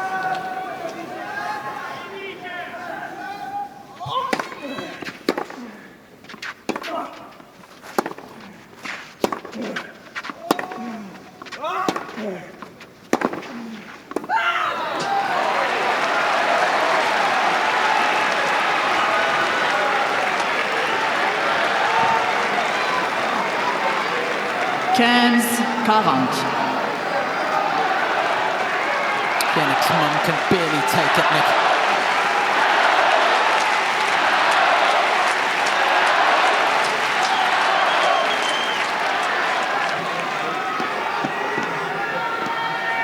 S'il vous plaît.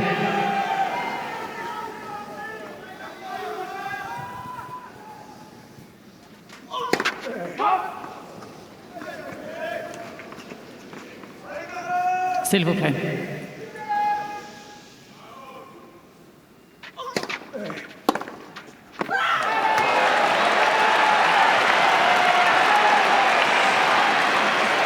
Trente, 40.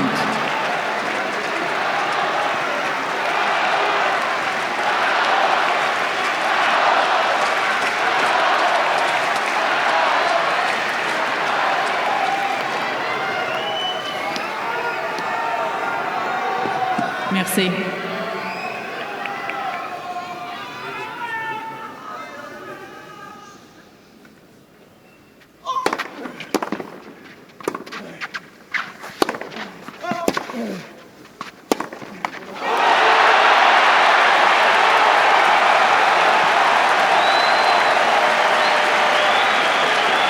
Alcaraz is not done yet. 40. Trying to protect that perfect record in major finals. They both are, of course. I'll tell you what, Sinner's heart rate has just gone up a notch or 3. S'il vous plaît.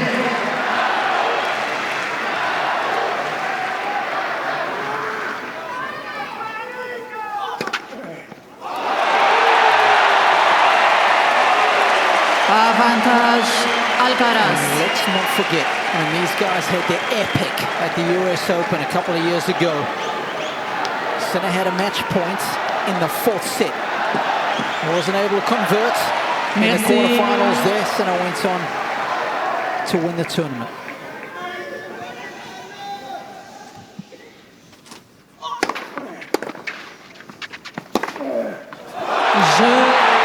Alcaraz. A thunderbolt from Alcaraz, who extricates himself from the most perilous of positions. Sinnerman. There's still more to do though. He's got to find a break. It's 5-4.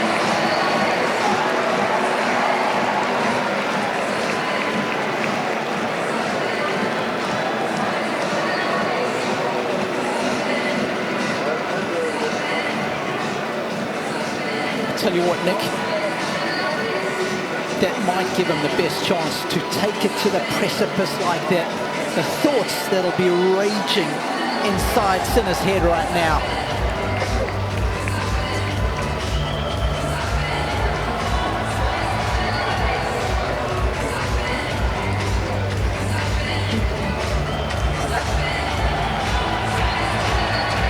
Reprise.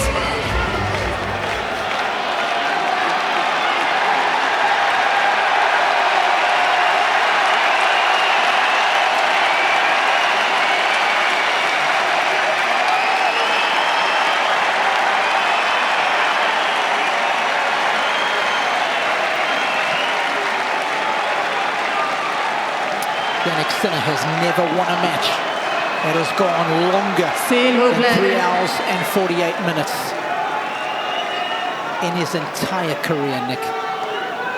Les joueurs sont prêts. Merci. Now would be a good time to change that. S'il vous plaît, monsieur.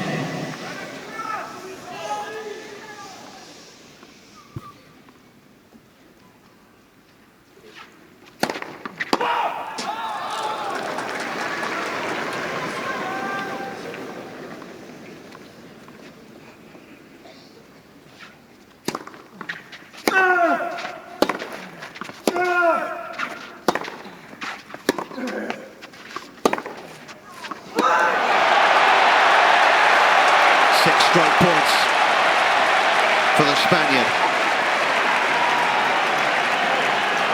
0-15.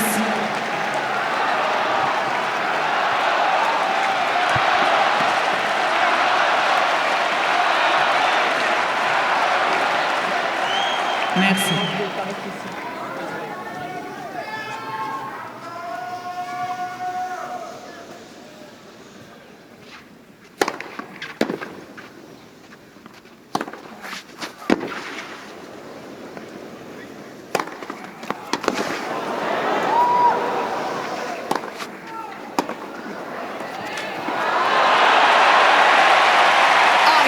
In the veins.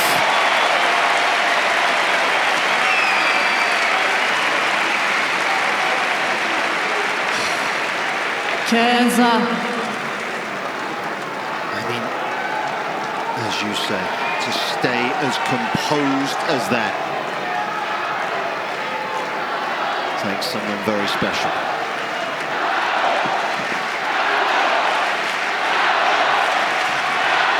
S'il vous plaît.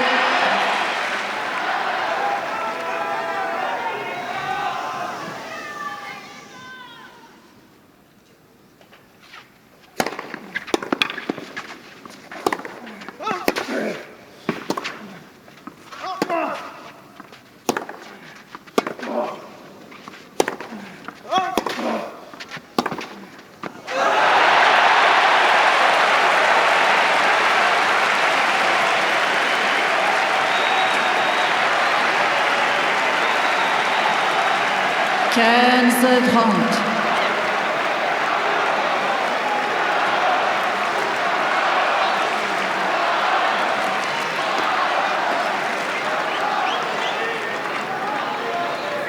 Merci. He's got to hold his level. He's got to hold his level.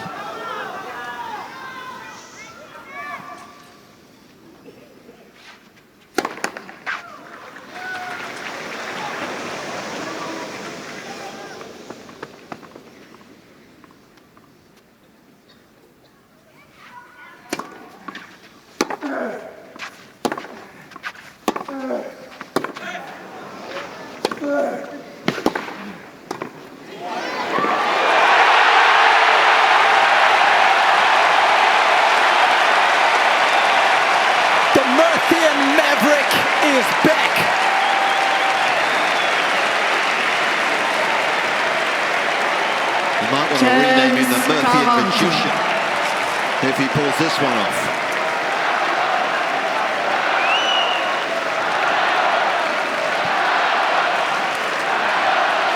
Nine of the last 10 have gone his way. Merci. 2 break points.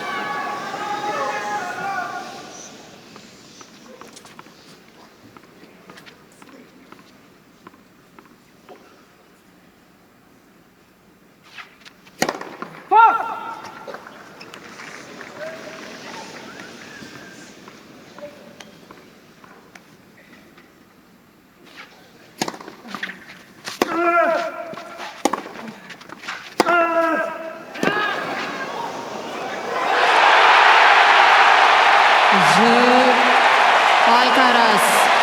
Wouldn't you just know it? Chasman balle ramassé, s'il vous plaît. Balle 9. Having been on the brink of defeat, Carlos Alcaraz defies the odds and brings this back to parity in the fourth. Partout.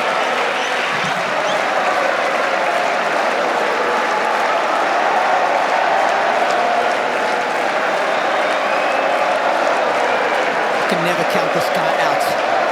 Never.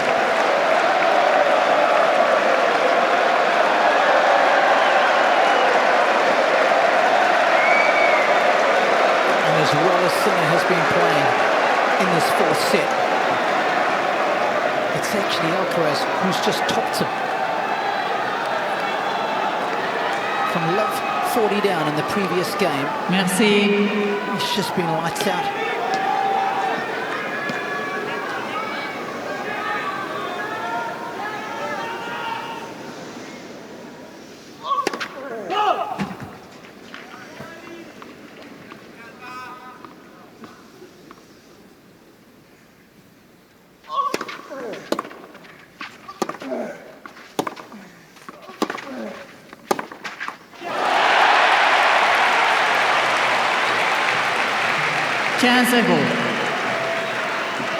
Anyone who's ever played this game at any sort of level knows that when you have had match points and you haven't converted, you have this sinking feeling inside your chest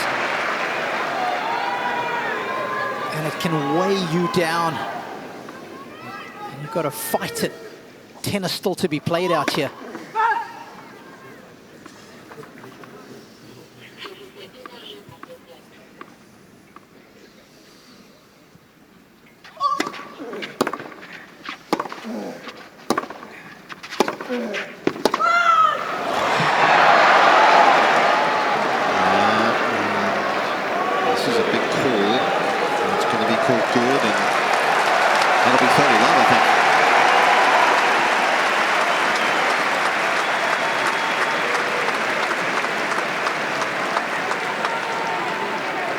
Jannik's made that decision quite easy for the chair umpire.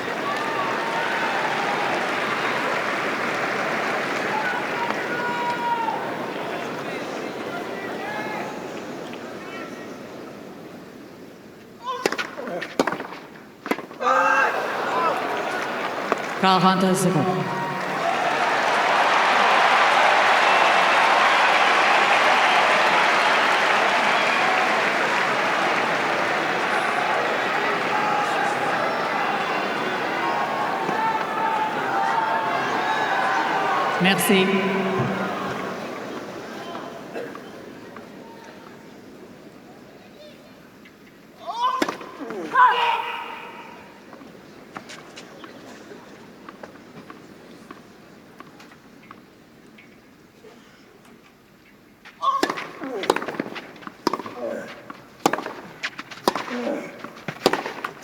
Alcaraz.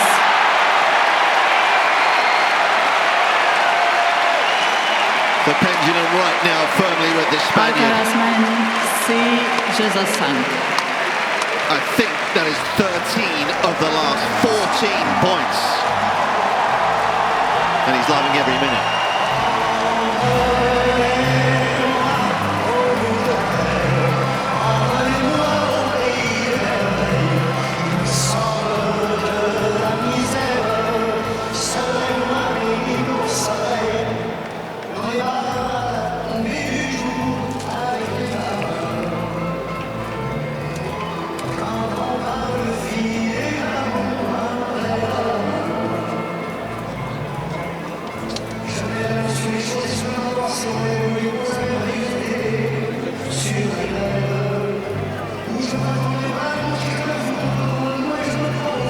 Reprise. You haven't got a whole lot of time to compose yourself. Those change of ends come and go so quickly.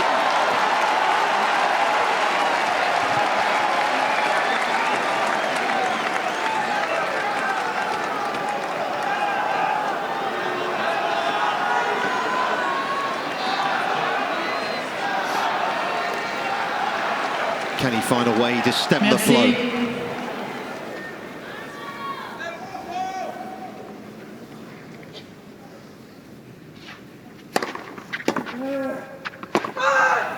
15-0. Of course, including this set and the previous two as well. That's on 3 occasions that Sinner has failed to serve out the set. In the second set, he served for it, couldn't convert, eventually won it in the tie break. Was tail into the third, got back on serve to 4-5, but dropped his serve immediately.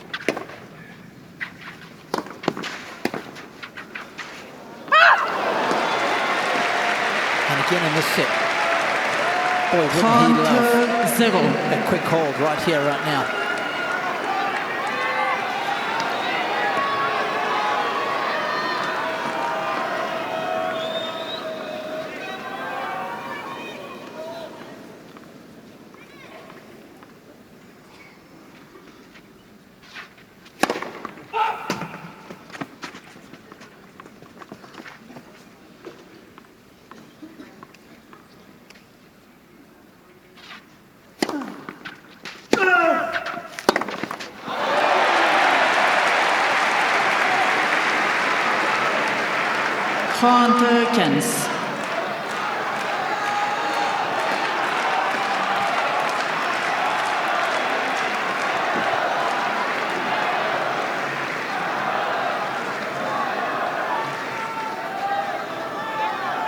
He's seen a fair bit in his years coaching this great sport.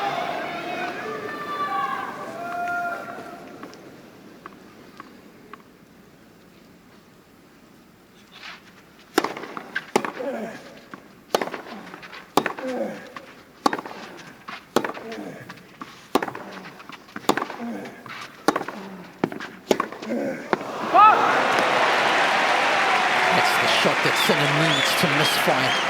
The forehand of Alcaraz has been so good. 40-15.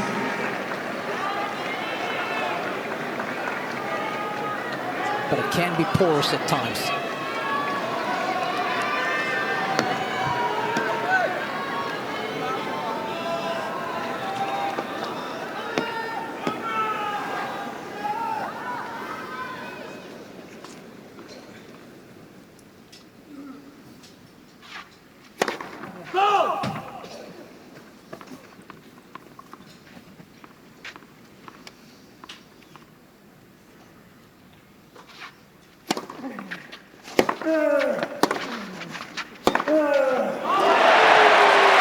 That's a nuclear forehand. 40-30.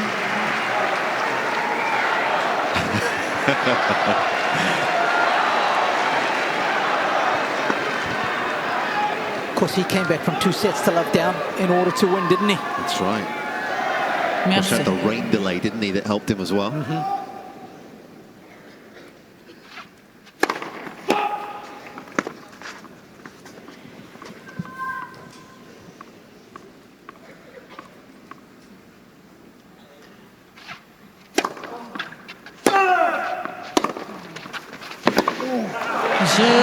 Sinner. Quite good enough with that one though. And Sinner able to stop the bleeding and take this 4th set. 6 jeux partout. All the way. Jeu décisif.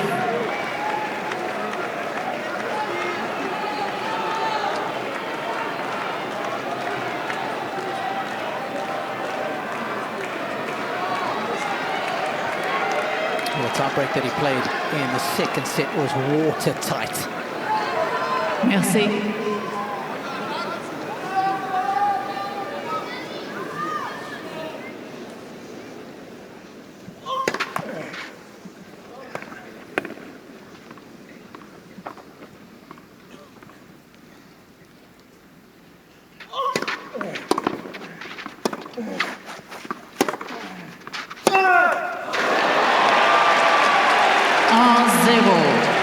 Sinner.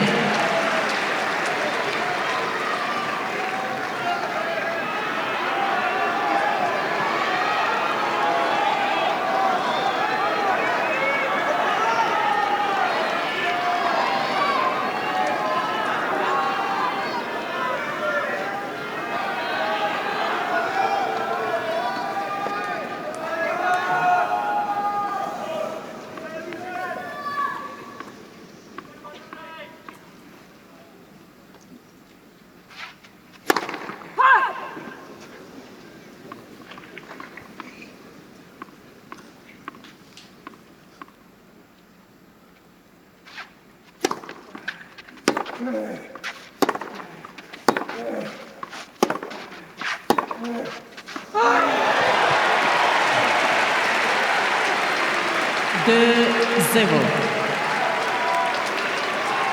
Sinner.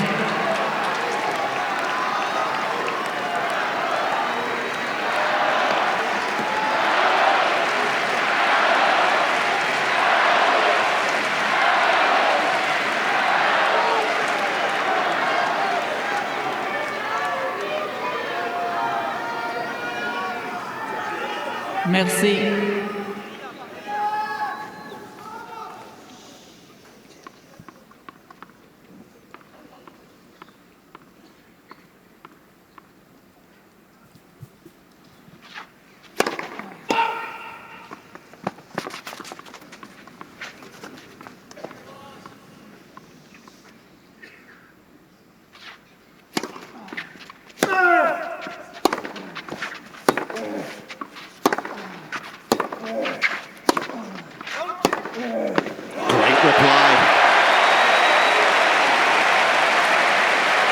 Couple of early mini breaks here. 2-1. And this guy can just rewrite the geometry of the court with shots like that.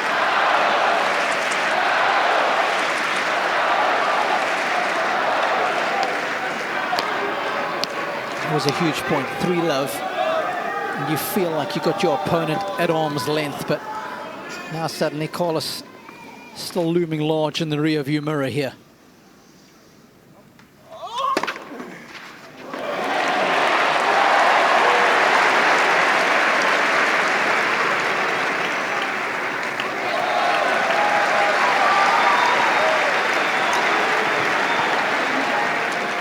Deux partout.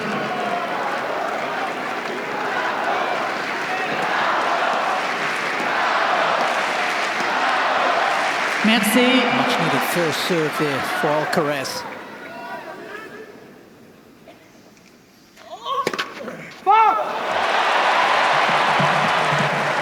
This one's going to need some forensic investigation.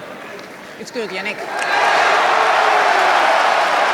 What a time to lick 2 lines. It's not like he's been serving a whole lot of them either, is it? 3-2 Alcaraz. Again, you've got to go back to that 2-love point, Nick. Alcaraz stepping up to the line at love 3 versus 1-2. It's a massive psychological turning point. Merci. Produces those 2 serves.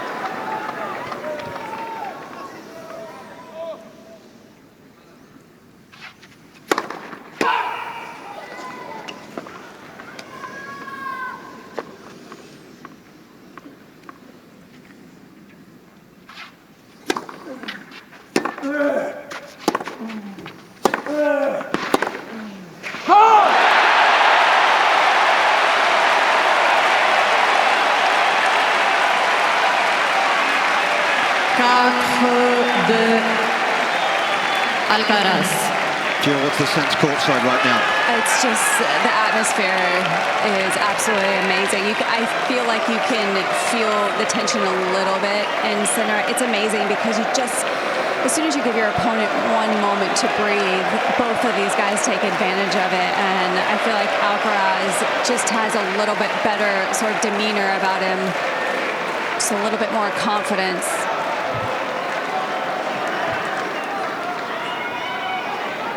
He's only made 3 of his last 8 first serves. Needs one now.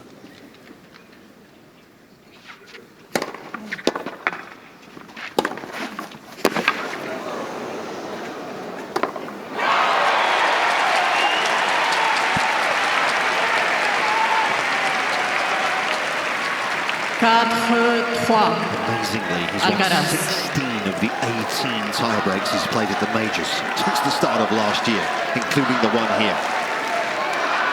Here's Sinner.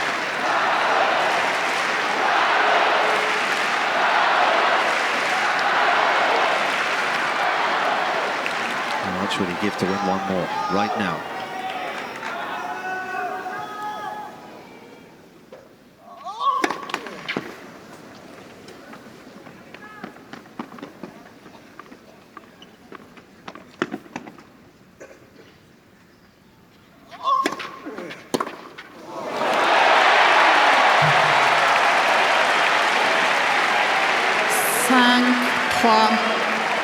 Alcaraz.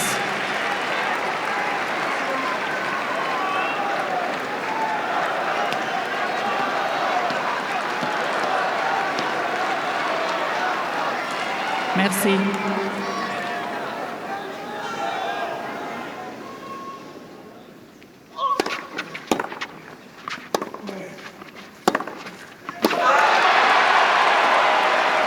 It's gone long.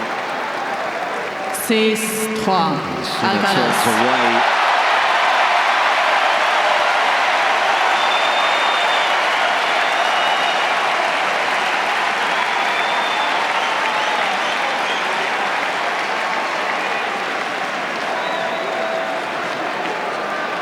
I'm sure even Spike could have scripted this one.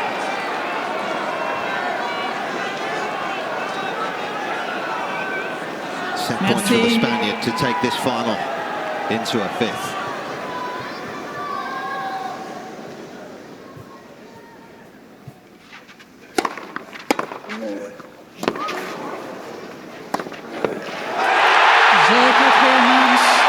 Alcaraz.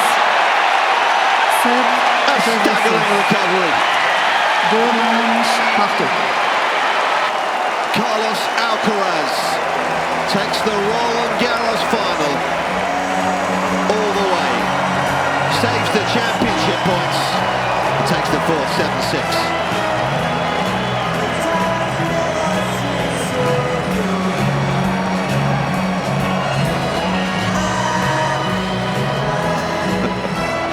Match points.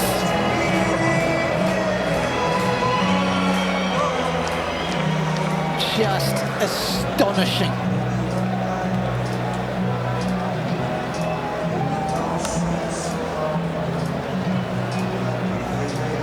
And those are the match points that have been saved right here. That one catching the back of the line.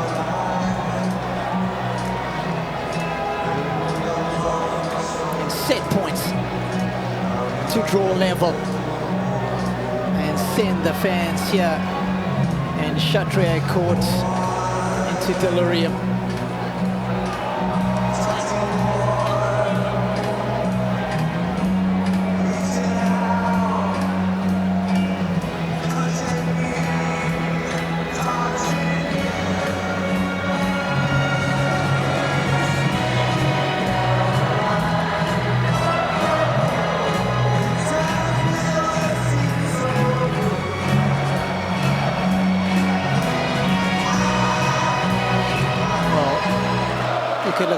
numbers you want, but you don't want to think about it.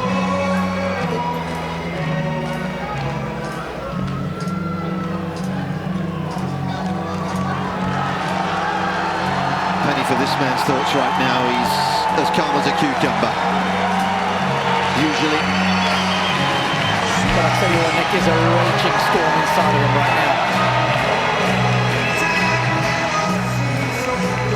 I'm sure Neil Diamond was what he had in mind either, but regardless, that's all he's got. I mean, how do you recover from here? How do you reset? It's so hard. I mean, the irony is, last time they played an epic, Sinner had a match point in the fourth set in that quarterfinal at the US Open. It was a routine backhand that he missed. Went on to lose that one. I'm surprised he hasn't gone for a change of clothing, just to slow the whole match down, gather his thoughts, just have some sort of a timeout. Because the crowd have got what they wanted. They've been chanting Alcaraz, Alcaraz, Carlos, Carlos. They wanted to see this one go 5.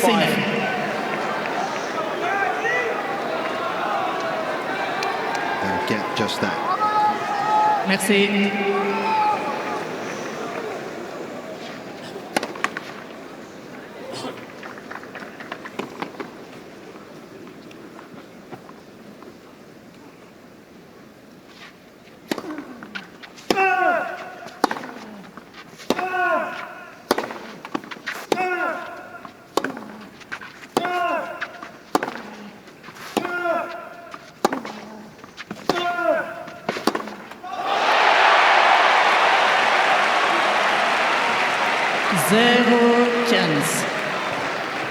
Just looking down the court, Sinner looks like he might be struggling a bit. You get that impression, Joe? Yeah, just the reaction in particular after that point just looked like the longer that went, the more that he just felt like he had to press a little bit and just looked flustered with that. He took a long time getting out of his chair.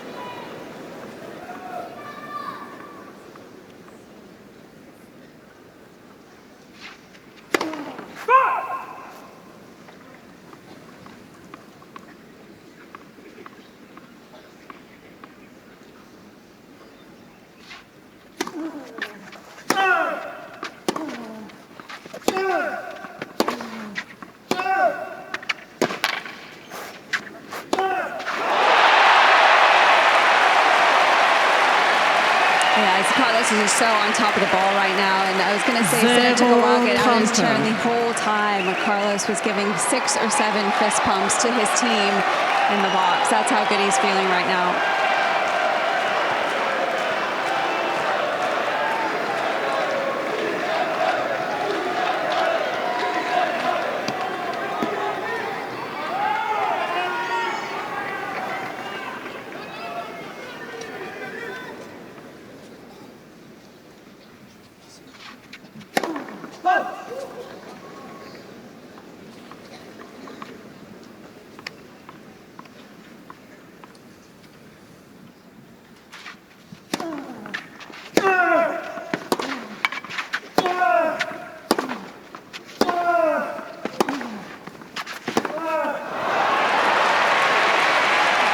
Sinner's not made a first serve so far in this game.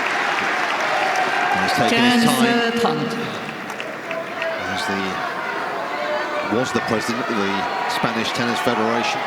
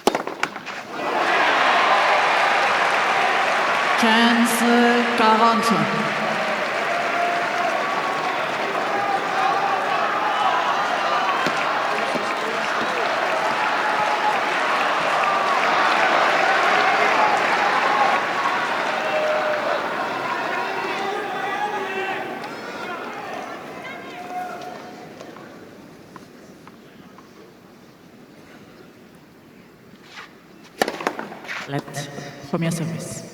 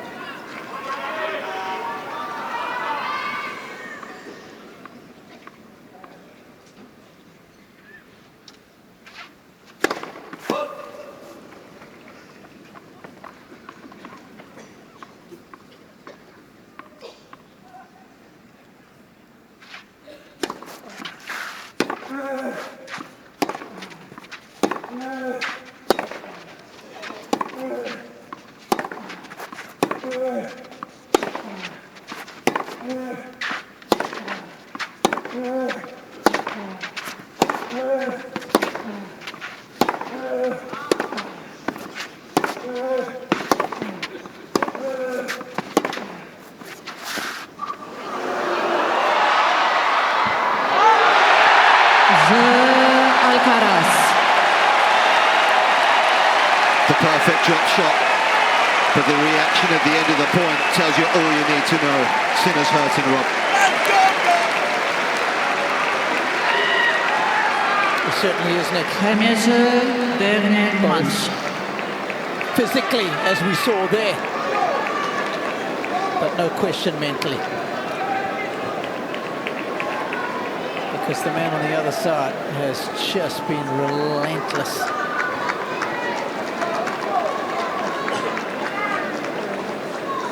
His forehand in particular has come good, and has come good just in time.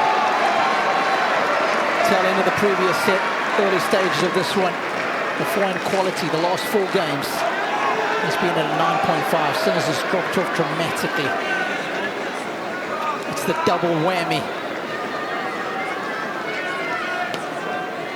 Merci, mesdames et messieurs. And his average speed on the forehand is 88 miles an hour in the last 4 games. He's been tattooing it.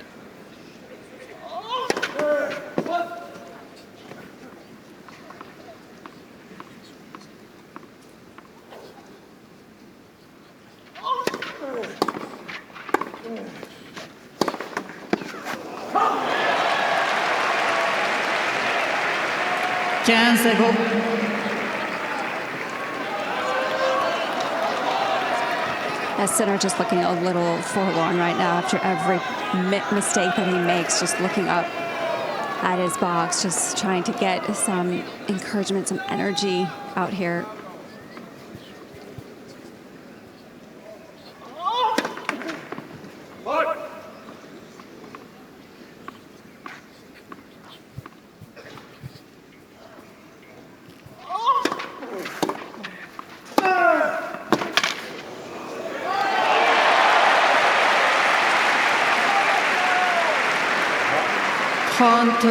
Zero.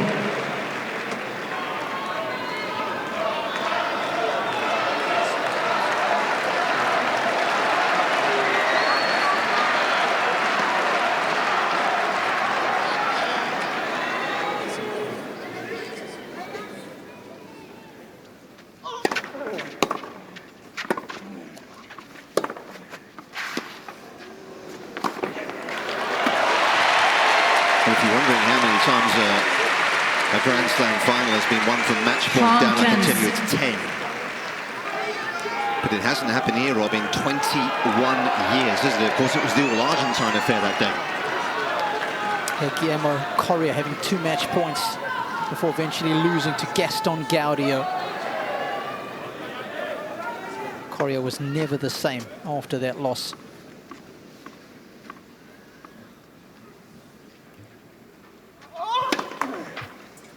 props to our friend Max. He does a great job. Wonderful database of tennis stats. Of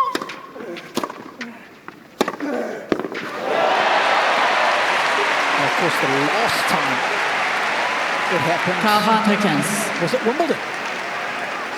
Back in 2019, Novak saving those 2 match points against Roger. But here, 2004.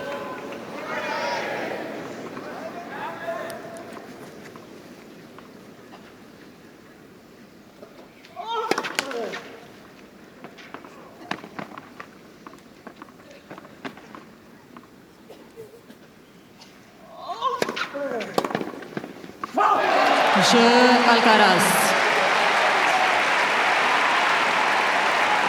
Alcaraz men 2-0. Rudolf Beckham Jr. Oh, well, is he amped up?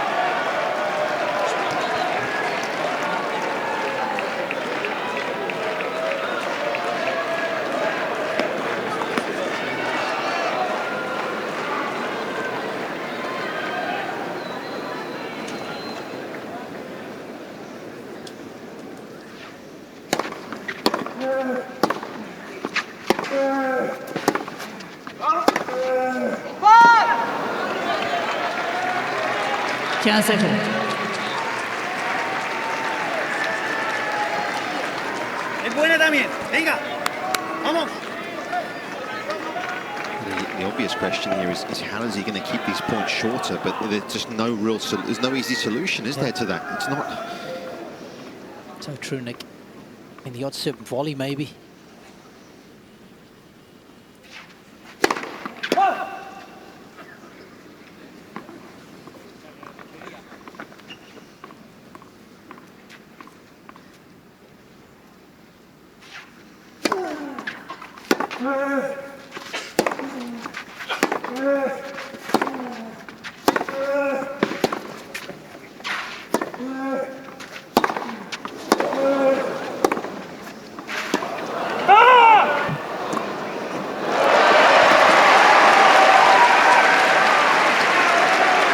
A late call.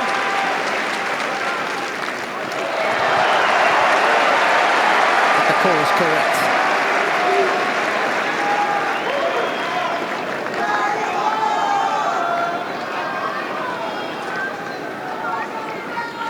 Kansas.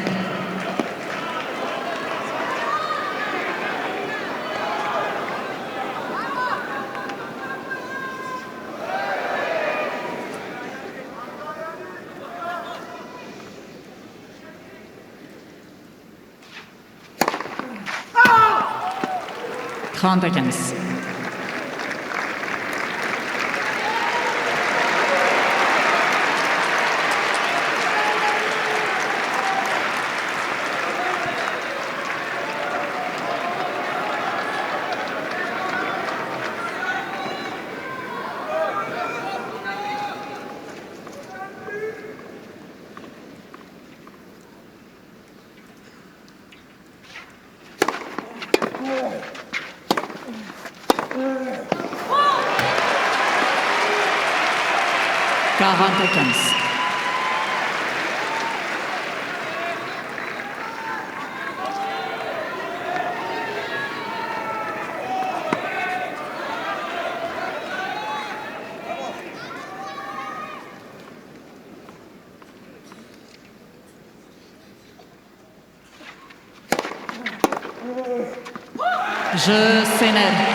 So relatively quick hold, and then there's a great value right now to the world number one, you sense. He was desperately trying to cling on. Early stages of the fifth.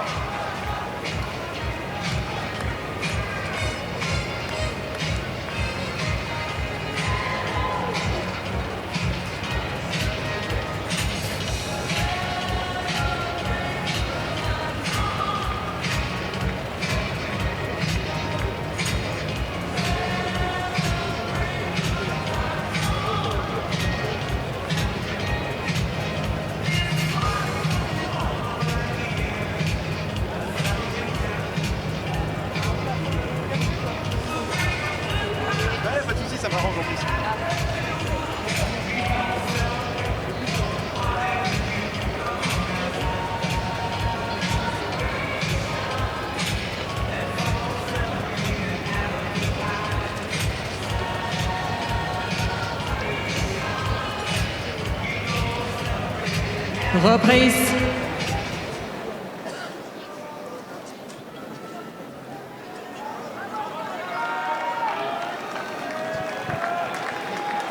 What an intoxicating battle this has been. For 4.5 hours, too far away from the longest Roland-Garros men's final ever now as well.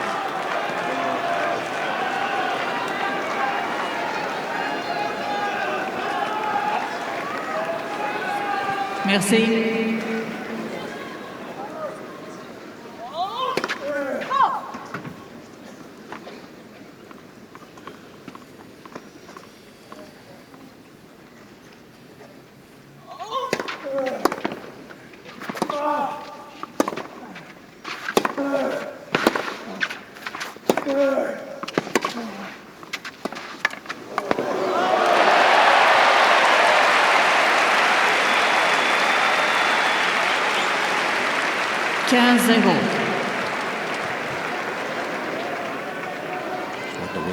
Dictate more points right now, whether we may well see that shot introduced more and more as well. Having a bit more time that he didn't have earlier on in the match to employ it.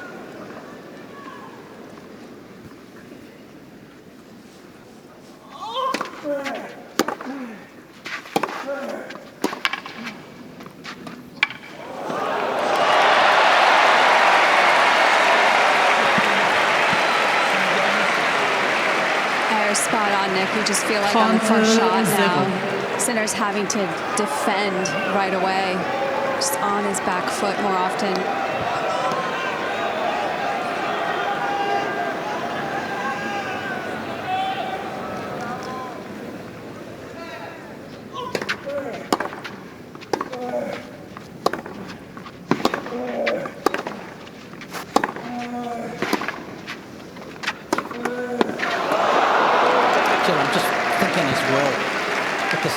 Cooler conditions.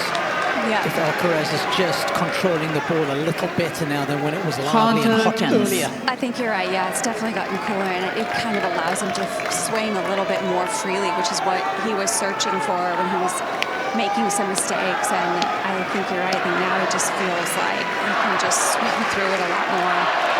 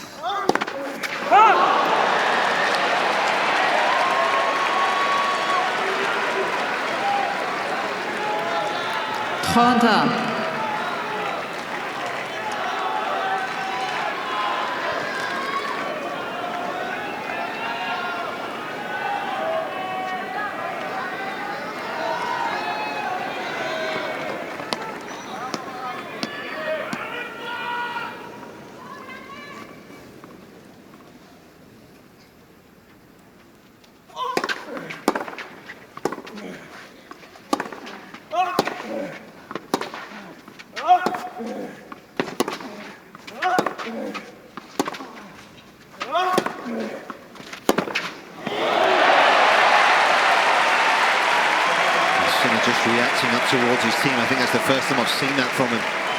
40-30.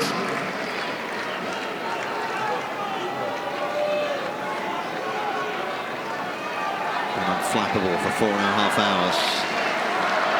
Here it is.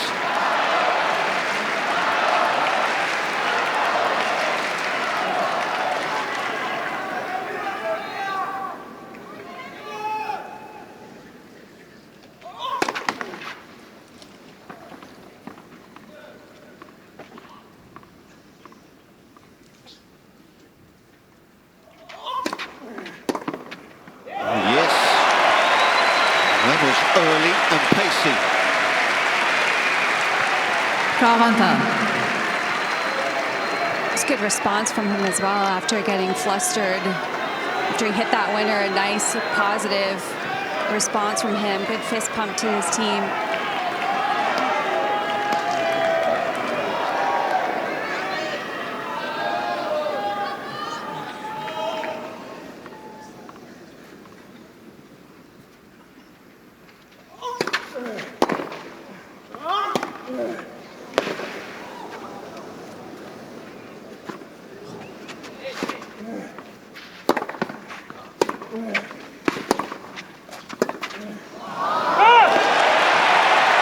could be the second win that Sinner needs to get back into this match, but there is no doubt. After each of these long and bruising rallies, he's taken a slow walk, a very slow walk to his towel.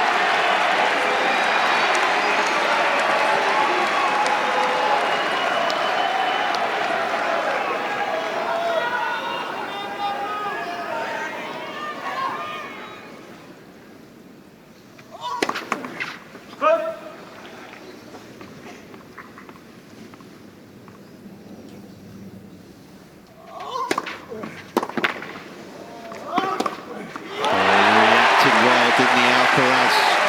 Very good second that was.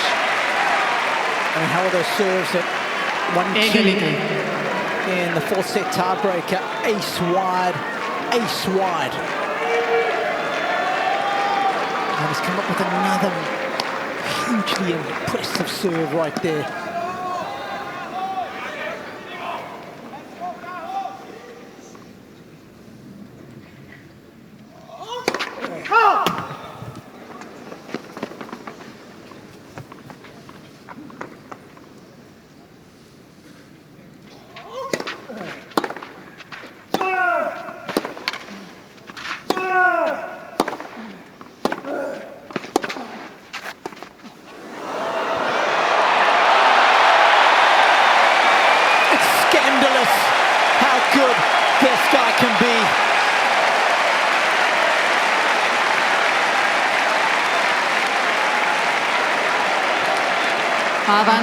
Authoritative, Alcaraz. Athletic, but right there, the artistry from Alcaraz is jaw-dropping.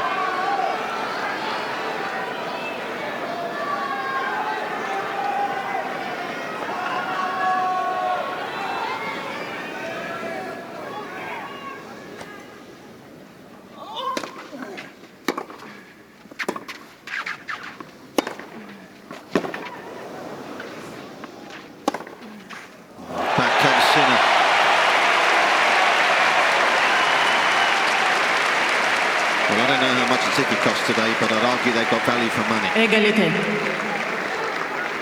This has been one of the best major finals in recent times.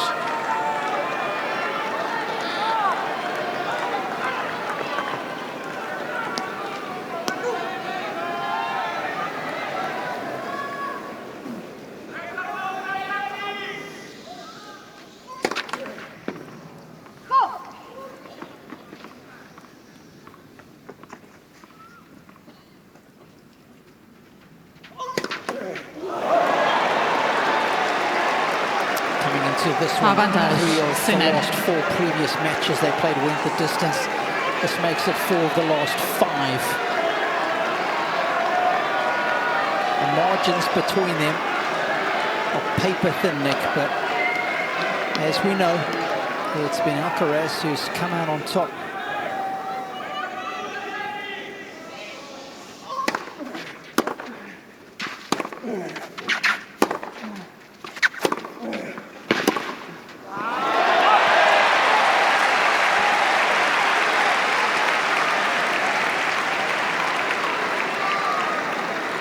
Égalité.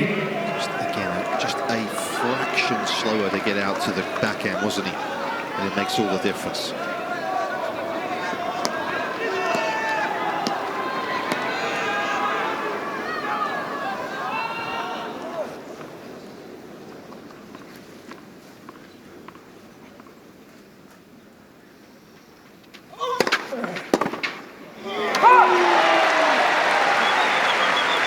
Avantage, Alcaraz.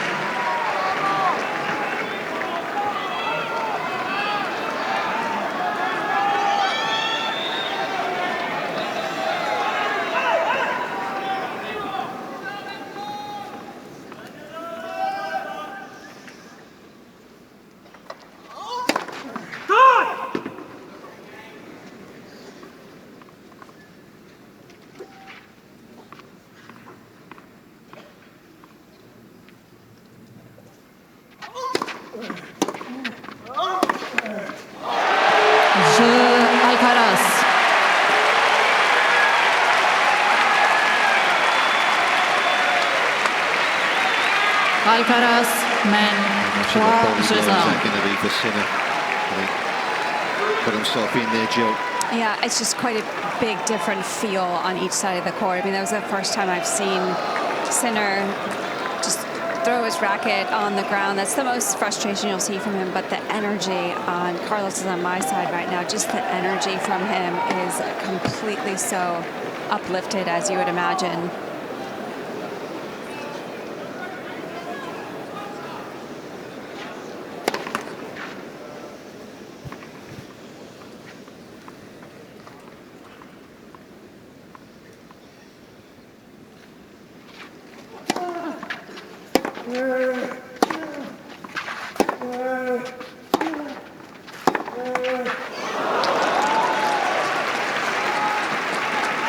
Tail end of the fourth set, Sinner was white hot. And after having the 3 match points, when he had Alcaraz at 3-5, love 40, it was Alcaraz who turned the tables.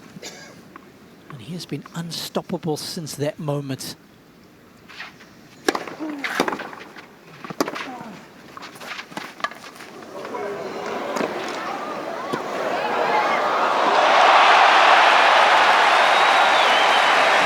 Lunge from the Italian. And this guy will make the most of it. He's trying his best, isn't he, not to give too much away.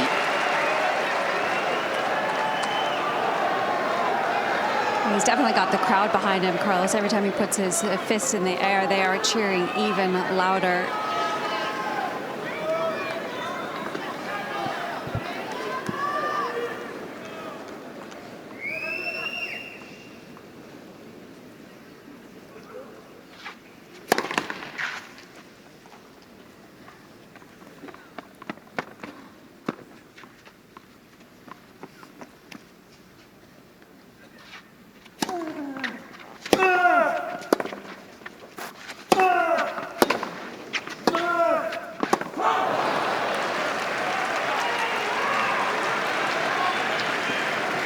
Seconds.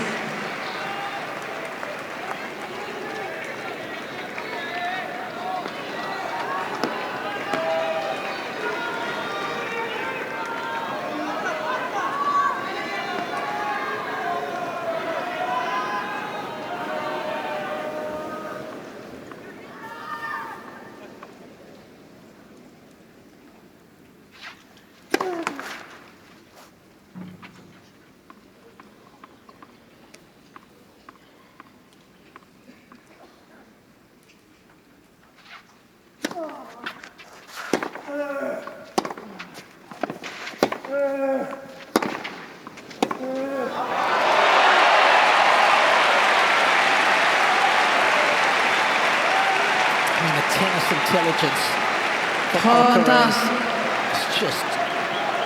It's incredible. And then you couple that with his foot speed.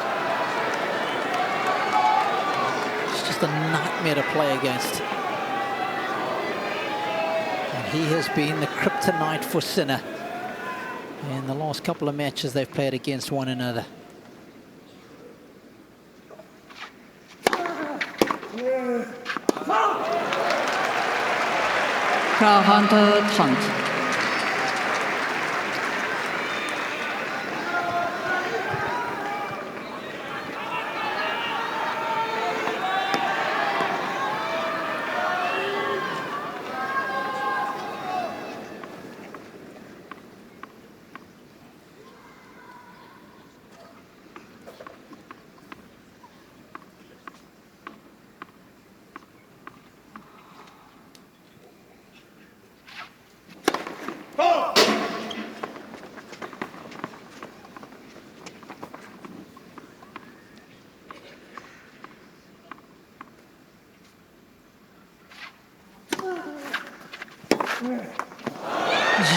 Sinner. Slow second serve actually did him a Alcaraz favour there. men, 3 jeux à 2. And Jannik Sinner will reduce the arrears in the 5th. Still only the 1 break here.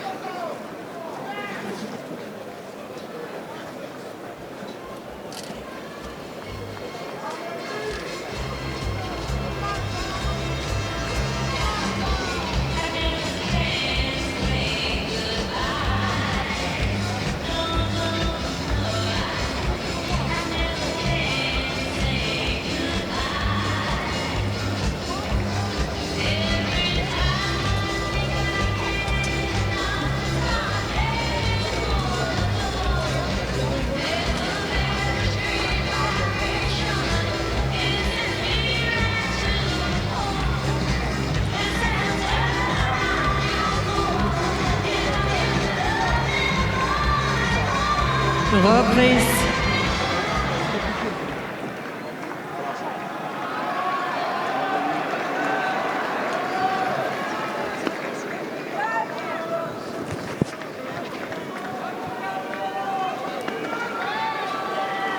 Well, I can tell you that you are now officially watching the longest men's Roland-Garros final in history, surpassing the match between Mats Wilander and Guillermo Vilas back in 1982. What a player Mats was. Of course, won here when he was 17.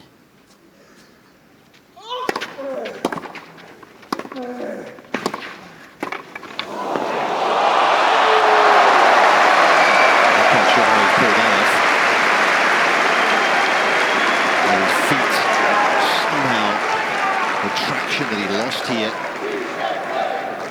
This was a heck of a dig. Yeah, remarkably, that match was only 4 sets long as well.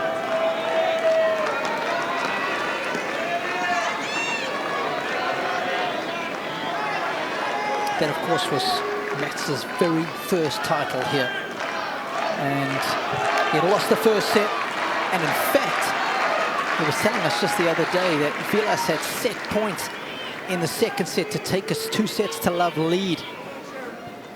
And he ended up saving those set points, winning the second, and then Vilas was arguing with his boxer because Ion Tiriac was coaching him at the time. Max thought he had no chance. He says 2-0 down, he was done. But how's that for mental fortitude at the age of 17? To beat the guy who was the doyen of clay at the time.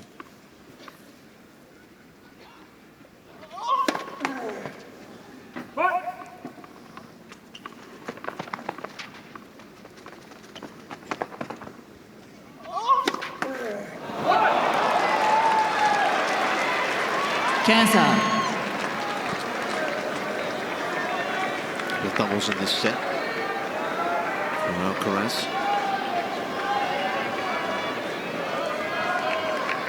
First serve numbers have actually dropped a little, haven't they? He's only made 10 of 21 for what it's worth in this 5th set.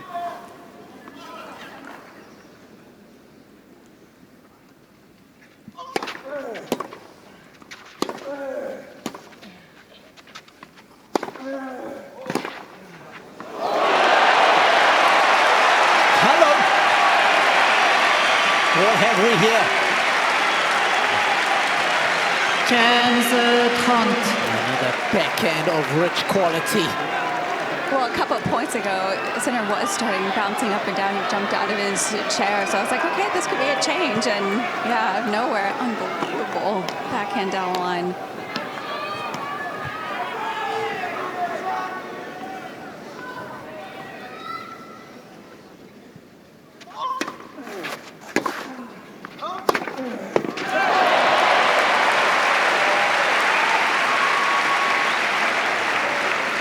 Disappointed with that return. It's a bit of a low-hanging fruit, wasn't it, for Alcaraz to exploit.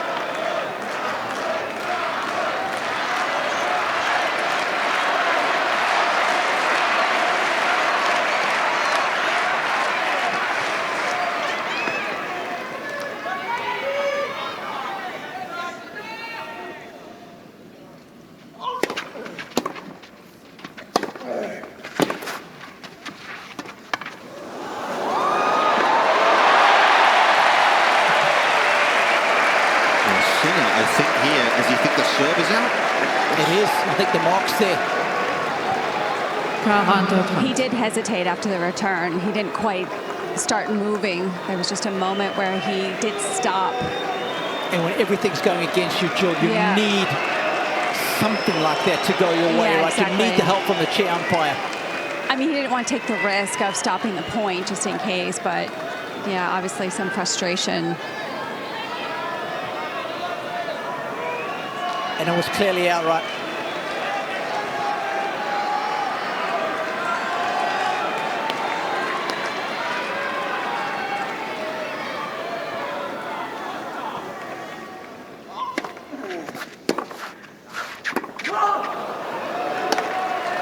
Alcaraz. Changement balle ramassée, s'il vous plaît. Balle neuve. Electronic line calling, some of you might be wondering. Alcaraz mène 4 jeux à 2. And that was a massive miss. Yeah, Amelie Mauresmo actually held a press conference this morning where she was asked about that. And she says that'll be in a couple of weeks' time. They sit down after the event and they go through, review what's happened, and what's worked and what hasn't. Certainly didn't rule it out. So we shall see what the future holds in that department. Have to think it's inevitable, wouldn't you? Regardless of what's happened right now. But yeah, we just say that, you know, there were 1 or 2 questionable calls at best throughout the entire duration of the Rome tournament. It was 12 days, maybe 2.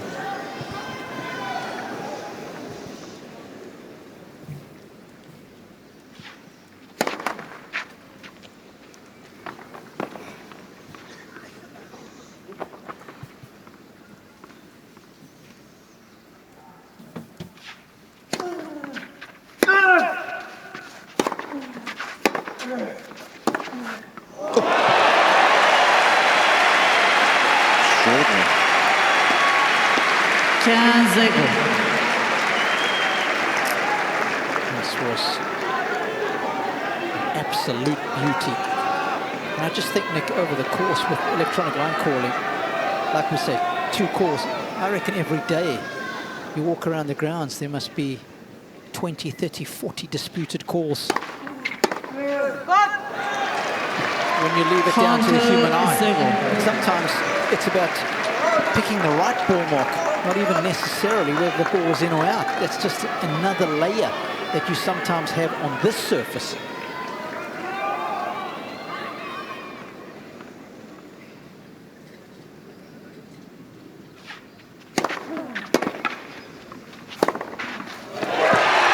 a quick game is what he needed, and a quick game is what he might get here. 40-0.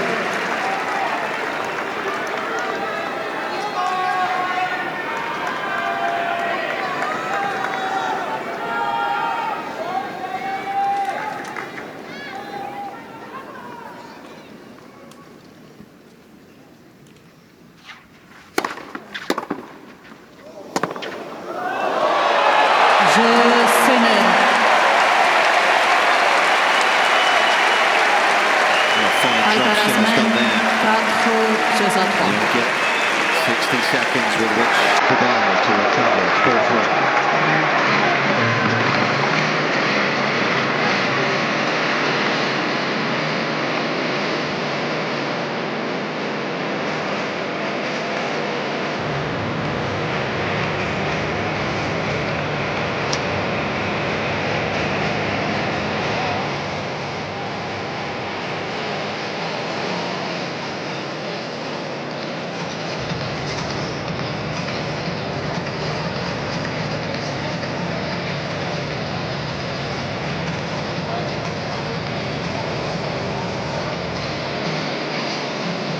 I wonder how the Sri Lanka feels when she's missed a call like that. She knows the momentum is all with Alcaraz, and a call like that could actually have aided Sinner a lot, and how that affects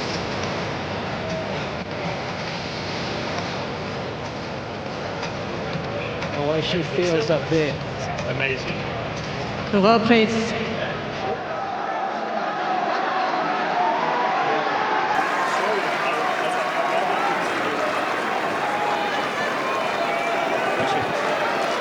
Five enthralling sets, covering almost 5 hours. On the toughest surface of them all. This has been truly epic.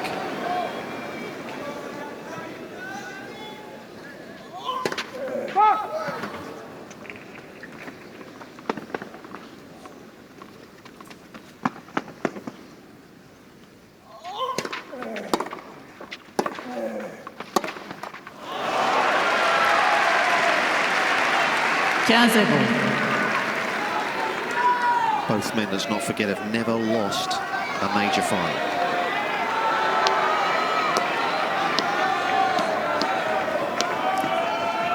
Carlos 4 from 4, Sinner 3 from 3.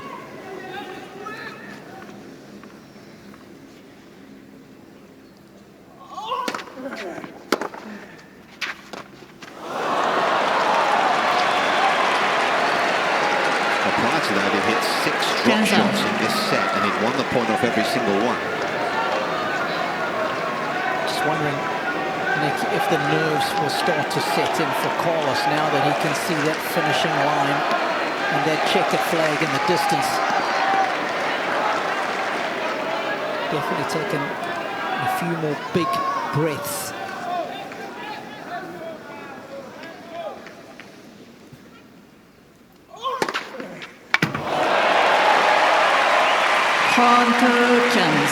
I guess not.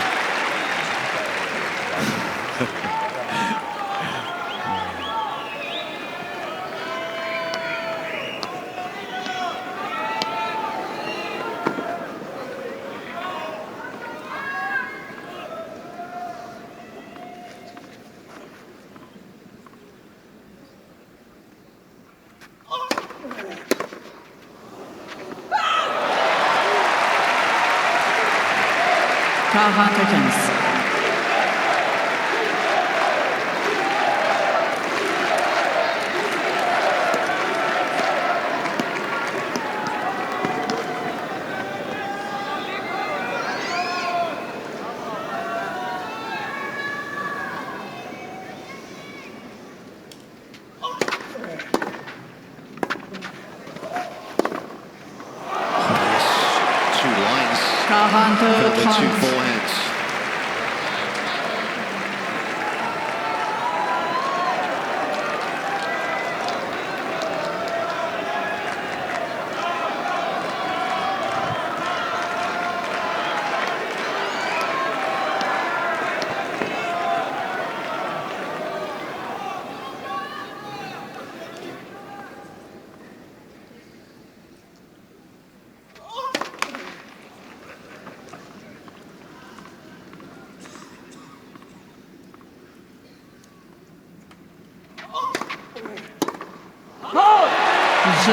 Alcaraz.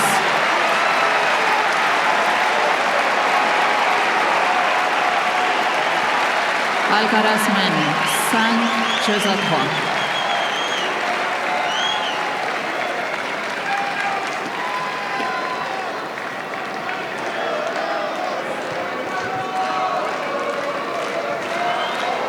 Even they surely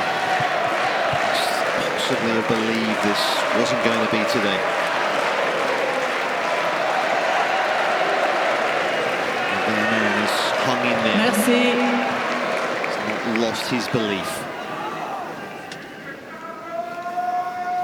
S'il vous plaît.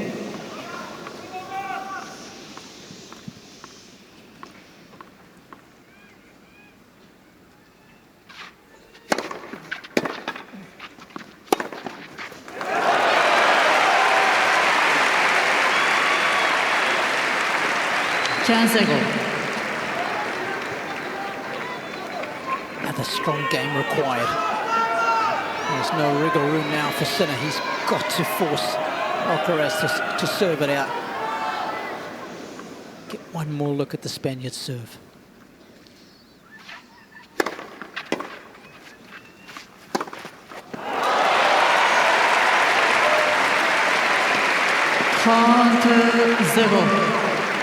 Easy to forget, isn't it? We're almost 6 months into the year. This is still only Sinner's 3rd tournament of the year. Yep.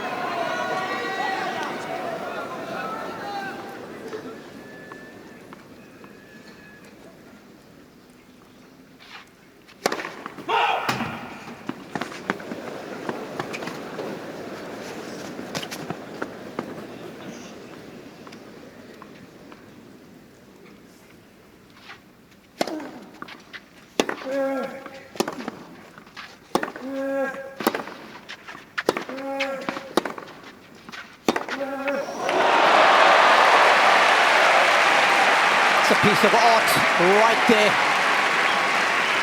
35. And you can hang this forehand in the Louvre if he goes on to win, because it's that shot that has changed the dynamic of this match since he was match points down in the previous set.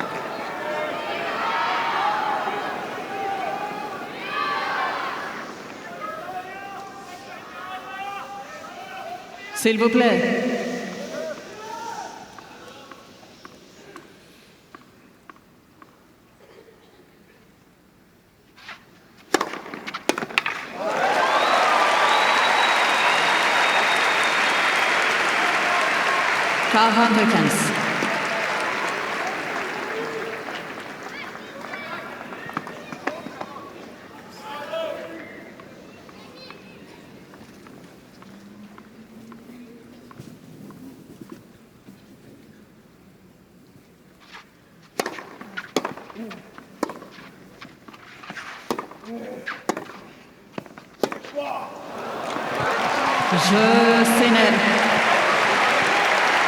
As we hit the 5-hour mark Alcaraz here in mène Paris, 5-4. Carlos Alcaraz will get the opportunity to serve to defend his title at Roland-Garros.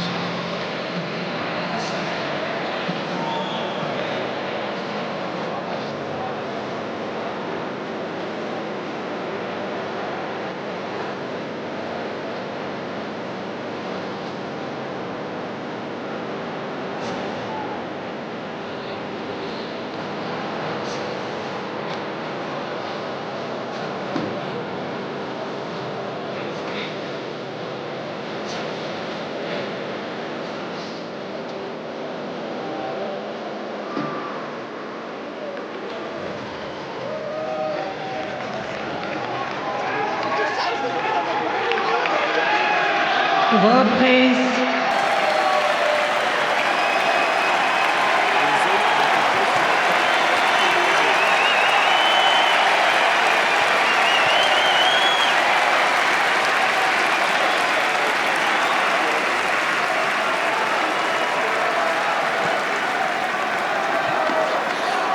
From being on the brink of defeat, from staring down the championship points.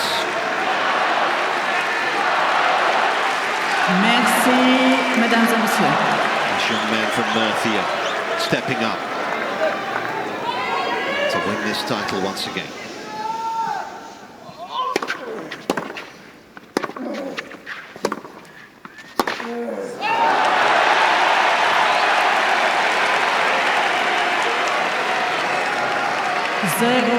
Of course, the million-dollar question is, can he continue to keep that forehand under control?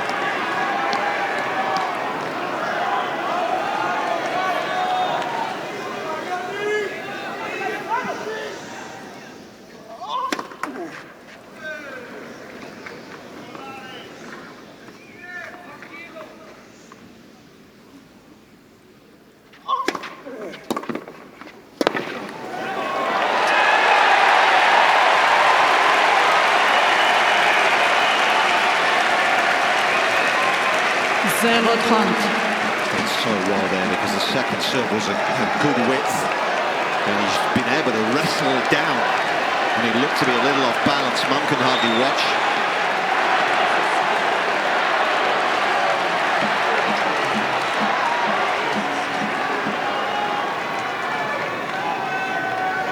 S'il vous plaît.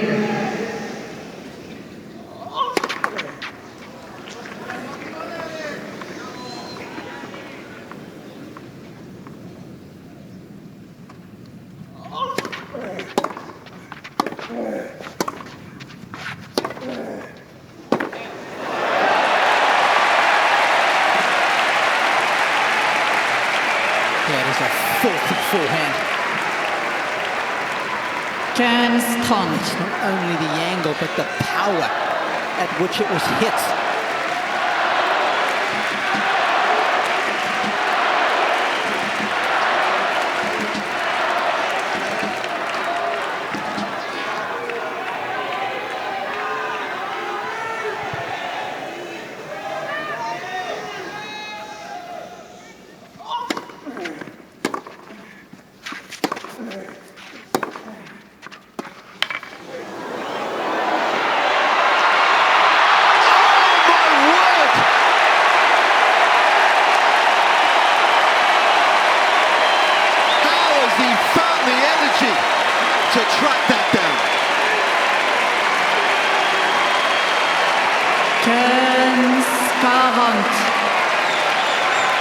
Jill, give us the view of that. I don't know if you can hear me. Its atmosphere is insane. I actually didn't think he was going to get to that, and when he got there, his drop shot just completely died. Incredible effort from Jannik. Can you believe it? Can you believe it?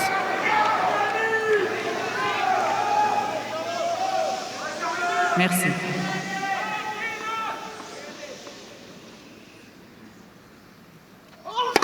Let, premier service.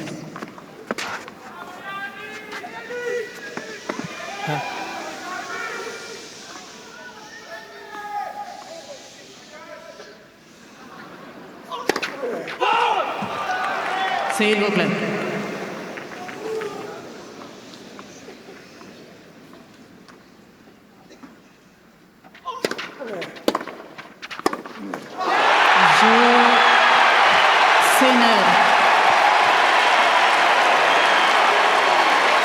This is why sport is the best form of reality TV.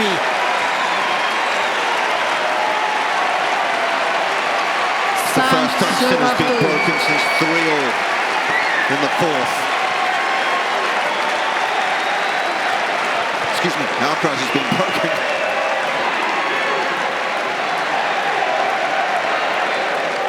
We all saw that coming, didn't we?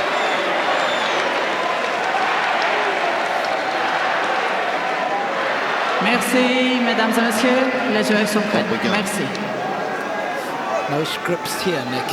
No scripts here.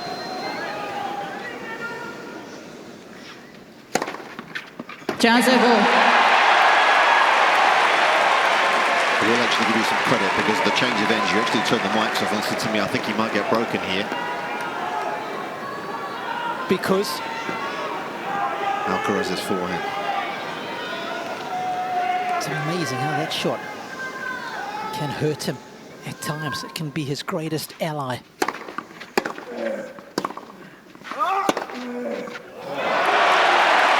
And also his greatest weakness. It's his ally now. Kansas.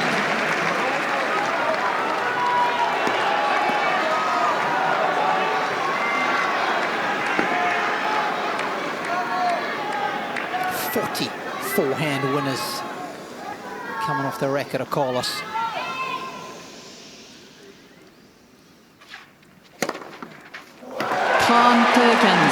Suddenly, he's found some meaningful first serves.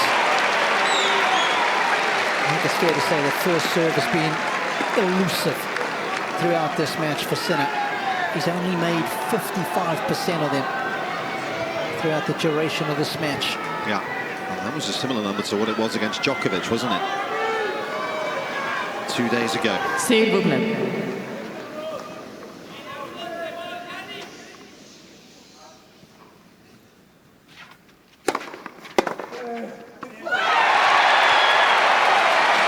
They're coming down there a little more regularly now. 45.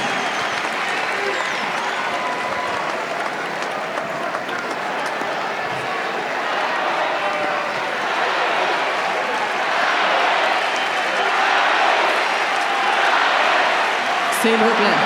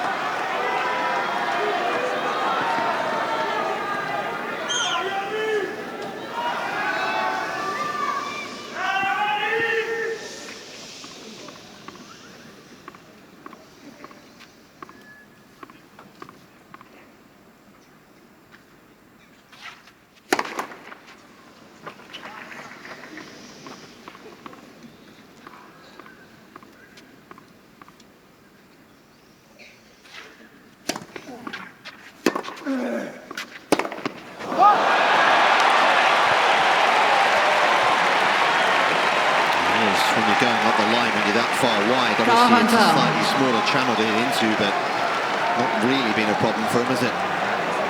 Just pulled that one.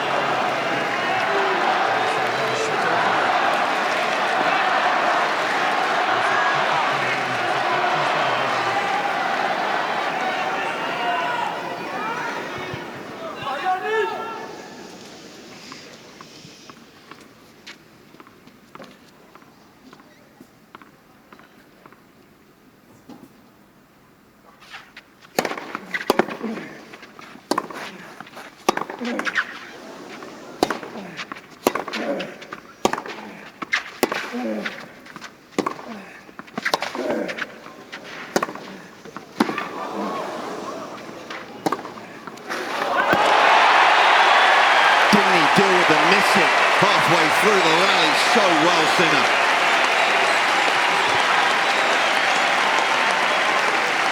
Champagne tennis. Avantage, Sinner. That guy knows how to be cool under pressure. Antoine Dupont, one of the best in his discipline. Sinner, top of the pile of his.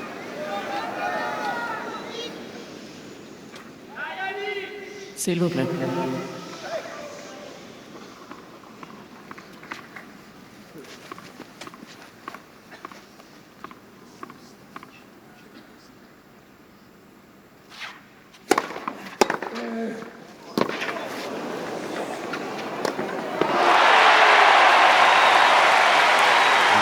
Exceptional return.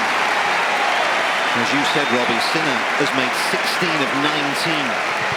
Excuse me, won 16 of 19 first serve points in this set. That's only the third time Alcaraz has won against the first.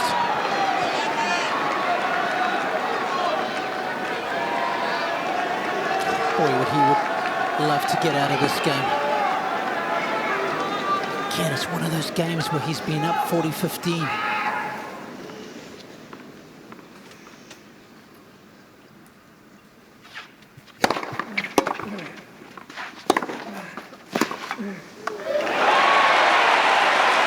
Looks alive again. Adrenaline coursing through his veins. Sinner.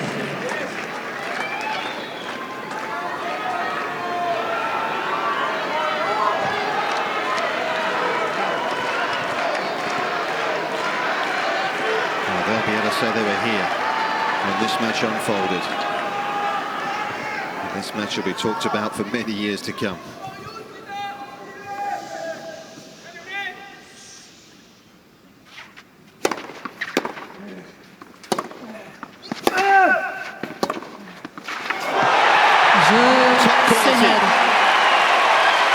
And Sinner has found another gear. He's dug in. Sinnerman, and he's back in front. 3 games in a row for the world #1 here.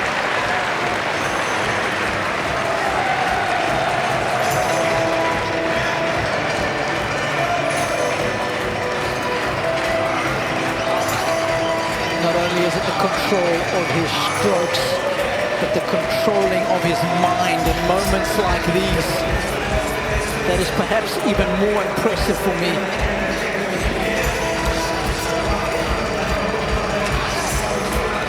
There's still hope.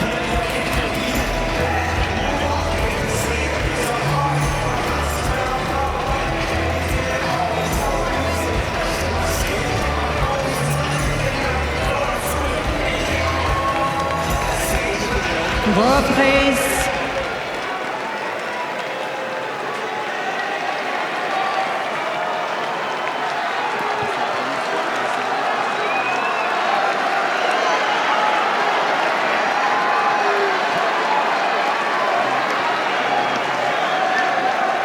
The last couple of matches at the majors, US Open 2022, 5 hours, 15 minutes. Here last year, 4 hours, 9 minutes. This one, 5 hours, 14 minutes.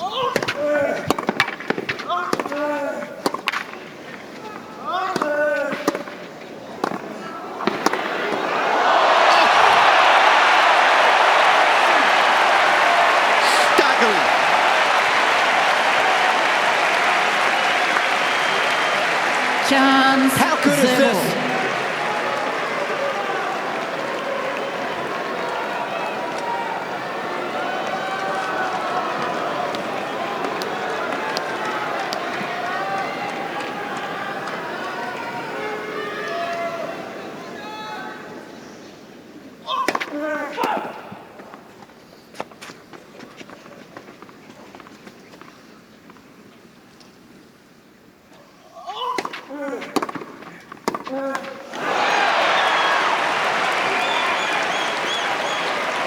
Chance up.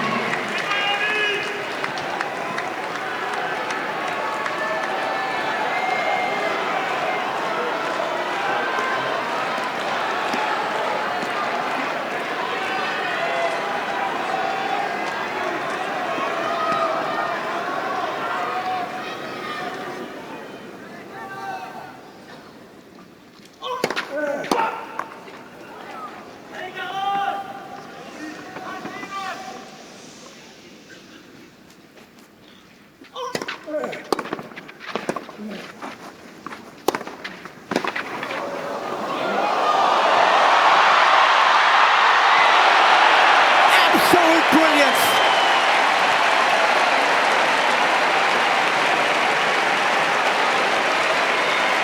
I mean, to take the pace out of the half volley in the fashion he did was extraordinary. What a skill merchant. They both are. Merci.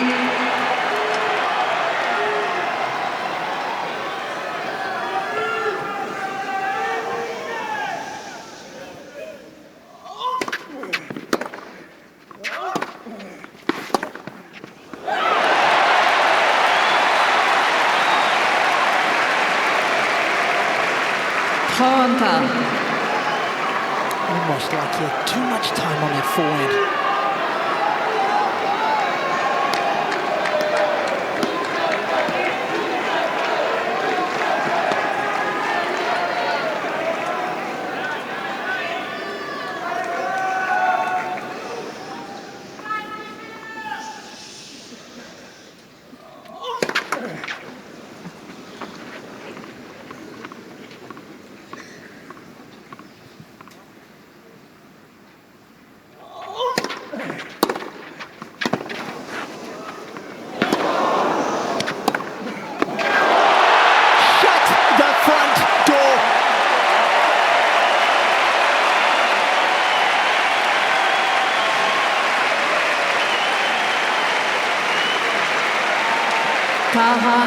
Yeah, his reaction is reflective of most, you'd suggest in here. I mean, he has got no business winning that point whatsoever. Merci.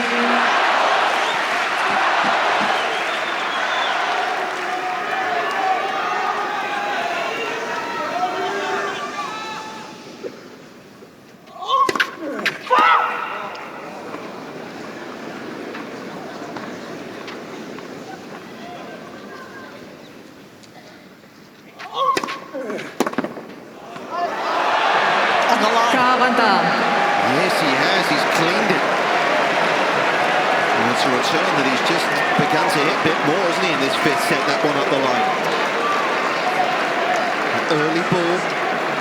And the serve's getting away from him. It's almost like he can't drag it cross court. Inch perfect. S'il vous plaît.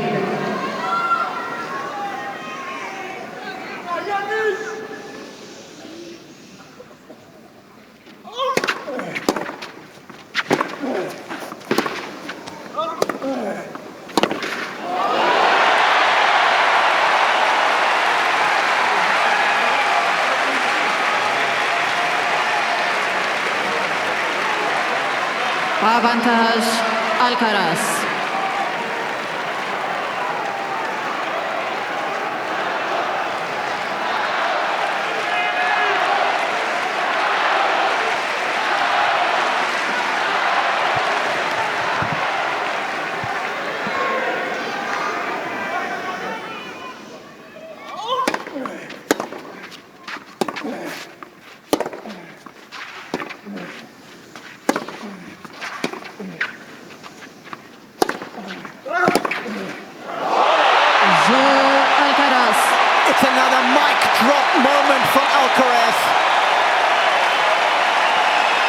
6 jeux partout.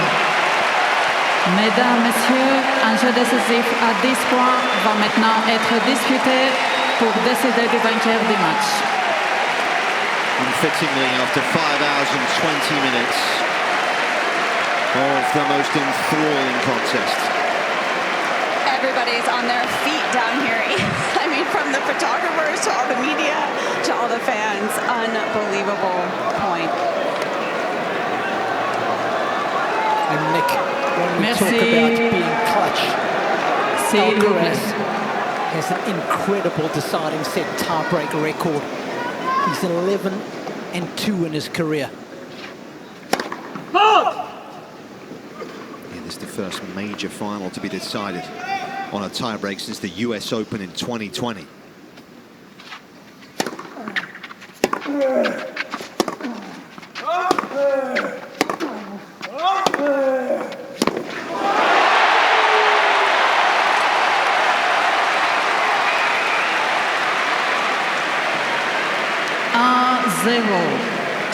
Alcaraz.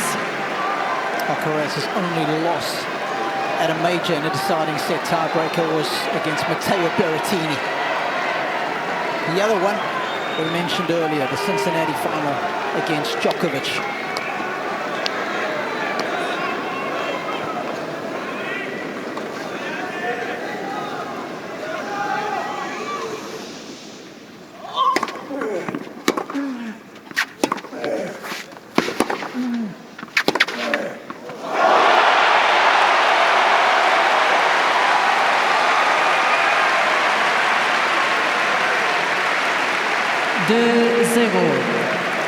Alcaraz. It's just unplayable.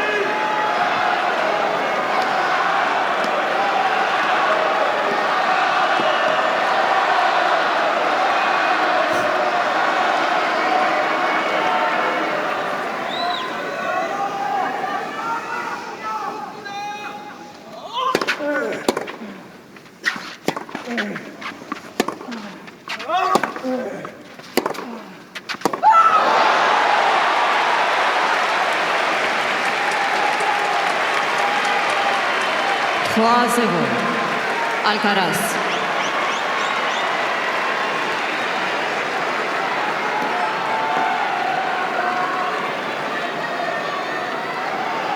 Worth remembering, of course, this tiebreak, first to 10. Long way to go.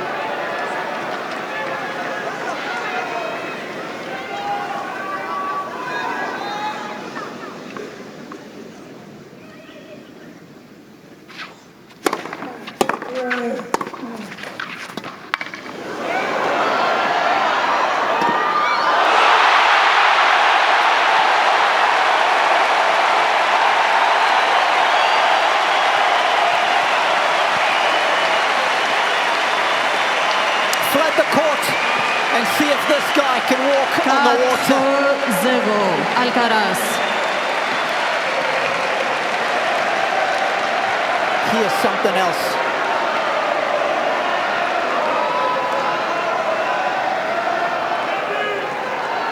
Merci.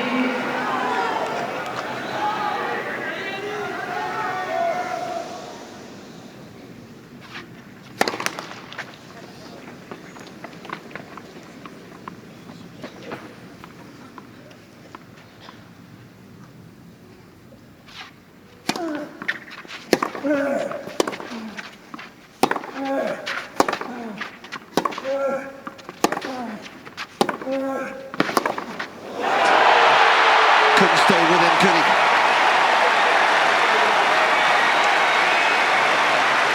Tidal wave of attack Sinner had to deal with. 5-0. Alcaraz. And Alcaraz is halfway there already.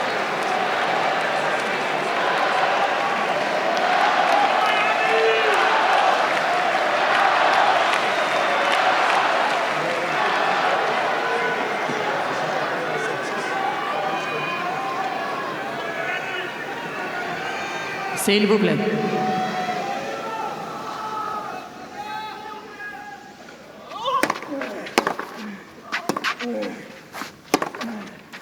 And he did this against Sinner in the finals of Beijing in a deciding set tiebreak, Nick, if you remember. Down 3-1. He played 5 points in a row that were just unstoppable and stole the match away from Sinner. And he's doing it here again.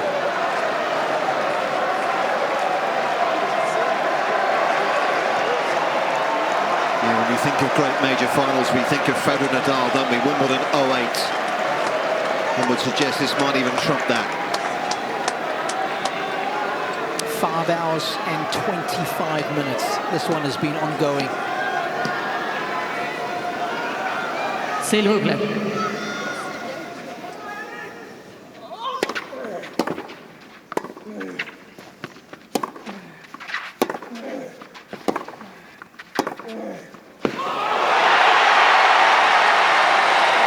He's unplayable. 7-0 Alcaraz. Perfect points from the man from Murcia. It has been extraordinary.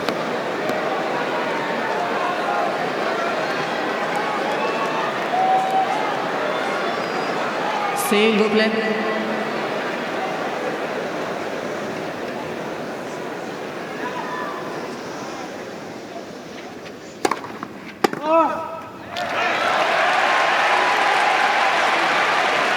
Set 1 Alcaraz.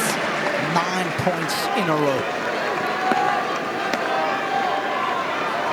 Finally, Sinner wins one.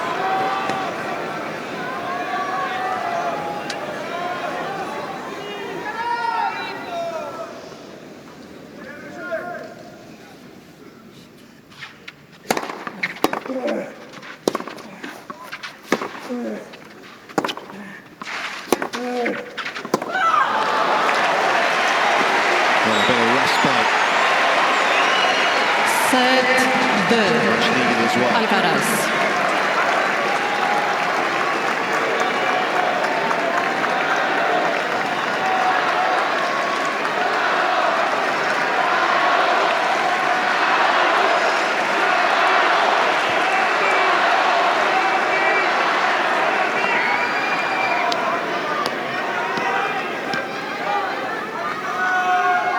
Merci.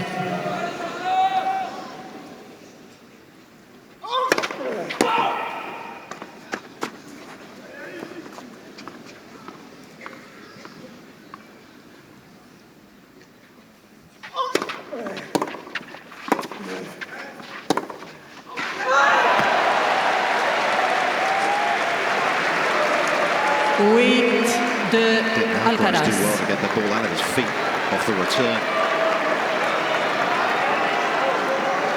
Sinner had to take it on. It was there for him. And it's slipping away on the world number one.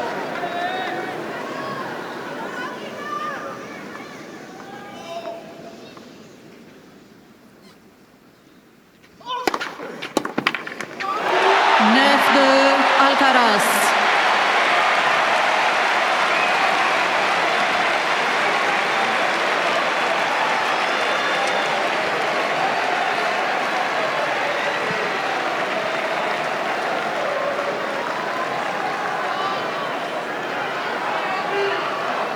Five and a half hours of the most enthralling drama. S'il vous plaît.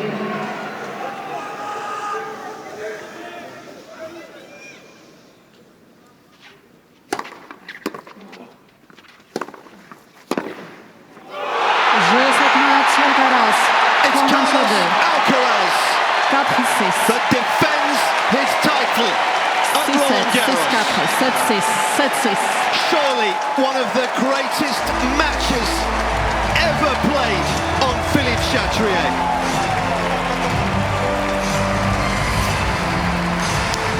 Utter heartbreak for the world number one. Carlos Alcaraz! Sinner denied. It's a miracle from the man from Murcia.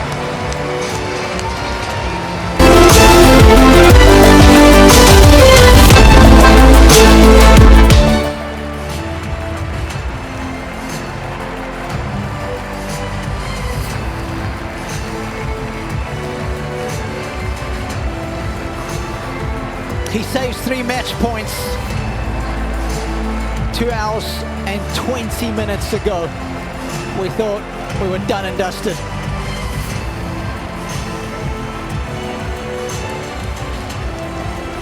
An escape like we've almost never seen.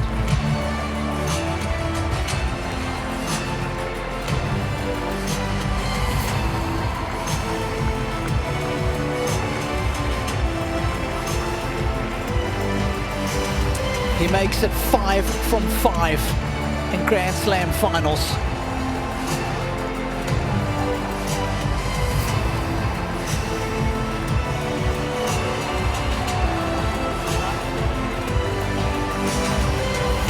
What a player, Nick.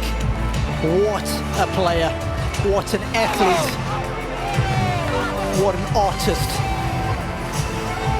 What a group of people behind him as well.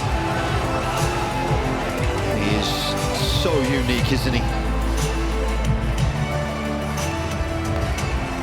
And to be able to stay firm, stand tall, with this man standing on the brink of winning this thing for the very first time.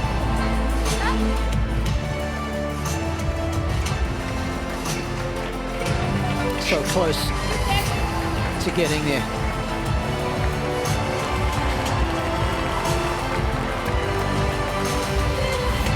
It's one for the ages.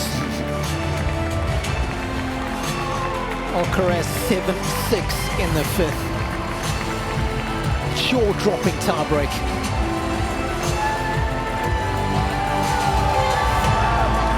Cold stone killer in the clutch. Proves that under the pump, it's when he plays his best tennis.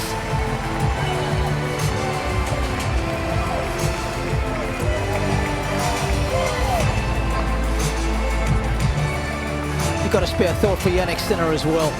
He played his part. Every single one of the matches that these two guys seem to play are just special.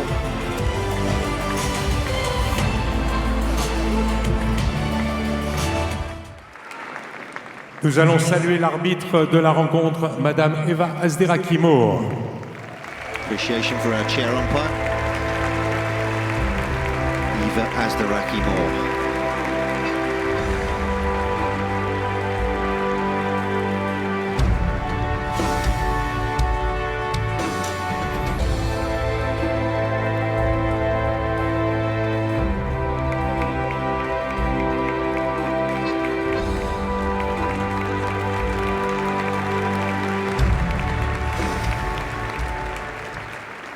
Finaliste du tournoi Messieurs Roland-Garros 2025, l'Italien Jannik Sinner.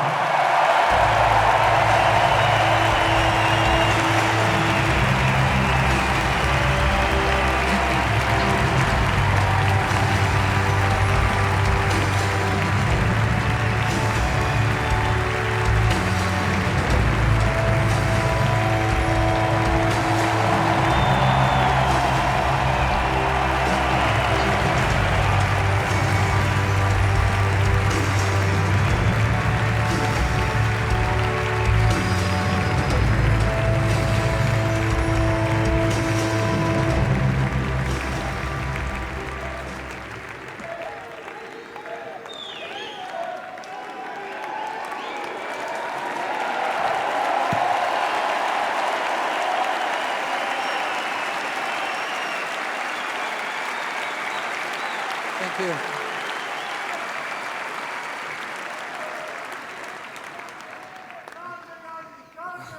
Hello, everyone. First of all, Carlos, congrats again. An amazing performance, amazing battle, amazing everything to you and your team. Amazing job. I'm very happy for you, and you deserve it. So, Congrats.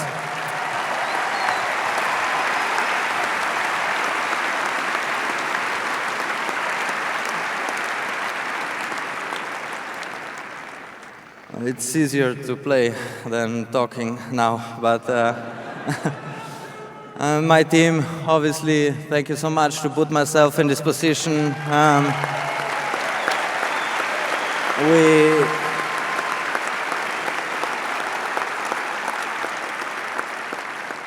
We tried our best today. We gave everything we had. Some time ago we would have signed to be here, so still an amazing tournament, even though it's very, very difficult now, but it's okay. Thank you so much for all the ball kids. Amazing job.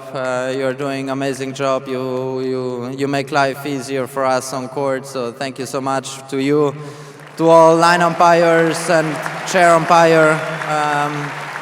Thank you so much. It's a big privilege for us players to be here, to play here. Paris for me is a very special place, and many great things I have achieved. Even though I'm still happy with this one. It's an amazing trophy. So I won't sleep tonight very well, but it's okay.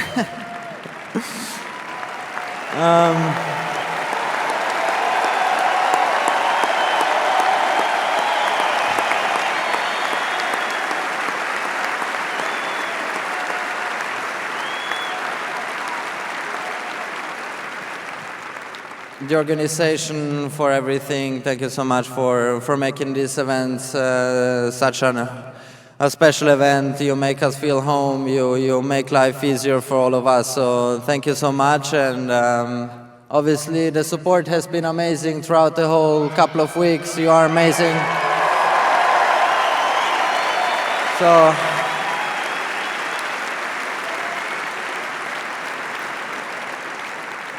again, thank you. See you guys next year again. Thank you.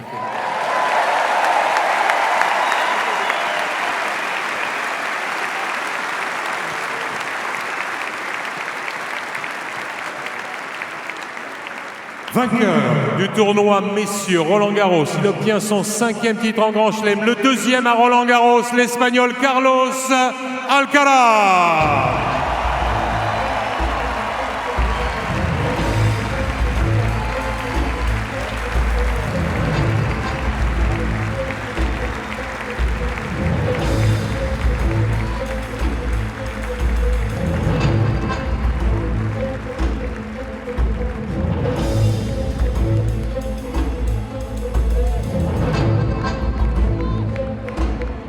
Carlos Alcaraz.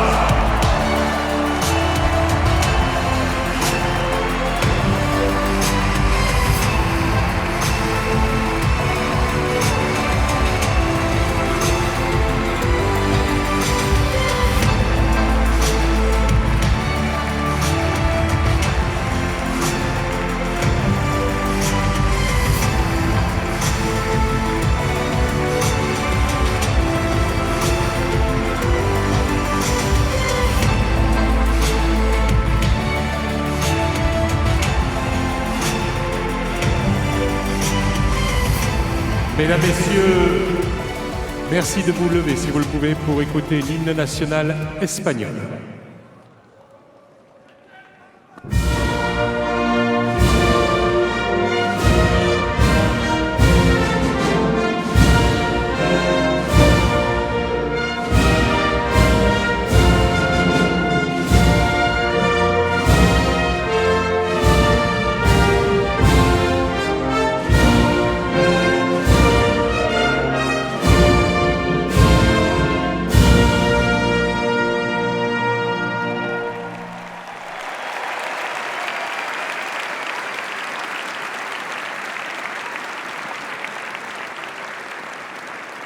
Avec le Carlos. Yeah. Well, hi everyone. I always want to start with Jannik. it is amazing the level you have. Congratulations for an amazing 2 weeks, amazing tournament. To you, to your team, I know the hard work you're putting every day. It is huge. Honestly, I know how hard you're chasing this tournament or every tournament. I'm pretty sure you're gonna be champion, not once but many times. It's a privilege to share the court with you in every tournament, making history with you. I'm just really happy to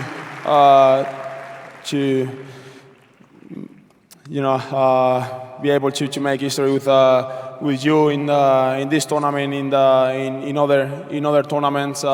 You are a huge inspiration for the young kids, for everyone, for myself as well. I have to say thank you to you for being such a great inspiration.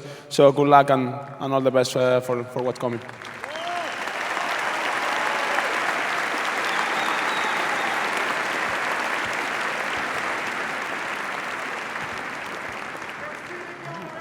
Well, then I just want to, say thank you for everything. My team, my family. I have the privilege to be able to live great things, with you.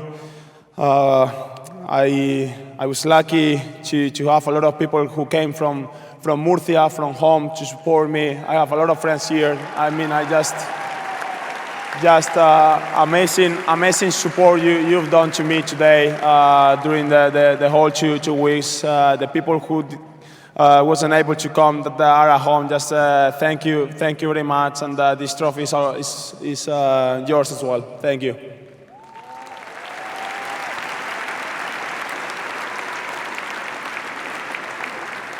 Then everyone who makes possible this event. I always said that this tournament for me is it's really special. I can't wait to come here year after year. The ball boys, all the sponsors, the umpires, everyone. But a special thank you to Amelie as well for everything. The work you're doing it is amazing.